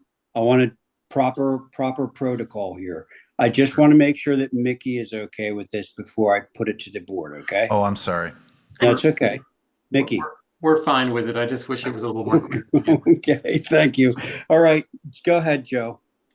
Yeah, I was just going to say that approved as submitted with the as-built fee for this change of the, looks like a 6/6 to a 4 light, and corrected drawings to remove the clouds from all of the smaller vignette elevations, just so that it's clear when the approval is issued, what this was for. Was that your motion, Joe? Yes, that's my motion. Can we add to it? Sure. Just a little, Sam needs to wear a hair shirt for a month. Because it's an as-built. I think that should be a new HTC policy. Okay, so Joe's motion is to approve this, but cleaning up the drawings. In other words, getting rid of all the bubbles and so forth, and only bubbling what's applicable in this case, plus the as-built fee. And I believe that's your motion, right, Joe? Yes. Okay, very good. On the motion, Abby. Aye. Val. Aye. Angus. Aye, but I'm wondering what a hair shirt is. Oh, that's funny. We don't have time for that. Let's go. No, I need to stop. So a hair shirt is literally made out of like horsehair. And if you were doing your penance back, in the early days of Christianity, you would wear that as penance for your sins. That's awesome. And it's really painful. I used to do it when I was a kid. Joe, on the motion. Aye. And I'm in favor too. Okay, so. Thank you so much. Sorry for the confusion. I'll come back with my hair shirt. Okay, thanks. It'll look good on you. 9 Arbor Way is actually Lisa, and I don't know is she here? There? She's in the Zoom, she just needs to hit accept. Lisa, do you hear that? And Val, this would obviously be you if she does come through. Okay.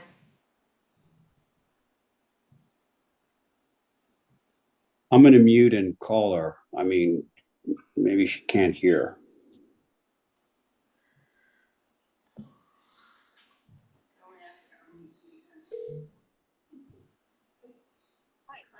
Hey, you got to get on.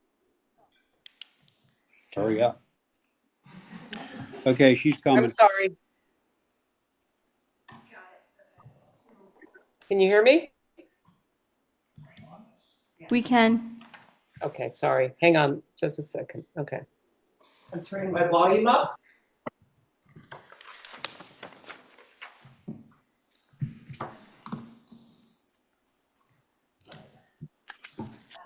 Okay, sorry about that. What? The board would be me, Angus, Abby,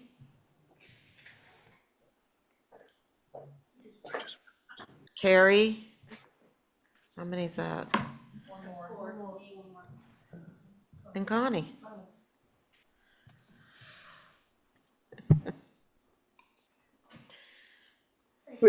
You guys ready? Yep, go. Okay. So this, we originally built this little part of the building maybe 3 or 4 years ago on an existing house that we then got approval to tear down, and we built and got approval to build a new main house to this section of the building. So there was a porch roof on this structure that we are now requesting to infill and create interior space. Thank you.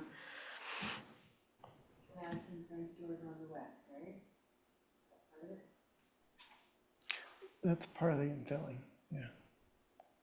Okay, who would like to go? I'm fine Oh, with this. Holly. Sorry. Thank you. No, you're fine. My only concern would be on the French doors. Normally, you all want a kick panel, but I did want to mention that the light configurations 2/2 don't really necessarily warrant having a kick panel. So I think typically you all don't in that case. So I just want to mention that. Other than that, I have no other concerns. And can I just add, we're reusing the existing doors? Oh, that are Even there. better. there you go. Val, can I just say one thing? Oh, hi, yeah, Mickey, go. Thank you. No, You know, you can't. These, these doors are facing the street, and normally in such a prominent position, close to the street, that you don't normally approve French doors. So I think it'd be more appropriate if it's just one door was there instead of the two. Thank you. Okay, thanks, Mickey. Who would like to go? I'm happy to go. Okay, Angus. I share the same concern. I appreciate the reuse of the French doors and would be fine with them coming out of the side, but coming out the front is, I think, a contradiction to the guidelines. Thank you. Okay. Carrie? I didn't have a problem with it. I'm okay with them over there. I feel like there's gonna be some form of buffer landscaping. I don't see where the driveway is, so that could be an issue, The but, driveway's way on the other side, oh, now I see it. Yeah, Yeah. I mean, yeah, I think, and it will be vegetated. I mean, there's privet hedge. yeah, I don't have a problem with those. Okay, They're not so prominent for me. okay. Abby?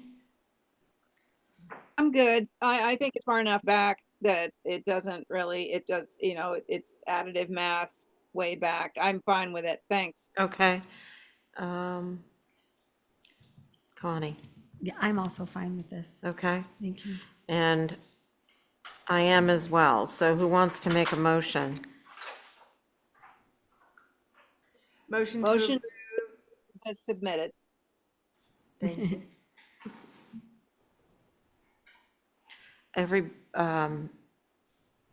All in favor of Carrie's motion? Connie? Aye. Carrie? Aye. Angus? No. Abby? Aye. And I'm an aye as well. Thank you, guys. Okay. Bye. Okay, Val, thank you. Now, the next application is, first of all, is Ethan, actually Ethan's not there, right? Is Linda there? Let's skip that. Mr. Chair? Yeah, Yeah, Ethan's not here, and the next Right. application is Katie, and I know she's anticipating, waiting to be heard. do you mean 15 Helen Drive? Yes. Well, we can She go to said that. I see her in the queue, but I think she's also trying to drive here. Well, Oh, well, she's not supposed to Zoom and drive at the same time. I know, highly. okay, so can we move on? Okay, so we're not going to get her on Zoom. She's live. Now we come to sort of a crossroads because Ethan's not here and nobody else is here to represent this 39 Winoma. No, so motion to hold that for representation. Okay, well, we Wait for don't, Katie to get here. no motion needs to be taken. We're just going to skip over it. And we're going to wait on 15 Helen. And apparently the next two, Pocomo, those guys are being held, right? And is Elizabeth here? Yeah. Okay, and then it's me. Okay, so let's go to Elizabeth. Elizabeth Churchill at 3 Emily. Elizabeth, if you haven't done so already, if you could unmute, please. Yes. Hi. Hi.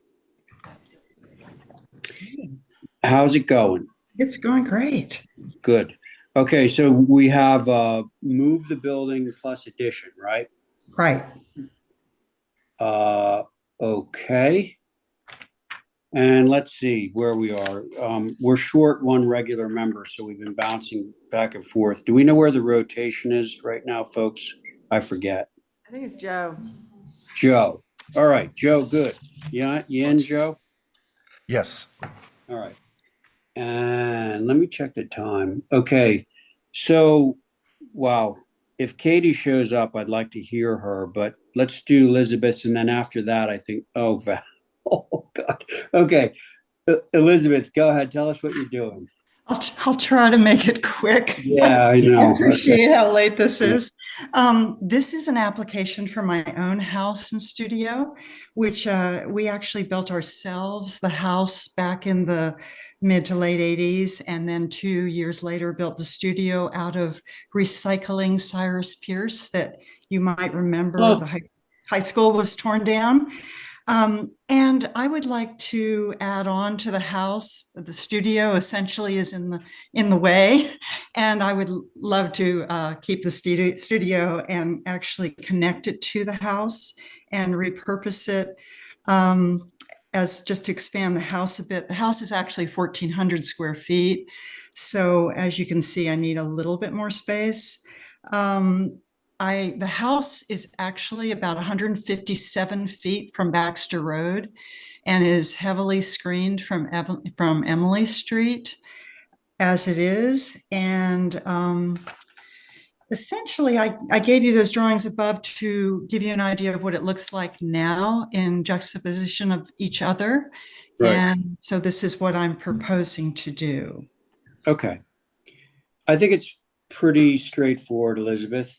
So let's hear from Holly and then Rob, if he's on board still. We'll see where we are. That would be you, Holly.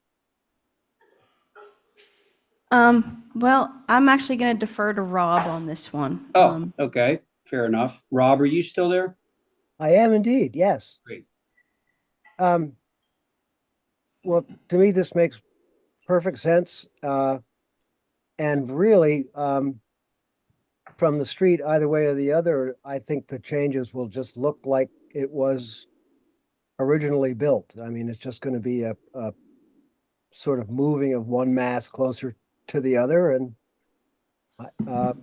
personally, I just think that it's makes sense to put a bedroom where you don't have to climb stairs as we get older.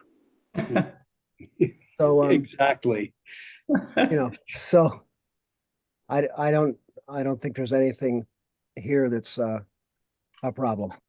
Okay. Rob, thanks a lot.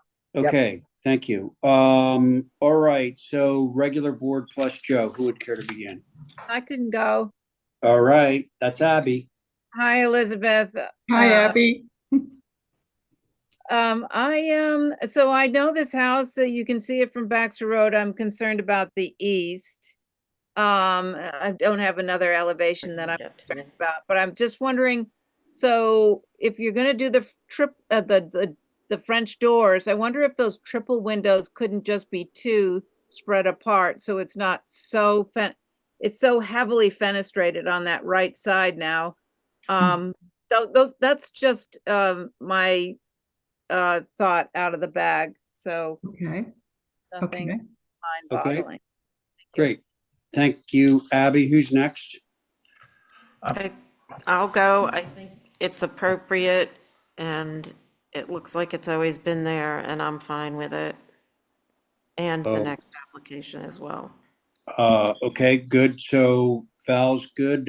Who's next? Well, I just had a question.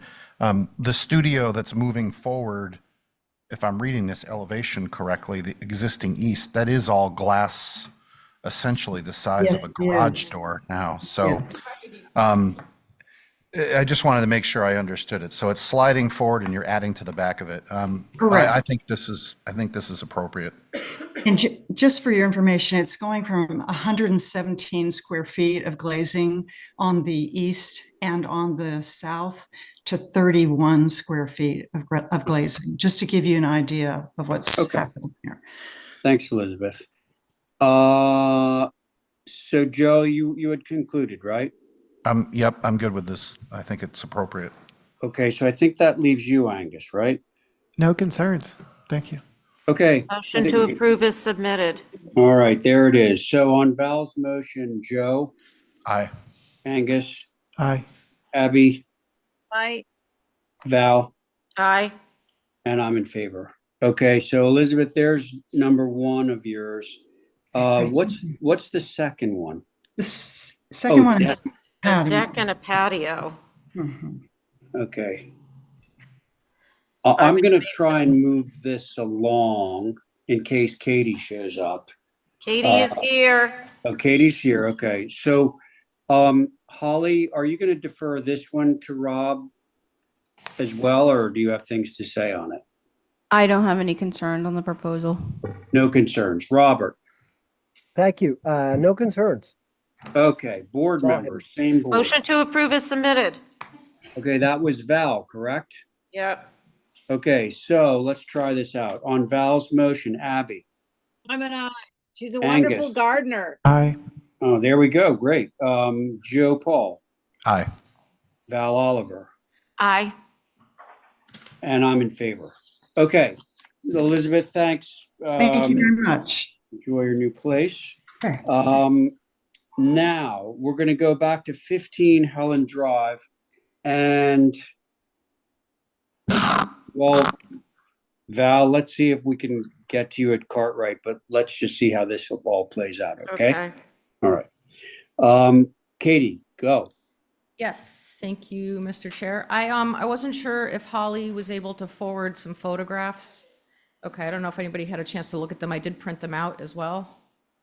Anybody wants them? Okay. So this is my home at 15 Helens. We desperately need another bedroom, so our family has grown very quickly. It's a secondary dwelling on the lot, and it's on the rear, behind the main dwelling. It was built in 1989 by my soon-to-be father-in-law. We are looking to raise the roof so we can meet the minimum code for head height and habitable space for a room on a third floor. We're adding 2 shed dormers, which are typical for the neighborhood. I mean, there are several in the neighborhood. We have one directly across the street, which is completely visible with, I believe, 4 windows. If you look at the third floor plan, the wide orange fill, go down.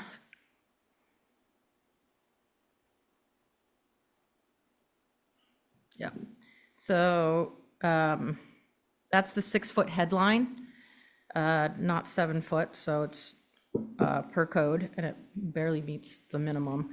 The outside dormer plates will be 5 feet roughly, so I'll have to even duck down to see. Because of the tight building constraints, we're looking to maximize limited space, which is, explains the simple dormer layout and design. We're trying to keep the additions and alteration costs down. Obviously, we're not millionaires. The awning window in the gable end is above our bed, and I know Angus had a question about that one. And that's actually on the north side of the house. It is completely invisible. And you can't even see the house in the images I provided, but,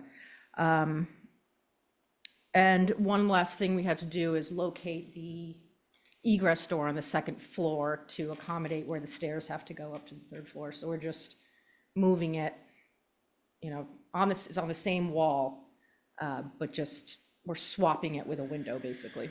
Yeah. So hopefully you've been able to look at the pictures. I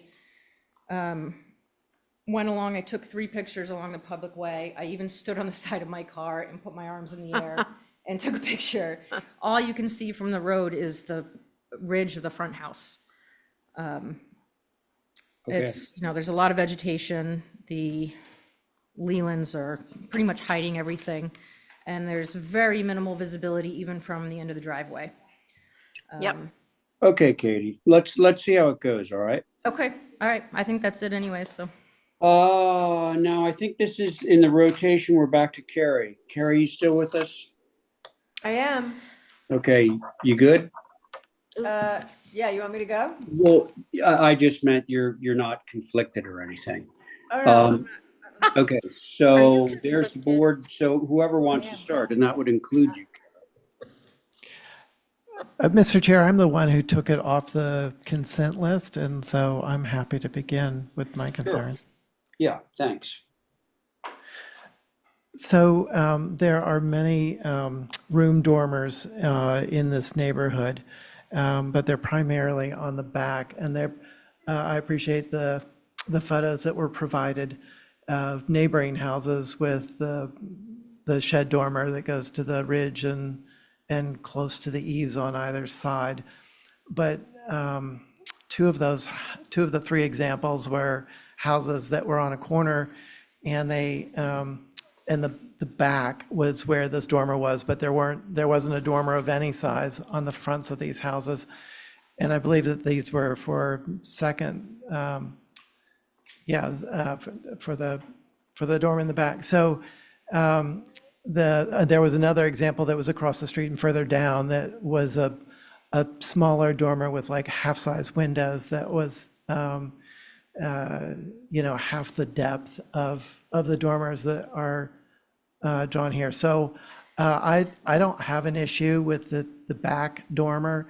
It's the front dormer that when you're coming, if you went all the way to the end of Helen's Drive and turned around and came back, there's a wide angle, not just with the drive around the thick, high planting that's along the front of the house, but across the neighbor's lawn to be able to give you a good view of this. It is in the back, but it is the front of the structure. And I'd given a couple of suggestions of how to do 2 smaller dormers in the front and still keep the back one. It would require just flipping the program of the bath to the back and the closet to the front, where there would be compromised head space. But that was pretty much my issue. Thank you. May I just mention one quick thing? Just Very to quickly, yes. Yep, just to clarify, the reason the bathroom is where it is, it's because of the existing plumbing. So we'd really rather not move the plumbing. Okay. All right, let's see how this goes. So thank you, Angus. Carrie, you're on this, and then Val, Abby, myself. I'll go.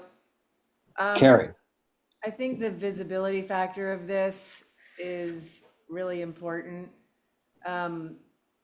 Next door, you can see in the photograph that you provided, Katie, is a basically 3-story building. I don't see a dormer, but that doesn't sort of matter, because for me, it's not about the dormer that's facing the street. Which house is this you're talking about? Well, just on the left, the photo that you show from the public way, the house that we actually see. The neighbor? That Yeah. wasn't. Right, I think that's in your favor, because that house reads as quite large, and Yeah. it's in the back. And There's yours- 2 actually yours right now, there. you can see that there's a little corner of the front house. Yeah. But I think yours is no real different than that one.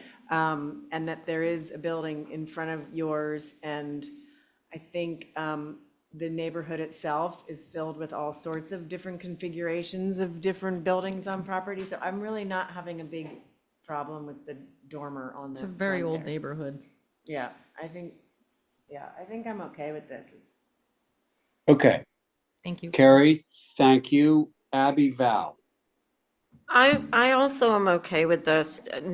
Knowing the neighborhood, knowing the general area, it's a mixed, area of garage apartments and mixed use, commercial, residential, the placement of it on the lot, I think it's fine. Okay, There's Val. not a high visibility. Okay, thank you. And let's see, that would be Abby. Yeah, so the Abby? fee, Uh-oh. I, can you hear me? Can you hear me? Abby, we're having, bandwidth stuff with you, Yeah, skipping. sorry. Should I just stay off this one? No, go ahead. I hear you now. Oh, so I was saying that it brings it up to almost 30 feet.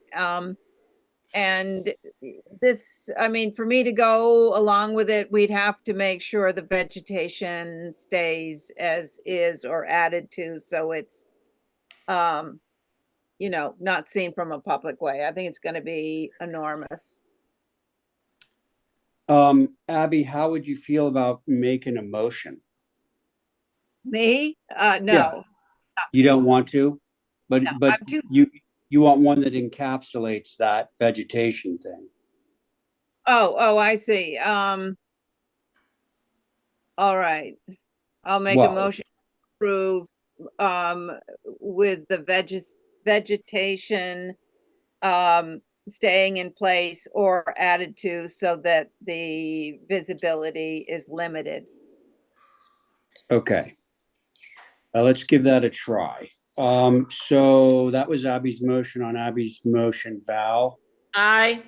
Angus, No. Carrie, Aye. Abby on your motion. I'm an I. Okay, so I'm in favor too. So that motion carries 4 in favor, 1 opposed. And now, thanks, everybody. Thank you. Thank you, Mr. Chair. Yeah, for Cartwright, Val, is this super easy? Hi. Be Are honest. you asking me? Yeah. You sit on the board, so you should know. Is it going to be a tough one or an Wait, easy? I can't hear you, sorry. Is it a tough application or an easy one?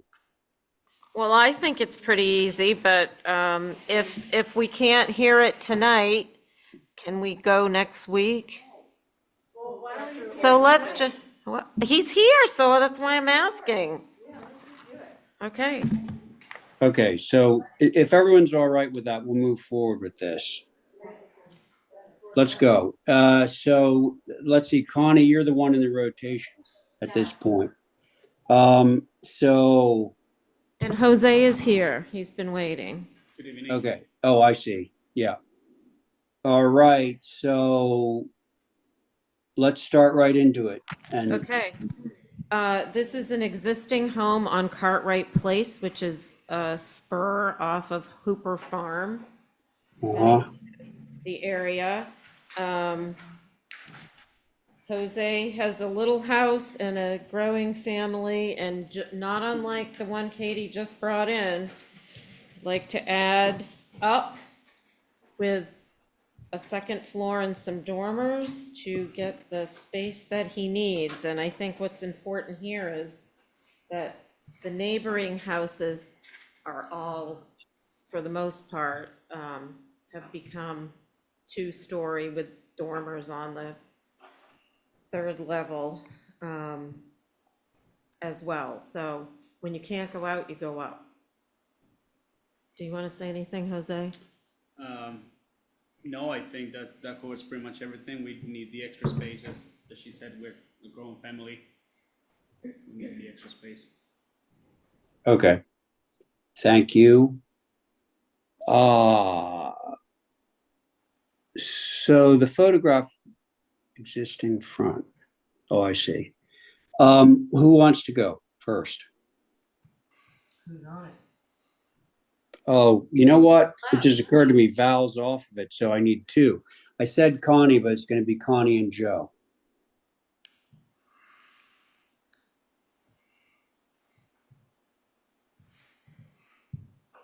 No. Okay. Joe? Yes. Are you asking me to speak? No, I thought I heard you say okay or something. Yeah, I'm fine sitting on this, yes. Oh, yeah. Okay. Does anybody want to go first?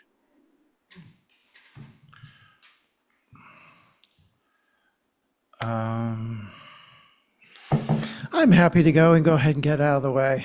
Yeah, because I'm going to have this. Same issue, right, Angus? Yeah, the same thing with the front. And also, we kind of lost the front door in this proposal.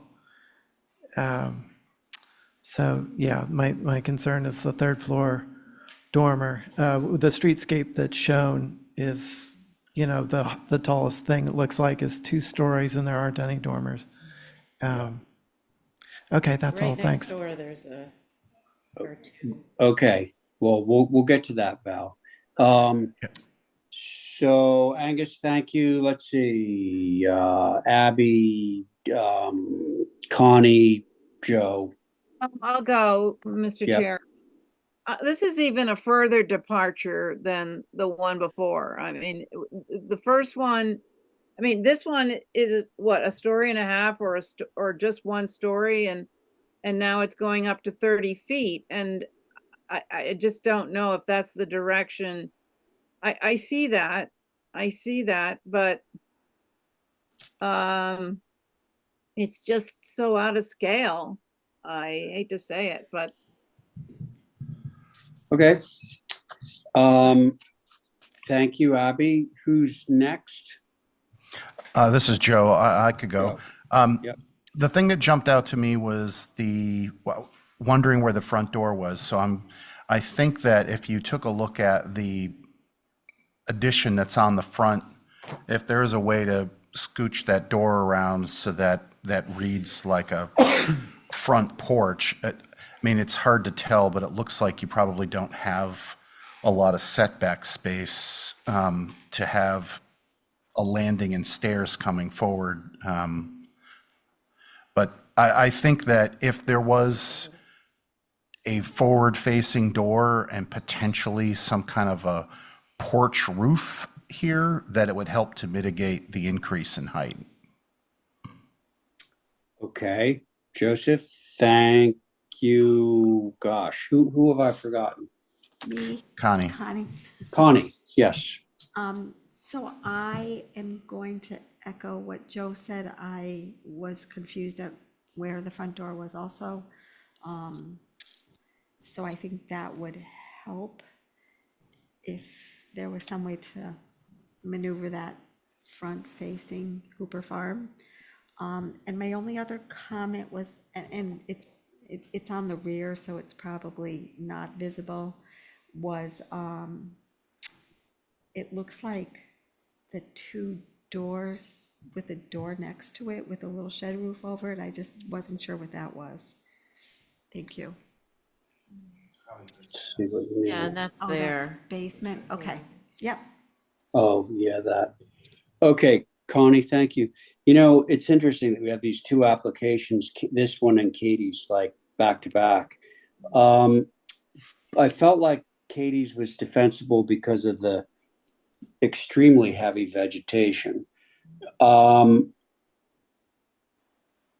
yes, I see the precedent photo with the, 3rd floor dormers, but it's dormers plural. And this gets back to something that Angus said on Katie's application, which is, well, you could break up that front one into multiples. So, yeah, I think that this is going to be more impactful than the one that we just approved. And I would like to, at a minimum, see the dormers split up. Or best case scenario is, to not have a dormer facing the road. But I'm also taking into consideration comments that other board members have made regarding the front door and what might occur in terms of porch, et cetera, to remedy that. So those are my comments. But I believe that what we want to do here, folks, is to hold this for some revisions, correct? Yeah. Mr. Chair, can I make one, this is Joe speaking, just wanted to make one point of Go ahead, Joe. clarification. Yep. The door access from the side, I think could be pulled off if there was a porch sequence that you went up onto and then turned. I agree. So I just wanted to mention that for me, you don't Yeah. have to be rigid and have the door face forward. I think there's something charming about having it to the side, but it just, I think, needs to be covered on the way up. Thank you. Okay, yeah, thanks, Joe. Should we move this for revisions? Motion to hold for revisions. Okay, there it is. So Joe's motion is for revisions on that motion. Abby, Aye. Connie, Aye. Joe, Aye. Angus, Aye. and I'm in favor. Hey, everybody, thanks so much for sticking it out. I know we're way over our time. We're 15 minutes, no, well, 13 minutes over, but thanks a lot. We got a lot covered, and I hope you all have a good night. Can somebody move for, what do we call it? Adjournment? Can we come back next week if we get it in by Thursday? Okay, fair enough. Thank you. Yeah, motion to adjourn, anybody? You did?